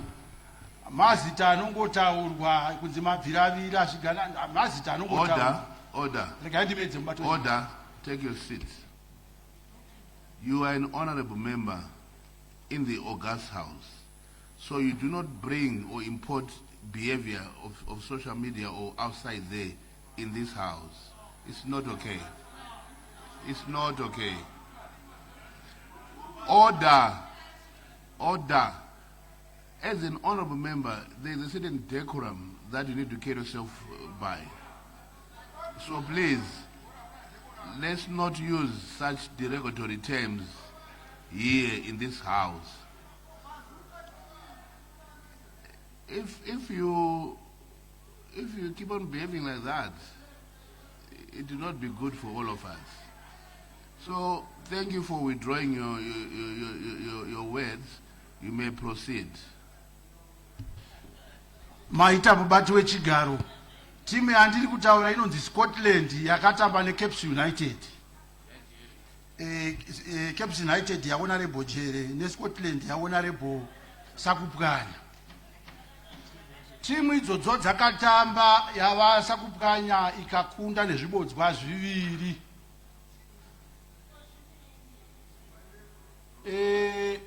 Nobva mutambo wapera pa 90 minutes. Hazvinei nekutamba kuti yaona rebo Jere yaitamba zvakadii kana zvakanaka, asi havana kumbonokumbira kumuzvina pembe kuti dai wambotiwedzerawo zvimaminitsi zvishoma shoma. Order, Honorable Chimaira. Order. Order. Ndoda, order. Usati ipapo. Unogona kutoenda kukumba? No, you can't do that. You can't. Honorable Chimbaira. Game iroria ndanga takariona rakapinda extra time vakawedzerwa 5 minutes extra time. Aina kuperera pa 90.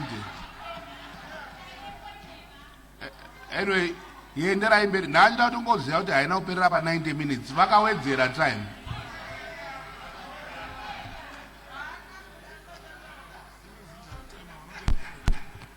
Ndinotenda mubati wechigaro regai ndiendere mberi. Ndanga ndichida kungoburitsa pfungwa yekuti ndo zvakafanana nesu tiri mudare munomu takasarudzwa mugore ra2023 zvichireva kuti term of office yedu inopera 2028. Hazvinei nekuti ndaita zvakanaka zvinengei kana zvakashata. 2028 vagari vemuzengeza east vakatinodzoka.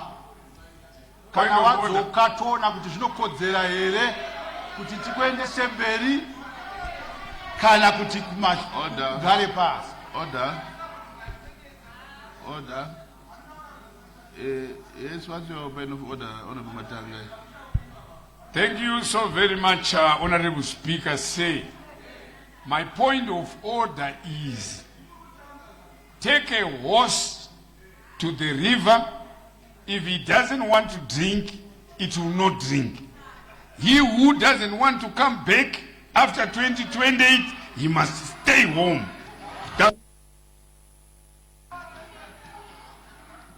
Order. Honorable members, can you switch off your mic, Honorable Matangira? Order, honorable members. Order. Shall we try and not interrupt debates unnecessarily? Carry on, please, Honorable. Mubati wechigaro ndambotaura ndikati zvandiri kutaura pano asi zvepfungwa dzangu. Ndiri kutaura zvakabuda kuvanhu vakandiunza kuno. Mubati wechigaro vakati havadi kunzwa nezvekuwedzerwa kwemakore. Vakati ivo kana 2028 yasvika ndo patichaona kuti zvinokodzera here kuti udzokere kana kuti tombokugadzika pasi.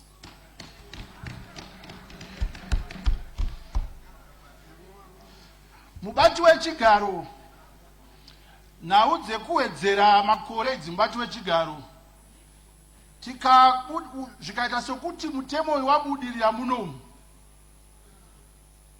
zvakafanana nekuti ukaraidza chembere muto wegwaya inofira mudhamu.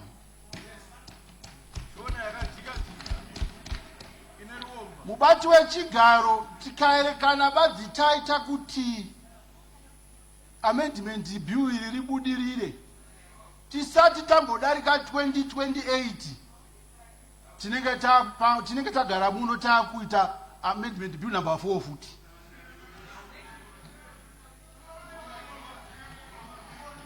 Mubati wechigaro ndoda kutaura nenyaya yedelimitation. Mubati wechigaro. Order. Nai Honorable Mangwa. Aiwa. Iwe voice rako ndori kutozikana kutonzwikwa chero munhu ari panze akutonzwa kuti kutaura. Aiwa usadaro nai. Apa utori munhu wokuziya nai. Honorable, please continue. Mubati wechigaro ndoda kutaura nenyaya delimitation commission iri mukati mebill. Ndichataura muono wangu. Mubati wechigaro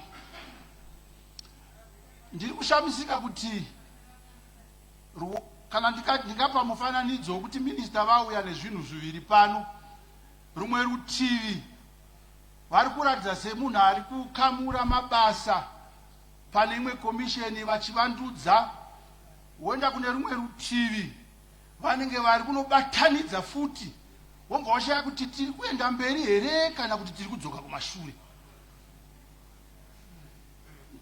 Ndichakumbira kuti ndigodzidziswa ipapo nekuti pamwe ndogona kunge ndisinganyatsonzwisisa. Honorable Minister, nyaya yedelimitation commission manzwisisiro angu ndeyekuti inoshanda kamwe chete patenisi. Saka ndoda kuziva kuti iye zvinezvi takapedzera kuita muna 2023 kureva kuti tichaita muna 2030. Komisheni kana ichinge yapo kureva kuti inenge yakangogara iye zvinezvi yakamirira ichirya salary ichitambira mabenefits vachingowana here kana kuti ichazoimplementwa 2030 yacho kana zvazobudirira. Mubati wechigaro nyaya ndoda kutaura nezvayo ndeya futi yemadzishe. Dambudziko guru mubati wechigaro musati magara ipapa Madam Speaker vanga varipo vamboti vekuchitungwiza tozotaura zviri maringe nemadzishe nekuti muchitungwiza hamuna madzishe.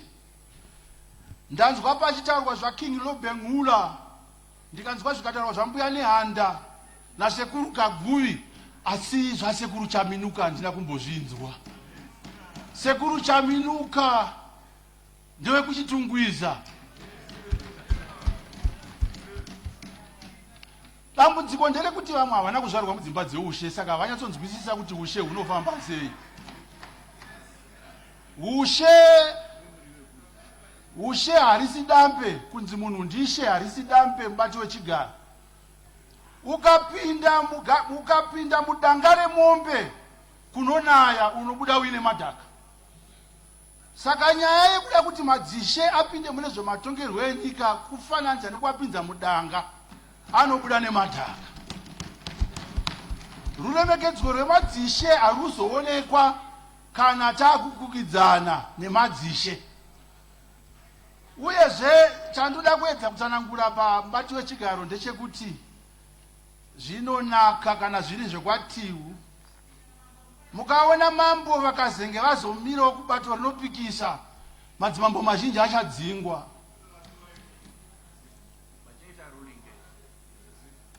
Saka zvamadzishe idzi dai tagara takusiyana nazvo,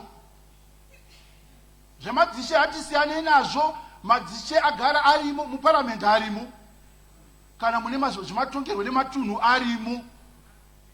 Chatiri kuda kumbonyatsovamanikidza kuti vauye vakukwidze zvematongerwo enyika chii. Dambudziko richaitika ndechekuti mukugara mumusha mavagere muchaita kusawirirana nevagari vemumusha nekurwidzana nekuda kwezvematongerwo enyika. Mubati wechigaro ndaikumbirisa maningi kuti dai zvaigoneka minista vazopaona ipapo vabvisa, nekuti vagari vekuzengeza East vakati kwete. Mutauro mukuru wandingataura handisingapedza nguva nekutoziva kuti zvakawanda zvataurwa. Ndangoda kuti ndingowedzera badzi kuti vagari vezengeza East vakandituma munomu vakati enda unoramba zvemhando yepamusoro-soro.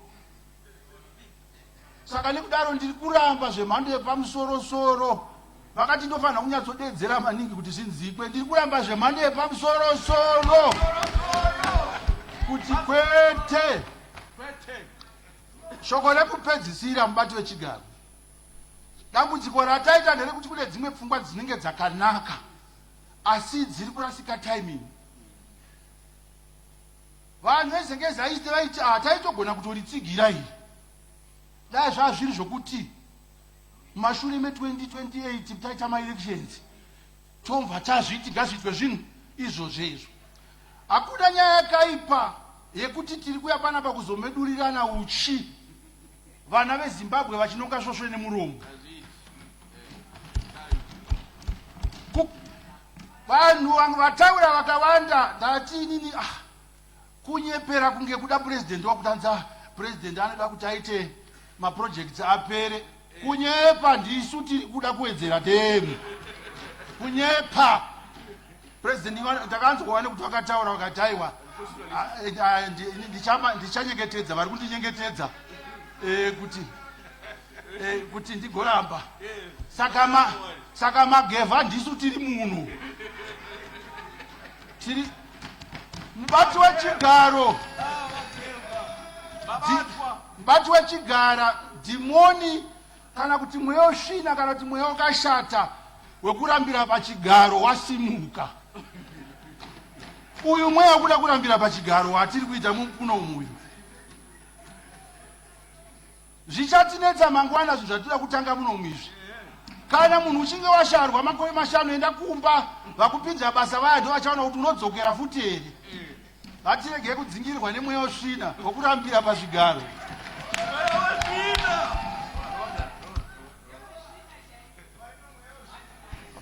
Madam Speaker. Mr. Speaker.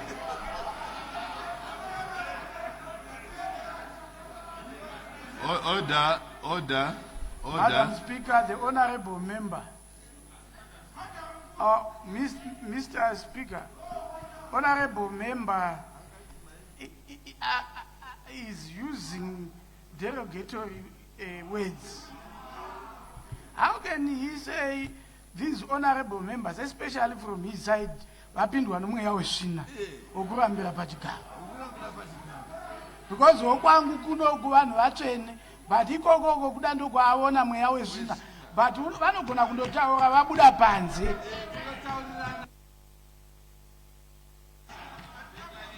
Thank you. Order. Honorable Mangwa. Order.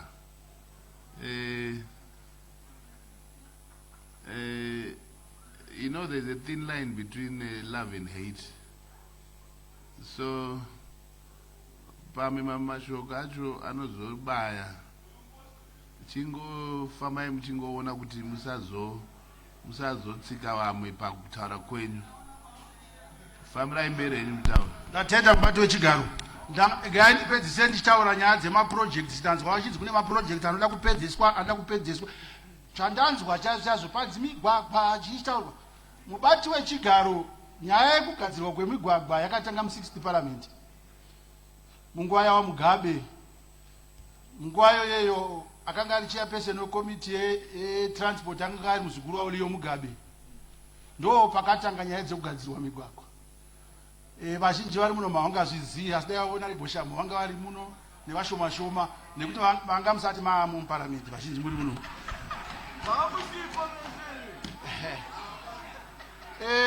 Mubati wechigaro Kariba Dam chayo mubati wechigaro yakatanga kuvakwa muna 1950s.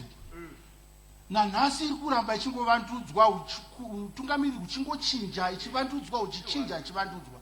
Saka iyo mapurojekti amunongotaura kuti mapurojekti amusingambotaura munomu kuti purojekti yakati ida kupedziswa ndeapi? Mapurojekti anoda kuva enyika kwete yemunhu.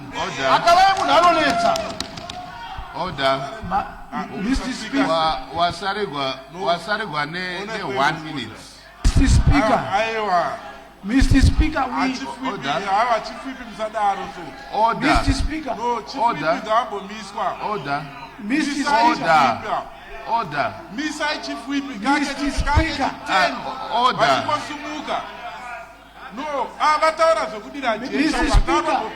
Honorable Amauswa. No, honorable. Switch off your mic. Mr. Speaker. No. Mr. Speaker. Yes. We have an honorable member ari kurambira pachigaro. Wataura makore agara muno. Asi haasi kuda kubuda muno. That's why he is confused. Vakuto debate avo.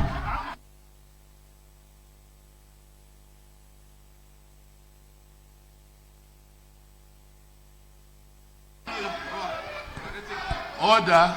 Order. Order. Order. Order, honorable members. Order. I am going to definitely give Honorable Chimbaira his 1 minute. So if you keep on talking, I'll stop the clock for him. Right. You may finish your 1 minute. Maita mubati wechigaro. Nyaya yekuramba uchidzoka nekuti isa hatina materm limits. Nyaya yekuramba udzoka unoratidza kuti unenge uri shuka yevanhu. Shuka inoramba ichingodzoka. Hazvina materm limits izvi ndo zvinoda kuti kana yakwana woendawo kumba. Vanhu vamosara vachiita se ushe madzoroka. Zvikabva apa zvoendapo. Kana vanhu vasadawo kuzengeza east vanoshandibvisa vounzawo mumwe hazvina kumboshata. Shoko rekupedzesera nderekuti tati bodo. Ndapedza nokutendai madhokodheya. Thank you, Honorable Chimbaira.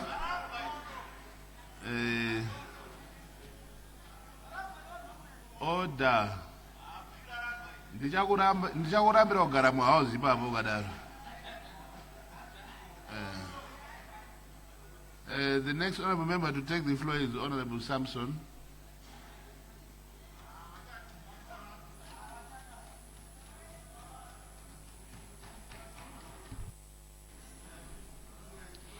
Mazvita mubati wechigaro. Ndoda kukutendai nenguva yakanaka kudai yamandipawo mukana wokuti nditurewo mashoko angu mukati meimba ino.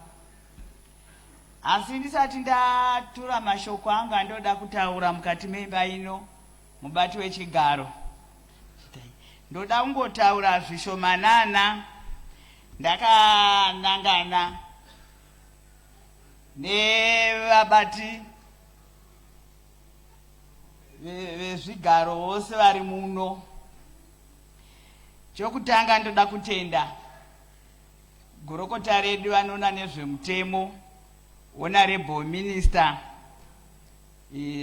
vaziambi nekugadzira mutemo uyu kwavakaita vachinyatsokukwenenzvera neunyanzvi hwavo hwose. Mubati wechigaro ndinoda kutenda zvezvakare madzimai andiomiririra ekuchiredzi district. Saka ndinoda kutaura nokuda kwokuti ivo kuti ndiuye kuno mubati wechigaro vakandivimba. Saka kana vakandivimba ndoda kuzadzisa zvavakati nditaure mukati memba ino mubati wechigaro.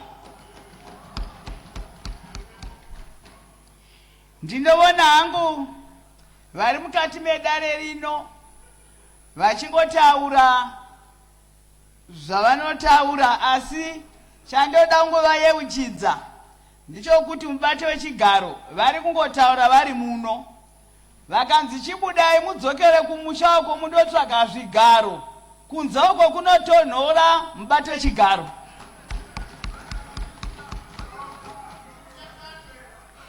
Nekuda kwokuti matauriro avanoita muno handiwo matauriro avanozondoita manje kana vava kundotsvaga zvigaro zvokuti vadzoke.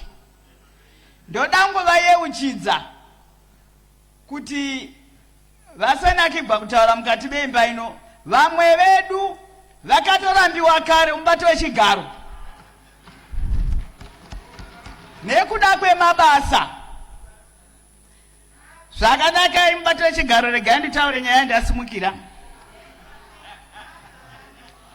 Nyaya yandasumukira mubati wechigaro, ndinoda kutaura nyaya yokuwedzerwa kwemakore 2 pana pamutungamiriri nema-MP nemakansela mubati wechigaro. Makore awo atinotaura nezvawo mashoma zvisingamboiti. Handitozivi kuti vanhu vanoridza mhere yei. Shuwa munhu anoridza mhere ari muno agonzwikwa nemunhu ari kugokwe achirwadziwa nekuti makore 2 awedzerwa. Mubati wechigaro ini ndinotsigira kuwedzerwa kwemakore 2 kubva mumakore 5 kuti ngazvienderere mberi.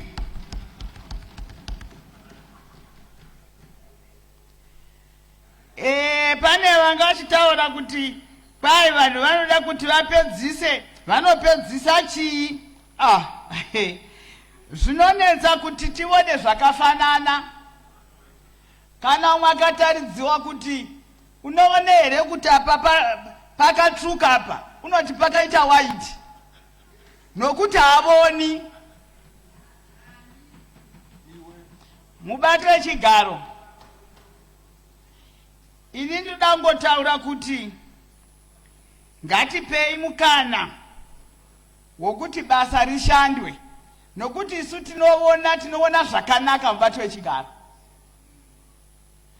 Kana munhu uchiona kana kutarisa, ngatidzidze kusefa. Kana tichisefa upfu hwakatsetseka hunoenda kwahwo hwoga, hwakamhazhika huchisara hwoga mubati wechigaro. Ndobva ipapo nokuda kwokuti handigoni kusatsigira makore 9 asi vakandituma kuti ndiuye kuno ariwo havakabvuma. Pakatendererwa vakauya kuchiredzi, vakauya muchitsanga, muhoro mukazara, vamwe vakakwira nemimiti vachida kuti vasapote zvavaida. Saka ini handigoni kuzviramba ndiri muno mubati wechigaro. Zvakare mubati wechigaro ndinoda kutaura pamusoro pegender commission. Igaro ziva kuti mukadzi wababa ndimai. Ini somudzimai ndakauyawo mumba muno ndisingagoni kana kutaura, uye ndatakangodzidza zvokunzi vanhukadzi vanongonzi vari pasi pevarume. Saka taingofunga kuti kunzi unzi uri pasi pemurume unofanira kungoteerera zvose zvose nezvisingateerereki. Mubati wechigaro. Asi Gender Commission yakatidzidzisa zvakakosha kuti unofanira kumira semukadzi uchizvimiririra. Zvakare mutungamiriri wedu wenyika President Baba Mnangagwa vakaona zvakakodzera kuti madzimai ngaasumudzigwe. Ndo zvatinoona mukati meimba ino tine maminista echidzimai, madeputy minister echidzimai, machief whip echidzimai. Kondo kugona zvoko mutungamiriri. Kwete zvokungonzi mudzimai rangonzi basa romudzimai kuzvara chete. Aiwa mubati wechigaro harisiwo basa renyu rokungozvara. Tinotofanira kukukudzana nevarume ivavo vane matirauzi. Saka ini ndinoti Gender Commission ngaizvimiririre yoga pose apa yanga ichingotambura isingawani mari, ichingowana mari shoma. Taitokumbira kuti vebazi rezvemari ngavaisewo mari kuGender Commission igone kupiripita chitawo zvainoita yakamirirawo madzimai. Ndoona sokuti vakapiwa mari vakazvimiririra tinowedzera kusumuka kubva patiri nokuti vanenge vogona kuita basa ravo zvakanaka. Mubati wechigaro ndinoda kutaura nyaya yemadzishe. Ini pachangu sedunga munhu ndakazvimiririra. Ndinoti madzishe ngavarege kurambidzwa kuti vapinde mukati vezvematongerwo enyika. Sei tichidaro? Takaenda kuhondo kundogwira ivhu. Ivhu iri rine varidzi varo vanova ndo madzimambo. Kana mangobvuma kuti nyika ino yakagwiwa mubati wechigaro, yaigwirwa pamusoro pevhu. Saka ngatiregei madzimambo achingoita zvavano achiita izvozvo, nokuti kutotaura nezvevhu dzinotova politics. Handizivi kuti vanoti kwai ngavarege kupinda mune zvematongerwo enyika hamuoni kuti mavasungirira pamuti here? Uye chamunombovarambira kuti vasapinda mune zvematongerwo enyika chii chavakuresverai madzimambo?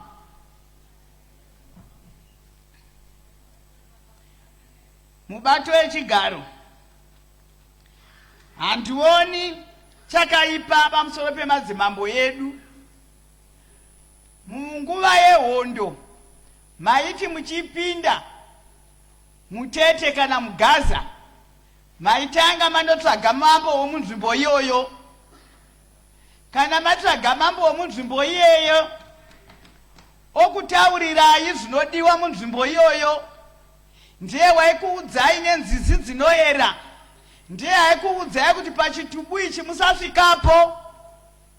Zvakakonzera kuti hondo yakagwiwa zvakanaka nokuti varwi vehondo vaitevedzera zvaidiwa nevaridzi vevhu.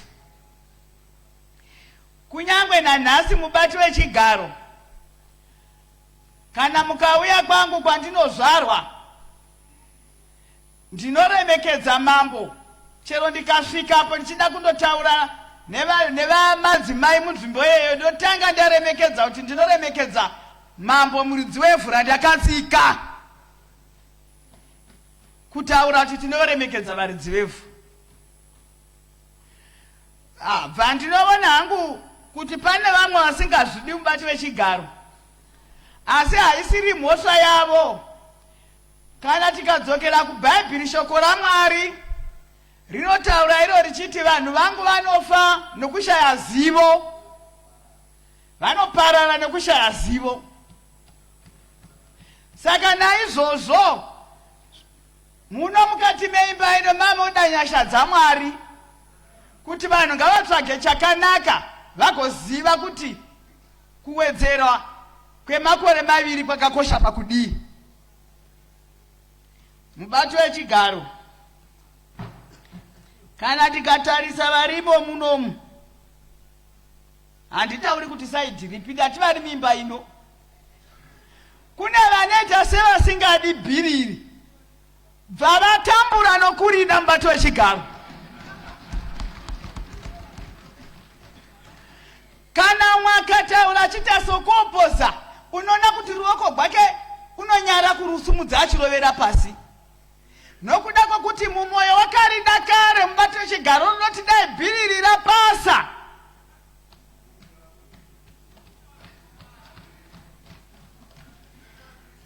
Saka tinoziva kuti kana zvose zvikaitwa semagadzirirwo rakaitwa, tinoona kuti tenge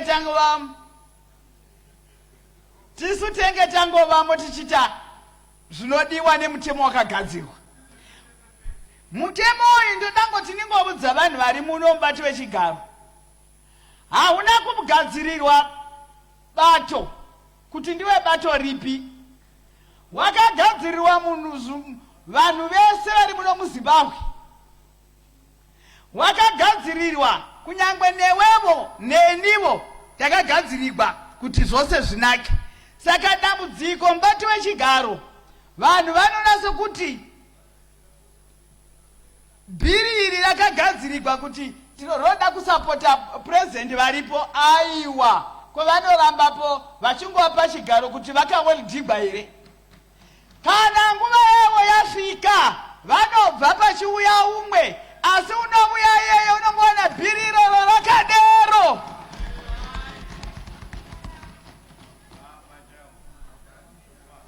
Hakuna munhu akaweldigwa pachigaro.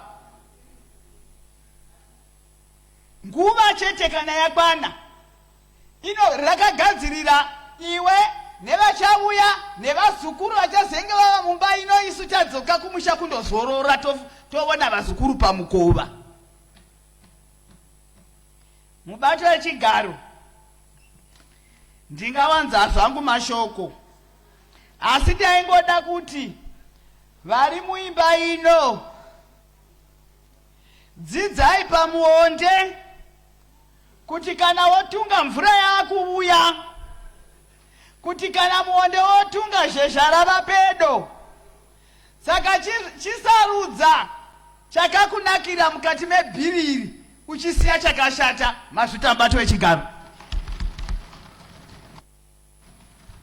Tatenda Honorable Samson. Ndikushamisika nenyaya yokuti Honorable Samson vechitaura vanga vachitoda kuvhirikidzwa fellow women MPs. Even Honorable Makumire anyatsogara pasi akanyarara, anamboita kana mere. Honorable MPs, you can't do that. The next honorable member to take the floor is Honorable Chaimvura.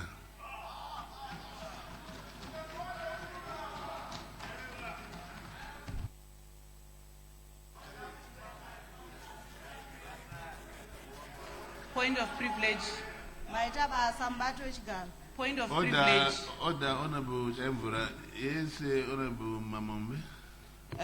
Thank you, Mr. Speaker. My point of privilege as a member of parliament is that we commenced the sitting at 2 o'clock, and I'm now just looking at the time, it's 7, and only 23 members. No, I was here, I know the rules were suspended. Hear my point. Only 23 members, Mr. Speaker, have been allowed to debate. I'm on number 71, and I want to seek if I'm going to be afforded the chance to debate, or the debate is going to be closed before all of us are going to debate. So I seek your guidance, Mr. Speaker, so that we make sure that everyone on this list is going to be allowed to debate. I thank you. Order. Order. Order. Everybody who wishes to debate shall get a chance to do so. So Not necessarily today, but definitely you will get a chance to do so. So,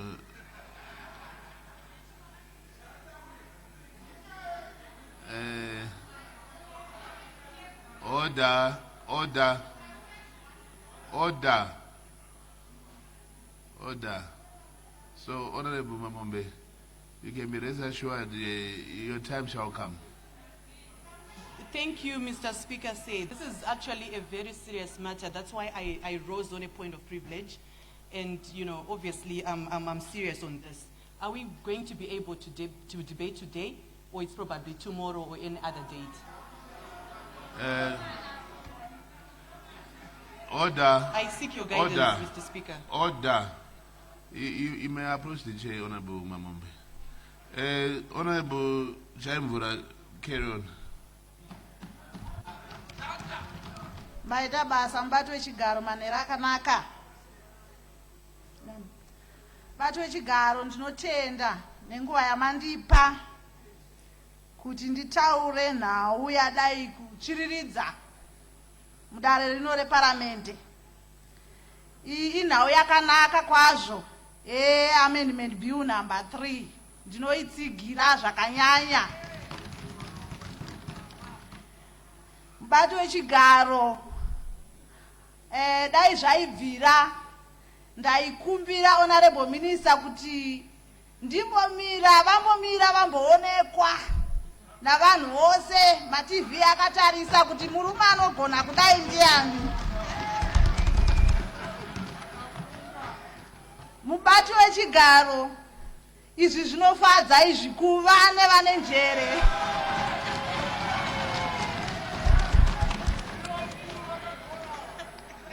Mubato wechigaro minista ivava ndevekuprovinsi yangu yandinobva kuMashi West. Mubato wechigaro ini ndinobva kuMashi West ndichimirira madzimai echidiki. Madzimai echidiki akataura zvavakandiudza kuti ndiuye nazvo muno. Vakati ivo Honorable Chaimvura kana maenda kudare reparamende, endai munoti bill number 3 bo zvekuti mubato wechigaro muMashi West kusanganisa painotangira Mashi West kusvika kwainogumira vakataura kuti bhiri iri rakanaka. Isu semadzimai rinotipa mukana wekushanda, wokusava nokutukwa, wokusava nokumhirishongwa nguva dzekurara panguva yekutsvaga kuti mutungamiriri ndiani. Tinoda kuwana nguva yekuita mabasa edu, ekutengesa misika yedu, kuvaka misha kwete kupisirwa misha. Tinoda kurima. Hanzi nguva iyoyi yamubato wechigaro yatinenge takutsvaga vatungamirira panova nokusagadzikana kwakanaka semadzimai. Mubato wechigaro madzimai ekuMashi West akataura akati kana masvika kuparamende munovati bill number 3 bo zvekuti. Mubato wechigaro hanzi nemadzimai ekuMashi West zvavakandituma vakati muno munyika zvakatinakira kuti president vapiwe mamwe makore 2 asi akaita semashoma dai akawedzera kusvika ku50. Madzimai akataura kuti zvine pundutso nokuti muno munyika tichaneseka kukwira dzimotikari dzakongozara nokuti president vari kugadzira migwagwa yavari kugadzira mapurojekti anooneka vana vacharwara kwashi. Vakapiwa zvibhorani kuti vaite mapurojekti muno munyika. Vana vacharwara nechirwere chinonzi kwashiyoka. Vakukura vane utano. Mubato wechigaro izvi zvakafadza vanhu vekuMashi West. Mubato wechigaro ndoenda panyaya yemadzimambo. Pamadzimambo apo mubato wechigaro ndinotsigira kuti madzimambo. Order. Honorable members over there.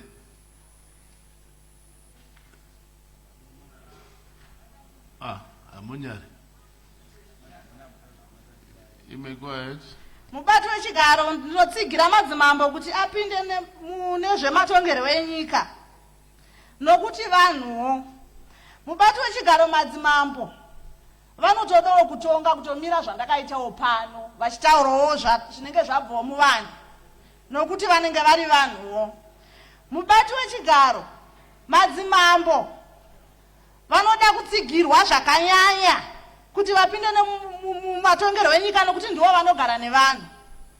Mukanzwa vaya vanoti madzimambo ngaasapindi nezvematongerwo enyika vanoreva kuti ivo havana tsika nehunhu zvinodiwa nemadzimambo. Kana tikatarisa slogan yavo yavanoita seni ndakamira pano slogan dzavo dzimwe dzavanoita hadzina hunhu dzinonongedzera asi isu sebato riri kuno tinoisa chibhakera kuratidza kuremekedza vamwe vanodai nekagune saka zvinoshoresa izvozvo. Saka izvozvo vanozviramba nokuti madzimambo hatizvidi vanovaripisa ndatenda. Thank you, Honorable Chaimbura. The next honorable member to take the floor. Order. The next honorable member to take the floor is Honorable Ndlovu.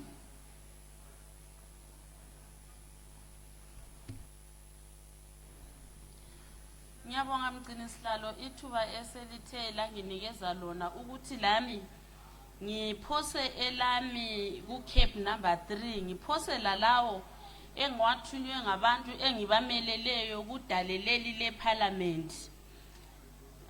Baba mgcinisihlalo ngizaqala ngale agenda commission ngoba kungavuma ukuthi ngiqale ngezinye yona ngingayithinti ngoba yiyo engenza ukuthi ngibe ngime lapha ngikhuluma. Mgcinisihlalo igender commission kayizimele yodwa ukwenzela ukuthi iyenelise ukuthi isiqhase thina njengabomama omameni babone begcwele lapha eParliament. Mgcinisihlalo sasifundiswa igender commission abanye sivele emakhaya lapho okungela la network khona okungela muntu ongakufonela ukuthi kathesi kwenziwa lokhu kodwa abe gender commission bebebuya bezofika ekugcineni lapho esikhona. Ngokunjalo mgcinisihlalo igender commission kayiyekelwe izimele yodwa ingangeni kwezinye indawo. Okwesibili mgcinisihlalo ngizangena kuleyi ekade ibona ngezokhetho eyezeki. Ngivumelana lokukhulunywayo ukuthi izeki ingadilizwa kodwa ingayi ko registrar general ngenxa yembali esike sadlula kuyo ngenxa yako registrar. Ebesikucela mgcinisihlalo yikuthi akube le commission ezimele yodwa ezabona ngale sithi mgcinisihlalo le ezafakwa ngokubona kwami mgcinisihlalo bengicabanga ukuthi iyaphiwa amandla ukuthi umuntu engavele kwanise iminyaka elithumi lesitshiya ngalombili 18 ahle angene ku voters roll okusemthethweni engadingi kuyabhalisa. Anti sesiphila elizweni lemitshina kumbe ngithi kuyini itechnology akusadingi ukuthi kuze kubhalwe inkalakatha zamafayila angaka yikuphongu ngoba kuphela izinto zonke sezizilungisa. Elesithathu mgcinisihlalo ngizangena kwele abakhokheli bomdabu. Mina ngilapha mgcinisihlalo nginkosikazi yesikhosini ngingumamhlophe. Ubaba wami ubona ngokuphathwa kwezomdabu. Angiboni kulungile ukuthi abakhosi akithi angene kwezombangazwe. Liyakwazi ukuthi ngesikhathi sokuthwasa sifuna izikhundla zokubuya khona lapha. Inhlambe ezikhulunywayo mgcinisihlalo zinganani ngoba nxa kuyikuthi mina semisa nelenduna la ifuna ukungena sokuzamele ngiziphose phela inhlamba khuluma izinto ezizayisolisa kwenzela ukuthi abantu bengayivoteli. Ngesikhathi sinye sona leso ngumuntu okumele simhloniphe ngoba ngabona liyakwazi mgcinisihlalo nxa sokunzima sesidlephane kakhulu sicina sesiye ezinduneni zethu ebakhokhelini bomdabu baxazulule kube kuhle kodwa nxa kuyikuthi labo sebengenile ozaxazulula ngubani. Ngibone ngani sidinga omunye omsindo onzima ngesikhiwa kumbe ngithi sizama ukuletha ichaos elizweni angazi ukuthi ngingakubeka ngikuthini ngesintu. eyokugcina yenza gcina ngayo mgcini sihlalo ngepeace ungawube ukuthi sidinga ukuletha ingxabangxoza. Ngiyabonga baba lapha siyabe sesiletha ingxabangxoza enzima ebantwini ngoba akusela oyalamulela omunye sonke siyabe sesifuna amandla so sizadlephana izabona igazi lizachithe kanjani sona isintu sakithi mgcini sihlalo sithi amakhosi vele kumele ahlonitshwe lizabona singasahloniphi izinto lezulu asoze line mgcini sihlalo ngoba vele abanye abantu akumelanga bathintwe kodwa ngenxa yokuthi sifuna amandla sizabathinta kuphela sizawona into eziningi le ndawo ezizilayo zonke zizajujuka ngoba siyabe sesingasazili lutho mgcini sihlalo. Sengizobuya kule imgcini sihlalo okuthiwa ngeye-peace and reconciliation leyi ekade sikhangelele ukuthi iletha ukuthula.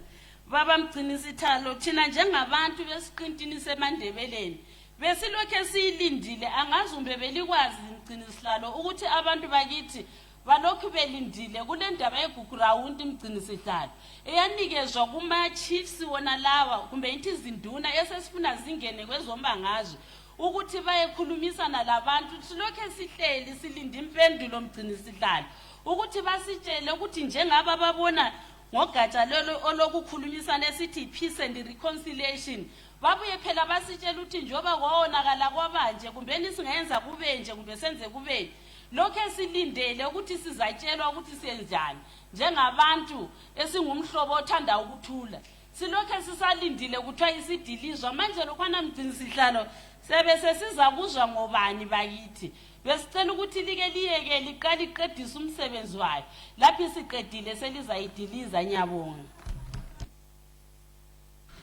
Siyabonga Mhlonitshwa Ndlovu. The next honorable member to take the floor is Honorable MC Ziambe.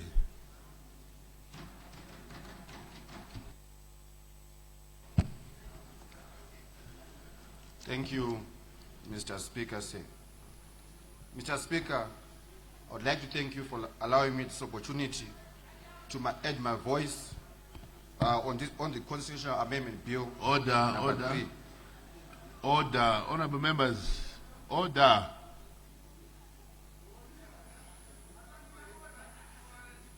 Order, honorable members. Hey, honorable member. Can we allow Honorable Ziambe to be heard in silence, please? Thank you. Honorable Ziambe, please carry on. Thank you once again, Mr. Speaker, for allowing me this opportunity to add my voice on the Constitutional Amendment Bill number 3. Mr. Speaker, I rise to lend my full support towards this bill and as a young and patriotic Zimbabwean. Mr. Speaker, I firmly believe this bill is a progressive step towards consolidating the developmental gains that have been achieved under the leadership of His Excellency, the President of the Republic of Zimbabwe, Comrade Emmerson Mnangagwa, and the Second Republic. Mr. Speaker, this amendment bill comes at a critical time when the youths are being placed at the very center of economic development towards Vision 2030. This was evidenced, Mr. Speaker, as the Parliamentary Portfolio Committee on Youth Empowerment, Development and Vocational Training was one of the 5 committees selected to take part on the just ended public consultations on the bill. Mr. Speaker, this proves the importance of young people in the current and future development of our country. The youth and people of Zimbabwe desire peace, stability, development, and prosperity. We are more concerned about innovation, industrialization, and economic growth rather than perpetual political contestation and politicking. It is against this background, Mr. Speaker, that I wholeheartedly support the bill as it is developmental oriented. Mr. Speaker, I would like to speak on Clause 4, which seeks to extend the presidential term from 5 to 7 years. Mr. Speaker, the extension of 2 more years to 2030 is aligning itself with major youth reforms and policies which have been evidenced, Mr. Speaker, by the National Youth Strategy 2026 to 2030, which was launched last year, and also the National Youth Policy 2026 to 2030, which was approved by Cabinet, I think, sometime last week. Mr. Speaker, these policies are providing for job creation, youth employment, entrepreneurship, mandatory youth quotas in formal employment, just to name a few. Therefore, this clause is positively aligning itself towards youth inclusion and empowerment, as both the clause and youth policies I mentioned just before are working together and complementing each other towards 2030. One would wonder, Mr. Speaker, that if both didn't have the same timelines, would the both survive or rather be achieved? Therefore, there is no better time to be a young person in this country than now, Mr. Speaker, and I'm positive the older generation in this House and across our nation envy us as young people at this very moment. Mr. Speaker, I would like to speak on clause 3, which seeks for the election of the President by Parliament. Mr. Speaker, this bill is not only promoting economic stability, but also a stable learning environment in our universities and schools. Mr. Speaker, during our public consultations, most students were in support of the bill, stating that presidential elections were destabilizing progress in their studies, mainly as the universities would be used for election purposes. Disputed elections were providing for examinations and learning times being put on hold, and such delays have a very negative impact on a student's life, Mr. Speaker. The delays also cause financial constraints on these very same universities at large, and also considering that these delays are unforeseen circumstances, they are not planned. Therefore, they were voicing their support on the president being elected by Parliament, as it promotes non-disturbances at their schools and provides for accurate planning for the future, bearing in mind that the youths are also the future of our country. Mr. Speaker, I would like to speak also on clause 8, which seeks to increase the membership of Senate from 10 to 90 by including 10 presidential appointees. Mr. Speaker, myself and other fellow young parliamentarians, especially under the youth quota, have been given the opportunity to represent the youth populace in this House without any direct election, but rather proportional representation. And this has been a positive milestone, as evidenced by various young MPs participating in this House for the betterment of the youth population across the country, including also the debate on this very same bill. That being said, Mr. Speaker, why is it supposed to be viewed differently when it comes to the addition of 10 more senators with whom we have the sole aim of increasing the pool of expertise within the Senate? Mr. Speaker, Senate fully comprised of members who came in without any direct election, just like the youth quota which I just mentioned before. Therefore, the argument against that these people are coming in without being directly elected does not hold any water, Mr. Speaker. Actually, there is need for clarification that this clause is providing for more expertise, which in turn provides for a broader knowledge contributing towards economic development and stability. Mr. Speaker, in conclusion, this bill is a forward-looking piece of legislation, and I would like to mention once again that I am in fully support of it in its wholesomeness, and very blessed to have been part of this magnificent positive change in our country as a young person. I thank you, Madam Speaker. Thank you. Further debates, I call upon Honorable Mori. Maskata Kanaka, Honorable Speaker Mem. In Indians who son Muri. Dino Baku Shuruki South. Doda kuti nditange ndisati ndaenda kure kure, Madam Speaker, kuti biri iri ndinoda kurisapota nemoyo wangu wose. Madam Speaker Mem, isu sevagari veshurugwi district takawana mukana wokuungana panozi pachachacha kuti tiongorore kuti biri iri chinhu chakaita sei. Ndisati ndaenda ikoko, Madam Speaker Mem, ndoda kuti nditende mutungamiriri wenyika akatipa utungamiriri hune utesha hwekugona kushanda basi. Honorable Ziyambi vakatitsanangura bhiri nomo zvakaita kuti tose tivhurike kusanganisira ini wacho. Ndoda kutenda izvozvo. Ndisati ndataura mapandiko andinoda kubata kana kuti ngati maclose. Madam Speaker Mem, ndakambosimuka mudare rino ndichitaura nyaya inonzi national cadastre system.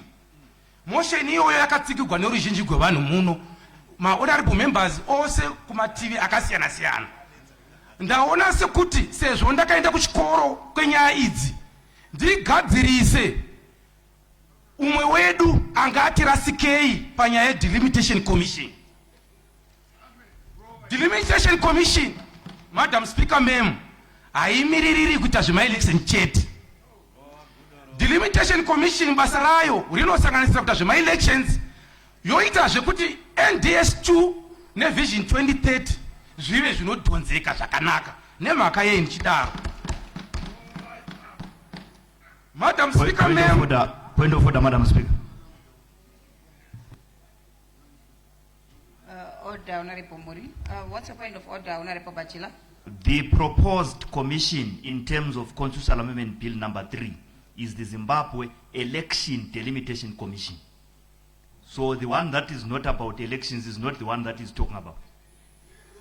Honorable Bachila, rega itimbopa Honorable Muri mkhana ukuti vatsanangure pavaruda kusvika. Honorable Muri, you may proceed. Ndoda kutendai Madam Speaker nokundichengetedza. Ndoda kuti ma-honorable members ose ari muno kusanganisira uri kuri rimwe divi vavhurike. Muchirungu tinoti ngasava rigid. Chikonzero chatiri kunge chikurukura muno mudare muzuva ranhasi nemamazuva apfuura nemazuva anotevera ndechekuti tigadzirise mutemo unosanganisira kuti tione kuti delimitation commission iyi ichamira maelection chete here kana kwete. Ndati ndipakokomedza ipapo. Ndichienderera mberi, Madam Speaker ma'am, delimitation commission ndati inoita kuti upenyu hwevanhu takanangana neNDS2 nevision 2030 huve nyore nokuda kwei. Naugwa dzekuita devolution inova chimwe chemapandiko atakatanga muSecond Republic chinobudirira kana tikange tichiziva maboundaries edu. Kana tikange taziva maboundaries edu tichange tichiziva kuti vanhu muwandu hwevanhu mumaboundary iwayo hwakamira sei. Saka tinenge tichitarisa boundary issue tinenge tichitarisa population size muchirungu. Ndo richange riri rimwe remabasa atinotarisira kuti kana kusina ma-elections delimitation commission ngaiongorore maboundary edu emunzvimbo. Ichatibetsera zvakare inonzi rural urban migration kana kuti urban rural migration. Maboundary aya anenge achiongororwa kuti zvinoita here kuti tise rimwe guta munzvimbo yawanda ma-economic activities. Ndomamwe mabasa achanga achiitwa necommission iyi atinoda kuti ndikokomedze kuti dai zvaibvira taivhurira iite mabasa akasiyana siyana.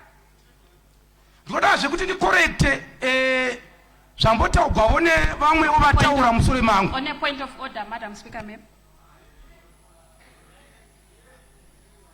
Order, Honorable Muri. What's your point of order, Honorable Thank you, Shredinga? Madam Speaker ma'am. The honorable member should not mislead the House. If you are to go to section 160 of our constitution, it's clear on the function with regards to the functions of delimitation. It's got absolutely nothing to do with migration. The broad function of delimitation Order, is to draw Honorable constituents Shredinga, and not not boundaries, debate. not what is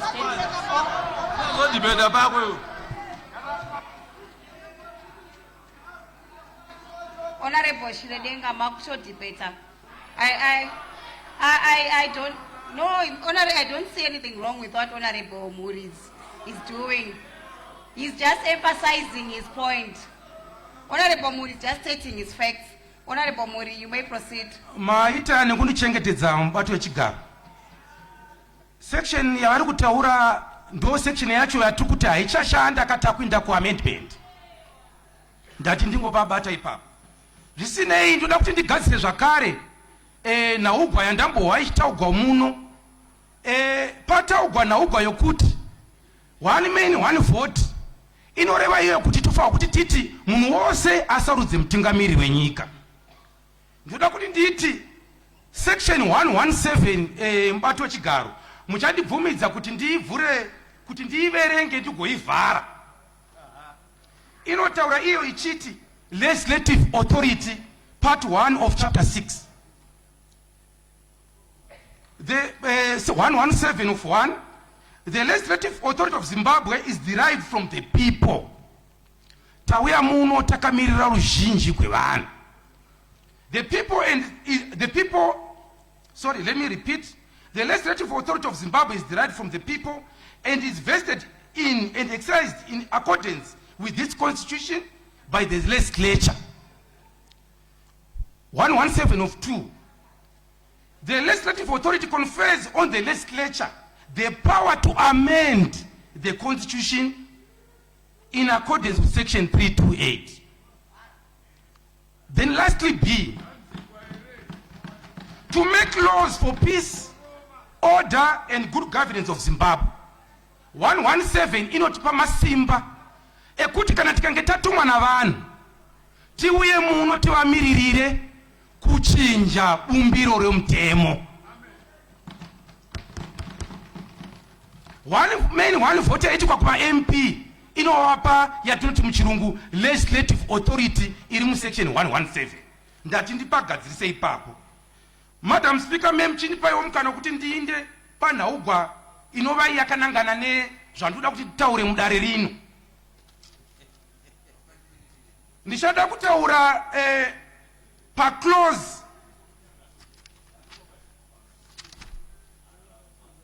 ndichada kutaura panyaya clause 4, 9 ne10 inotora makore kubva pamakore 5 kusvika pamakore 9 kumutungamiriri wenyika, nhengo dzeparamende pamwe chete nemakanzura edu. Vagari veShurugwi district, ndiri kutaura maconstituency ose ari maviri, ndosaka muchiona ndagara pamwe chete neumwe wangu anobva kuShurugwi North kuti ave achigutsurira kuti ndizvo zvakataurwa nevanhu kuground.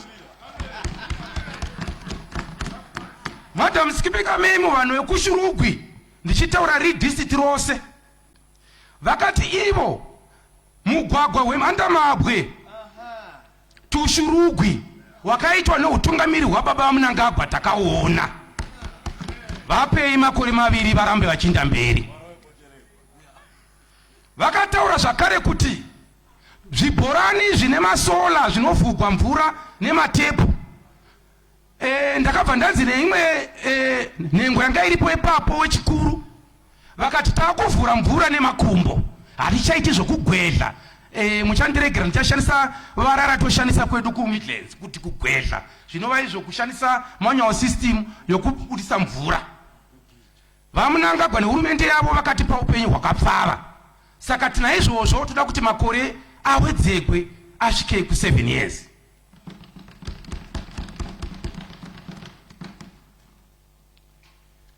Madam Speaker, ndichada kutaura imwe nhaugwa yakabva kuvana veShurugwi.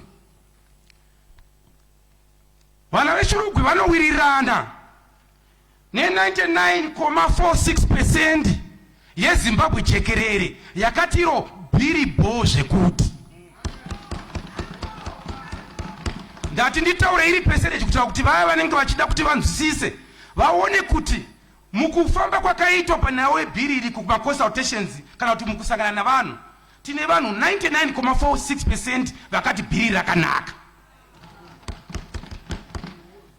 Tine 0.54% inova iyo yakatadza kuwirirana nezvimwe zvanga zviri mubhiri. Saka tikange tatarisa 99%, Madam Speaker, ne 0.5 zvinotiratidza kuti isu tiri muno tinofanirwa kuteedzera zvido zvavanhu.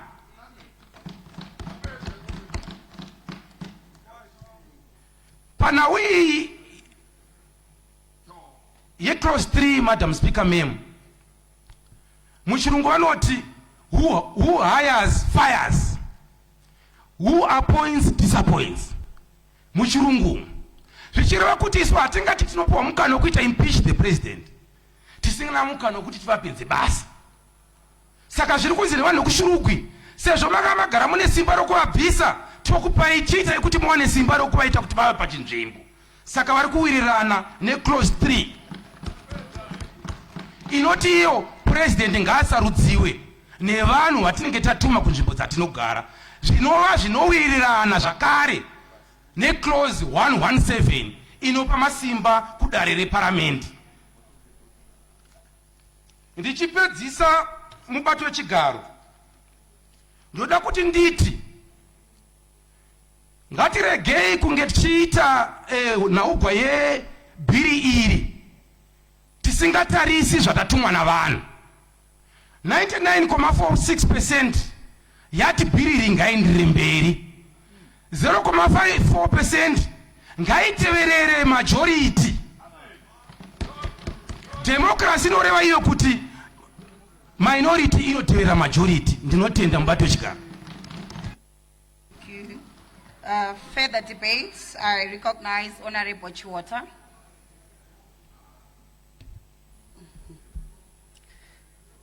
Ndinotenda mubato wechigaro nemukana wamandipa kuti ndiisewo pfungwa dzangu paCape 3. Ndichatanga nekutaura nyaya yegender. Ini ndinofunga kuti gender irambe iripo, isamedzwe nehuman rights. Nekuti tikatarisa madzimai mazhinji muno tatisingagona kumira pamberi pevanhu tichitaura sezvandiri kutoita izvi, asi takabatsirwa negender commission. Saka ndinoti ikaramba hayo iripo zvingatibatsire zvikuru semamai. Uye chandinoidira ndechekuti haitarise mamai chete, inotarisa kunyangwe nevanhurume, kunyangwe nevasikana nevakomana mikana yavo. Ndouya panhau yemadzimambo. Ini ndinofunga sekuti madzimambo akaramba akazvimirira zvakatinakira pane kuti vapinde mune zvematongerwo enyika. Ndinoona sekuti madzimambo tikatarisa even munguva yehondo, madzimambo masoja vaiuya kwavari, makomrades aiuya kwavari, vanhuwo zvavo ana Chimbwido vaitoendawo kwavari vachinopuwa mazano nemadzimambo. Saka ndinoona sekuti vakazopinda mune zvematongerwo enyika, vana hatizokwanisa kusvika pavari, nekuti vakapinda vari mupati chimuti, ini ndiri mupati chibage, ndikazoenda nezvichemo zvangu havagone kuzvigamuchira nekuti vanenge vachitarisa kuti ndabva kubato ripi. Ndo maonero andinoita ini semwana wamadzimambo uye akakura futi ari mumusha mamambo. Saka zvemadzimambo ndoona kuti hazvikwanisike. Umambo haugadzwe nekuvhoterwa, umambo hunogadzwa maringe nechivanhu chedu uye maringe neunhu hwedu. Saka madzimambo ngavarambe vari vaoni vematunhu nevanhu vavo vose, vasasarudze kuti bato iri nderipi. Ndozouya panhau yekuwedzerwa kwemakore maviri. Inini maonero angu kubva pamashanu, ndichatanga nekuti munguva dzaivhotwa vanhu vachienda kumakwikwi esarudzo, ndakambopfuurawo nekuconstituency yaHonorable Nyampinga, ndikawana bridge road zvakanga zvakukurwa, asi nekuda kwekuti makore ake akaita mashoma zvakasirwa panzira, haana kukwanisa kuzvipedza munhu akanga azvitanga. Saka semaonero angu inini semwana womuno muZimbabwe, ndiri kufunga kuti pakawedzerwa mamwe makore maviri zvingatibatsira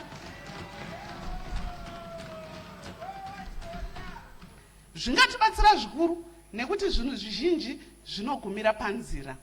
Ndikatarisa basa riri kubatwa naHonorable Mona Minister, ndakaenda kwaSeke uko ndikaona mugwagwa uri kugadzirwa, ndikaenda kuMbire ndikaona mugwagwa uri kugadzirwa.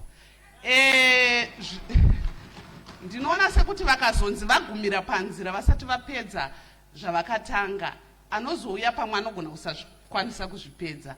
Saka ndiri kutsigira zvikuru kuti pave nekuwedzerwa kwemakore maviri. Ndo maonero angu. Naiwayo mubati wechigaro ndagumira pano. Maita basa. Further debates, I call upon Honorable Karimazondo.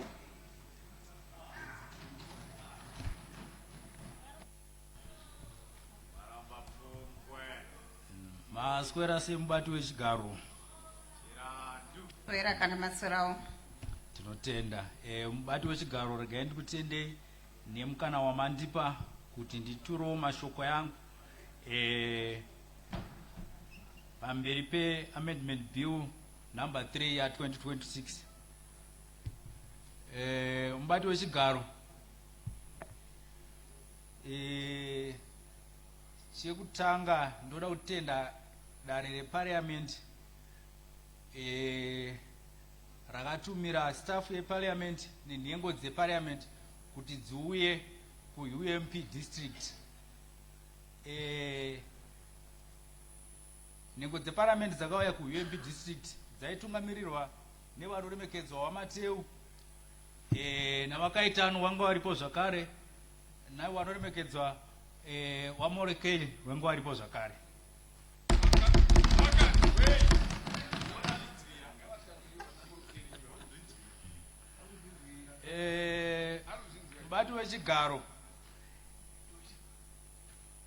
Mubati wechigaro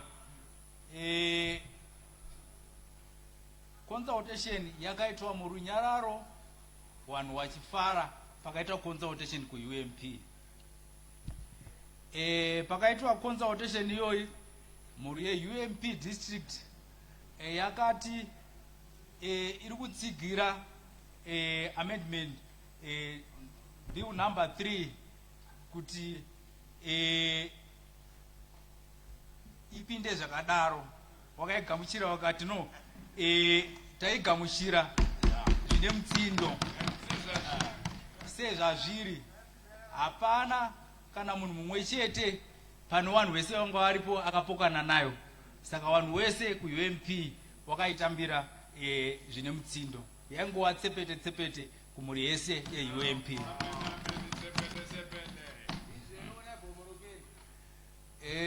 Mubati wechigaro regai ndipfuurire mberi. Mhuri yeUMP yakatsanangura iyo kuti iri kuwirirana neclose iri kutsanangura kuti mutungamiriri wenyika anofanira kuwedzerwa makore anokwana kuita 7 kubva pa5 pamwe chete nedare reparliament kubva makore anobva pa5 kusvika pa7 pamwe nemakanzera kubva pamakore 5 kusvika pamakore 7 nezvikonzero zvinotevera zvanichatsanangura. Mubati wechigaro kuUMP tiri muregion 4 and 5. So nekudaro kune dambudziko rakakura remvura. Naizvozvo nekuda kweSecond Republic pari zvino kune zvibhorani zvacherwa zvakawanda zvekuti ana mai vamwe vazhinji vamwe vainorarira kuzvibhorani vachitadza kurara mudzimba nevarume vachimirira mvura. Zvekare zvimwe zvibhorani zvacho musana yanga yakurwadza wachigija kuti mvura igone kubuda. Asi nekuda kweSecond Republic mvura yakuwanika pedyo pari zvino wakunovhura matepi hapasisina kurwadziwa nemusana kwawaita. So wari kushuwira kuti basa rezvibhorani ngarienderere mberi. Mubati wechigaro ndati ndinobva kuUMP district Maramba-Pfungwe constituency. Ndinofunga munyika yese yeZimbabwe kwakatangwa chirongwa nehurumende chekuwakwa kwemaflats kumaruwa. So kuUMP kuri kuwakwa maflats zvisati zvamboitika munyika yeZimbabwe ndokwatangwa project yewakwa maflats iyoyo.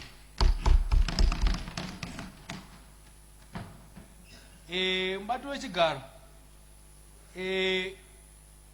kune shanduko hombe iri kuitika kumhuri yeUMP chinova chinhu chawaichema makore nemakore akawandisa. Road yeko inonzi Mureva Mwadi Cheche road. Road iyoyo yaisafambika uye road iyoyo yanga ane makore nemakore akawandisa isingagadzirwe. Asi pari zvino nokuda kweSecond Republic road iyoyo iri kugadzirwa zvemhando yepamusoro. Vanhu veko vari kufara zvikuru nezvavari kuona nekuti kubva kumashure kwesoko UMP nzvimbo yanga yakasarira panyaya yebudiriro. But nokuya kweSecond Republic vari kuona mabasa akanaka ari kuitwa neSecond Republic. So wandituma kuti ndiuye kudare rino ndigotsanangura kuti vari kuwirirana nenyaya yekuti makore awanozobva pa5 years kuenda pa7 years wachiitira kuti development iri kuitwa isamiswe nokuti pakanzi paitwe maelections pachambomira zvakare kuita zvobudiriro vanhu vakumhanya kuenda kumaelections mari yakushandiswa kuenda so wanditi izvoni mhuri yeUMP pa7 days ipapo bho zvekuti mubati wechigaro nditenderei ndakuenda panyaya yemadzimambo. Nyaya yemadzimambo ndofunga tikadzoka kumashure nguva yehondo taiona madzimambo edu aishungurudzwa zvakanyanya wachisungwa nenyaya yezvematongerwo enyika, asi iwo vari waridzi wevhu. Mubati wechigaro mufungo wandava ndinawo ndewekuti madzimambo ava dai vatenderwa kuitira kuti anenge achida kupinda zvake asazowana kushungurudza sezvawaiitwa. Ndichapa semuenzaniso kuti toti ndimambo but zvaari mambo akaita basa rake reunyanzvi rokuti ave chiremba, so tochiti hagone kunoita chiremba here nokuti ndimambo, anotenderwa kunoita basa rake rechiremba. Uye kana achinge ari gweta haangarambidzwe ari mambo akapractice zvoita zvogweta kuti anoita basa iroro, anotenderwa kuti agone kunoita zvakare. Saka ndiri kuona kuti madzimambo ngavatenderwe kuti wapinde imomo anenge akasungunuka agone kuita zvake nezvematongerwo enyika. Mubati wechigaro ndinoda kuenda paclose iri kutaura nezvekwaregistrar. Ndinoona zvakakodzera kuti voters roll iendeswe kwaregistrar nokuti iwo ndiwo ano ruzivo rokuti pane mwana azvarwa apirwa birth certificate iye zvinezvi munhu atora birth certificate ana chitupa pari zvino munhu weye ashaya waburitsa zvekare death certificate, so iwo ndo ano unyanzvi hwokuziva kuti zvakamira sei. So ndinosapota kuti kuzek kuchibviswa gwara irori richiendeswa kwa voters roll ichiendeswa kwaregistrar kuti zvinhu zvifambe zvakanaka pasina vanozochema kuti no muvoters roll muri kuoneka vanhu vakafa, voters roll inenge yagadzirwa mune zvakanaka.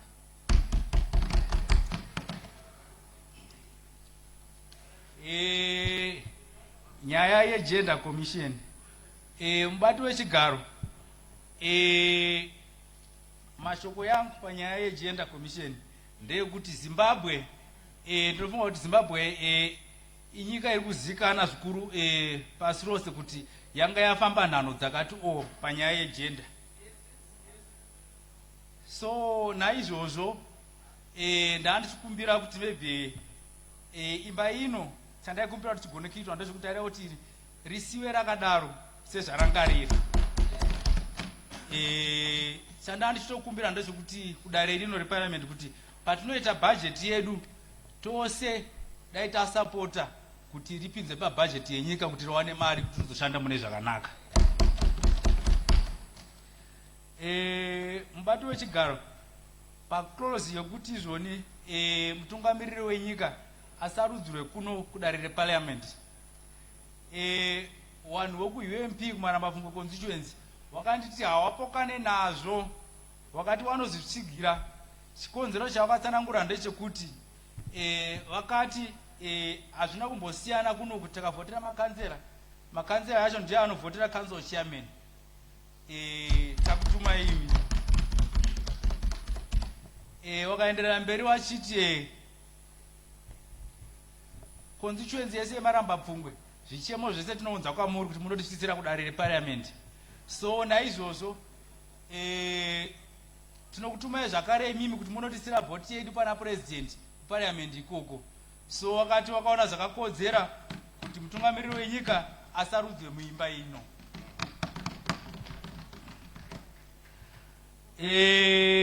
Mubati wechigaro zvakawanda zvati zvitauro zvataurwa nevamwe, asi rega ndipedze nekuti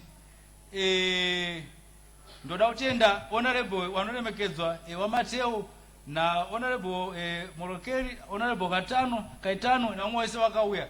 Ndakaona zvikuru honorable Morokeri na honorable Mateo vachirova maoko pakapera kubata basa reUMP. Maita basa mubati wechigaro.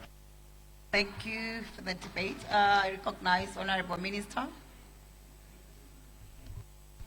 Thank you, Madam Speaker. Madam Speaker, I move that debate do now adjourn. It has been moved that the debate be now adjourned. Is there any debate? I put the question that the debate be now adjourned. Those who have that opinion will say aye. Those of the contrary opinion will say no. I think the ayes have it. Ayes have it. The question is accordingly affirmed and the debate is adjourned. To what day, Honorable Minister? To tomorrow, Madam Speaker. The debate is adjourned tomorrow. I must be afraid. Madam Speaker, I move that the House do now adjourn. It has been moved that the House do now adjourn. Is there any debate? I put the question that the House do now adjourn. Those who have that opinion will say aye. Those of the contrary opinion will say no. I think the ayes have it. The ayes have it. The question is accordingly affirmed and the House is adjourned. To what day, Honorable Minister? To tomorrow at 9:30, Madam Speaker, ma'am. The House is adjourned to tomorrow at 9:30 a.m. Kuna dinner upstairs. I'm advised. Sagade tinodya. Thank you. Koma drinks ari kwene. Loan. Truda whiskey.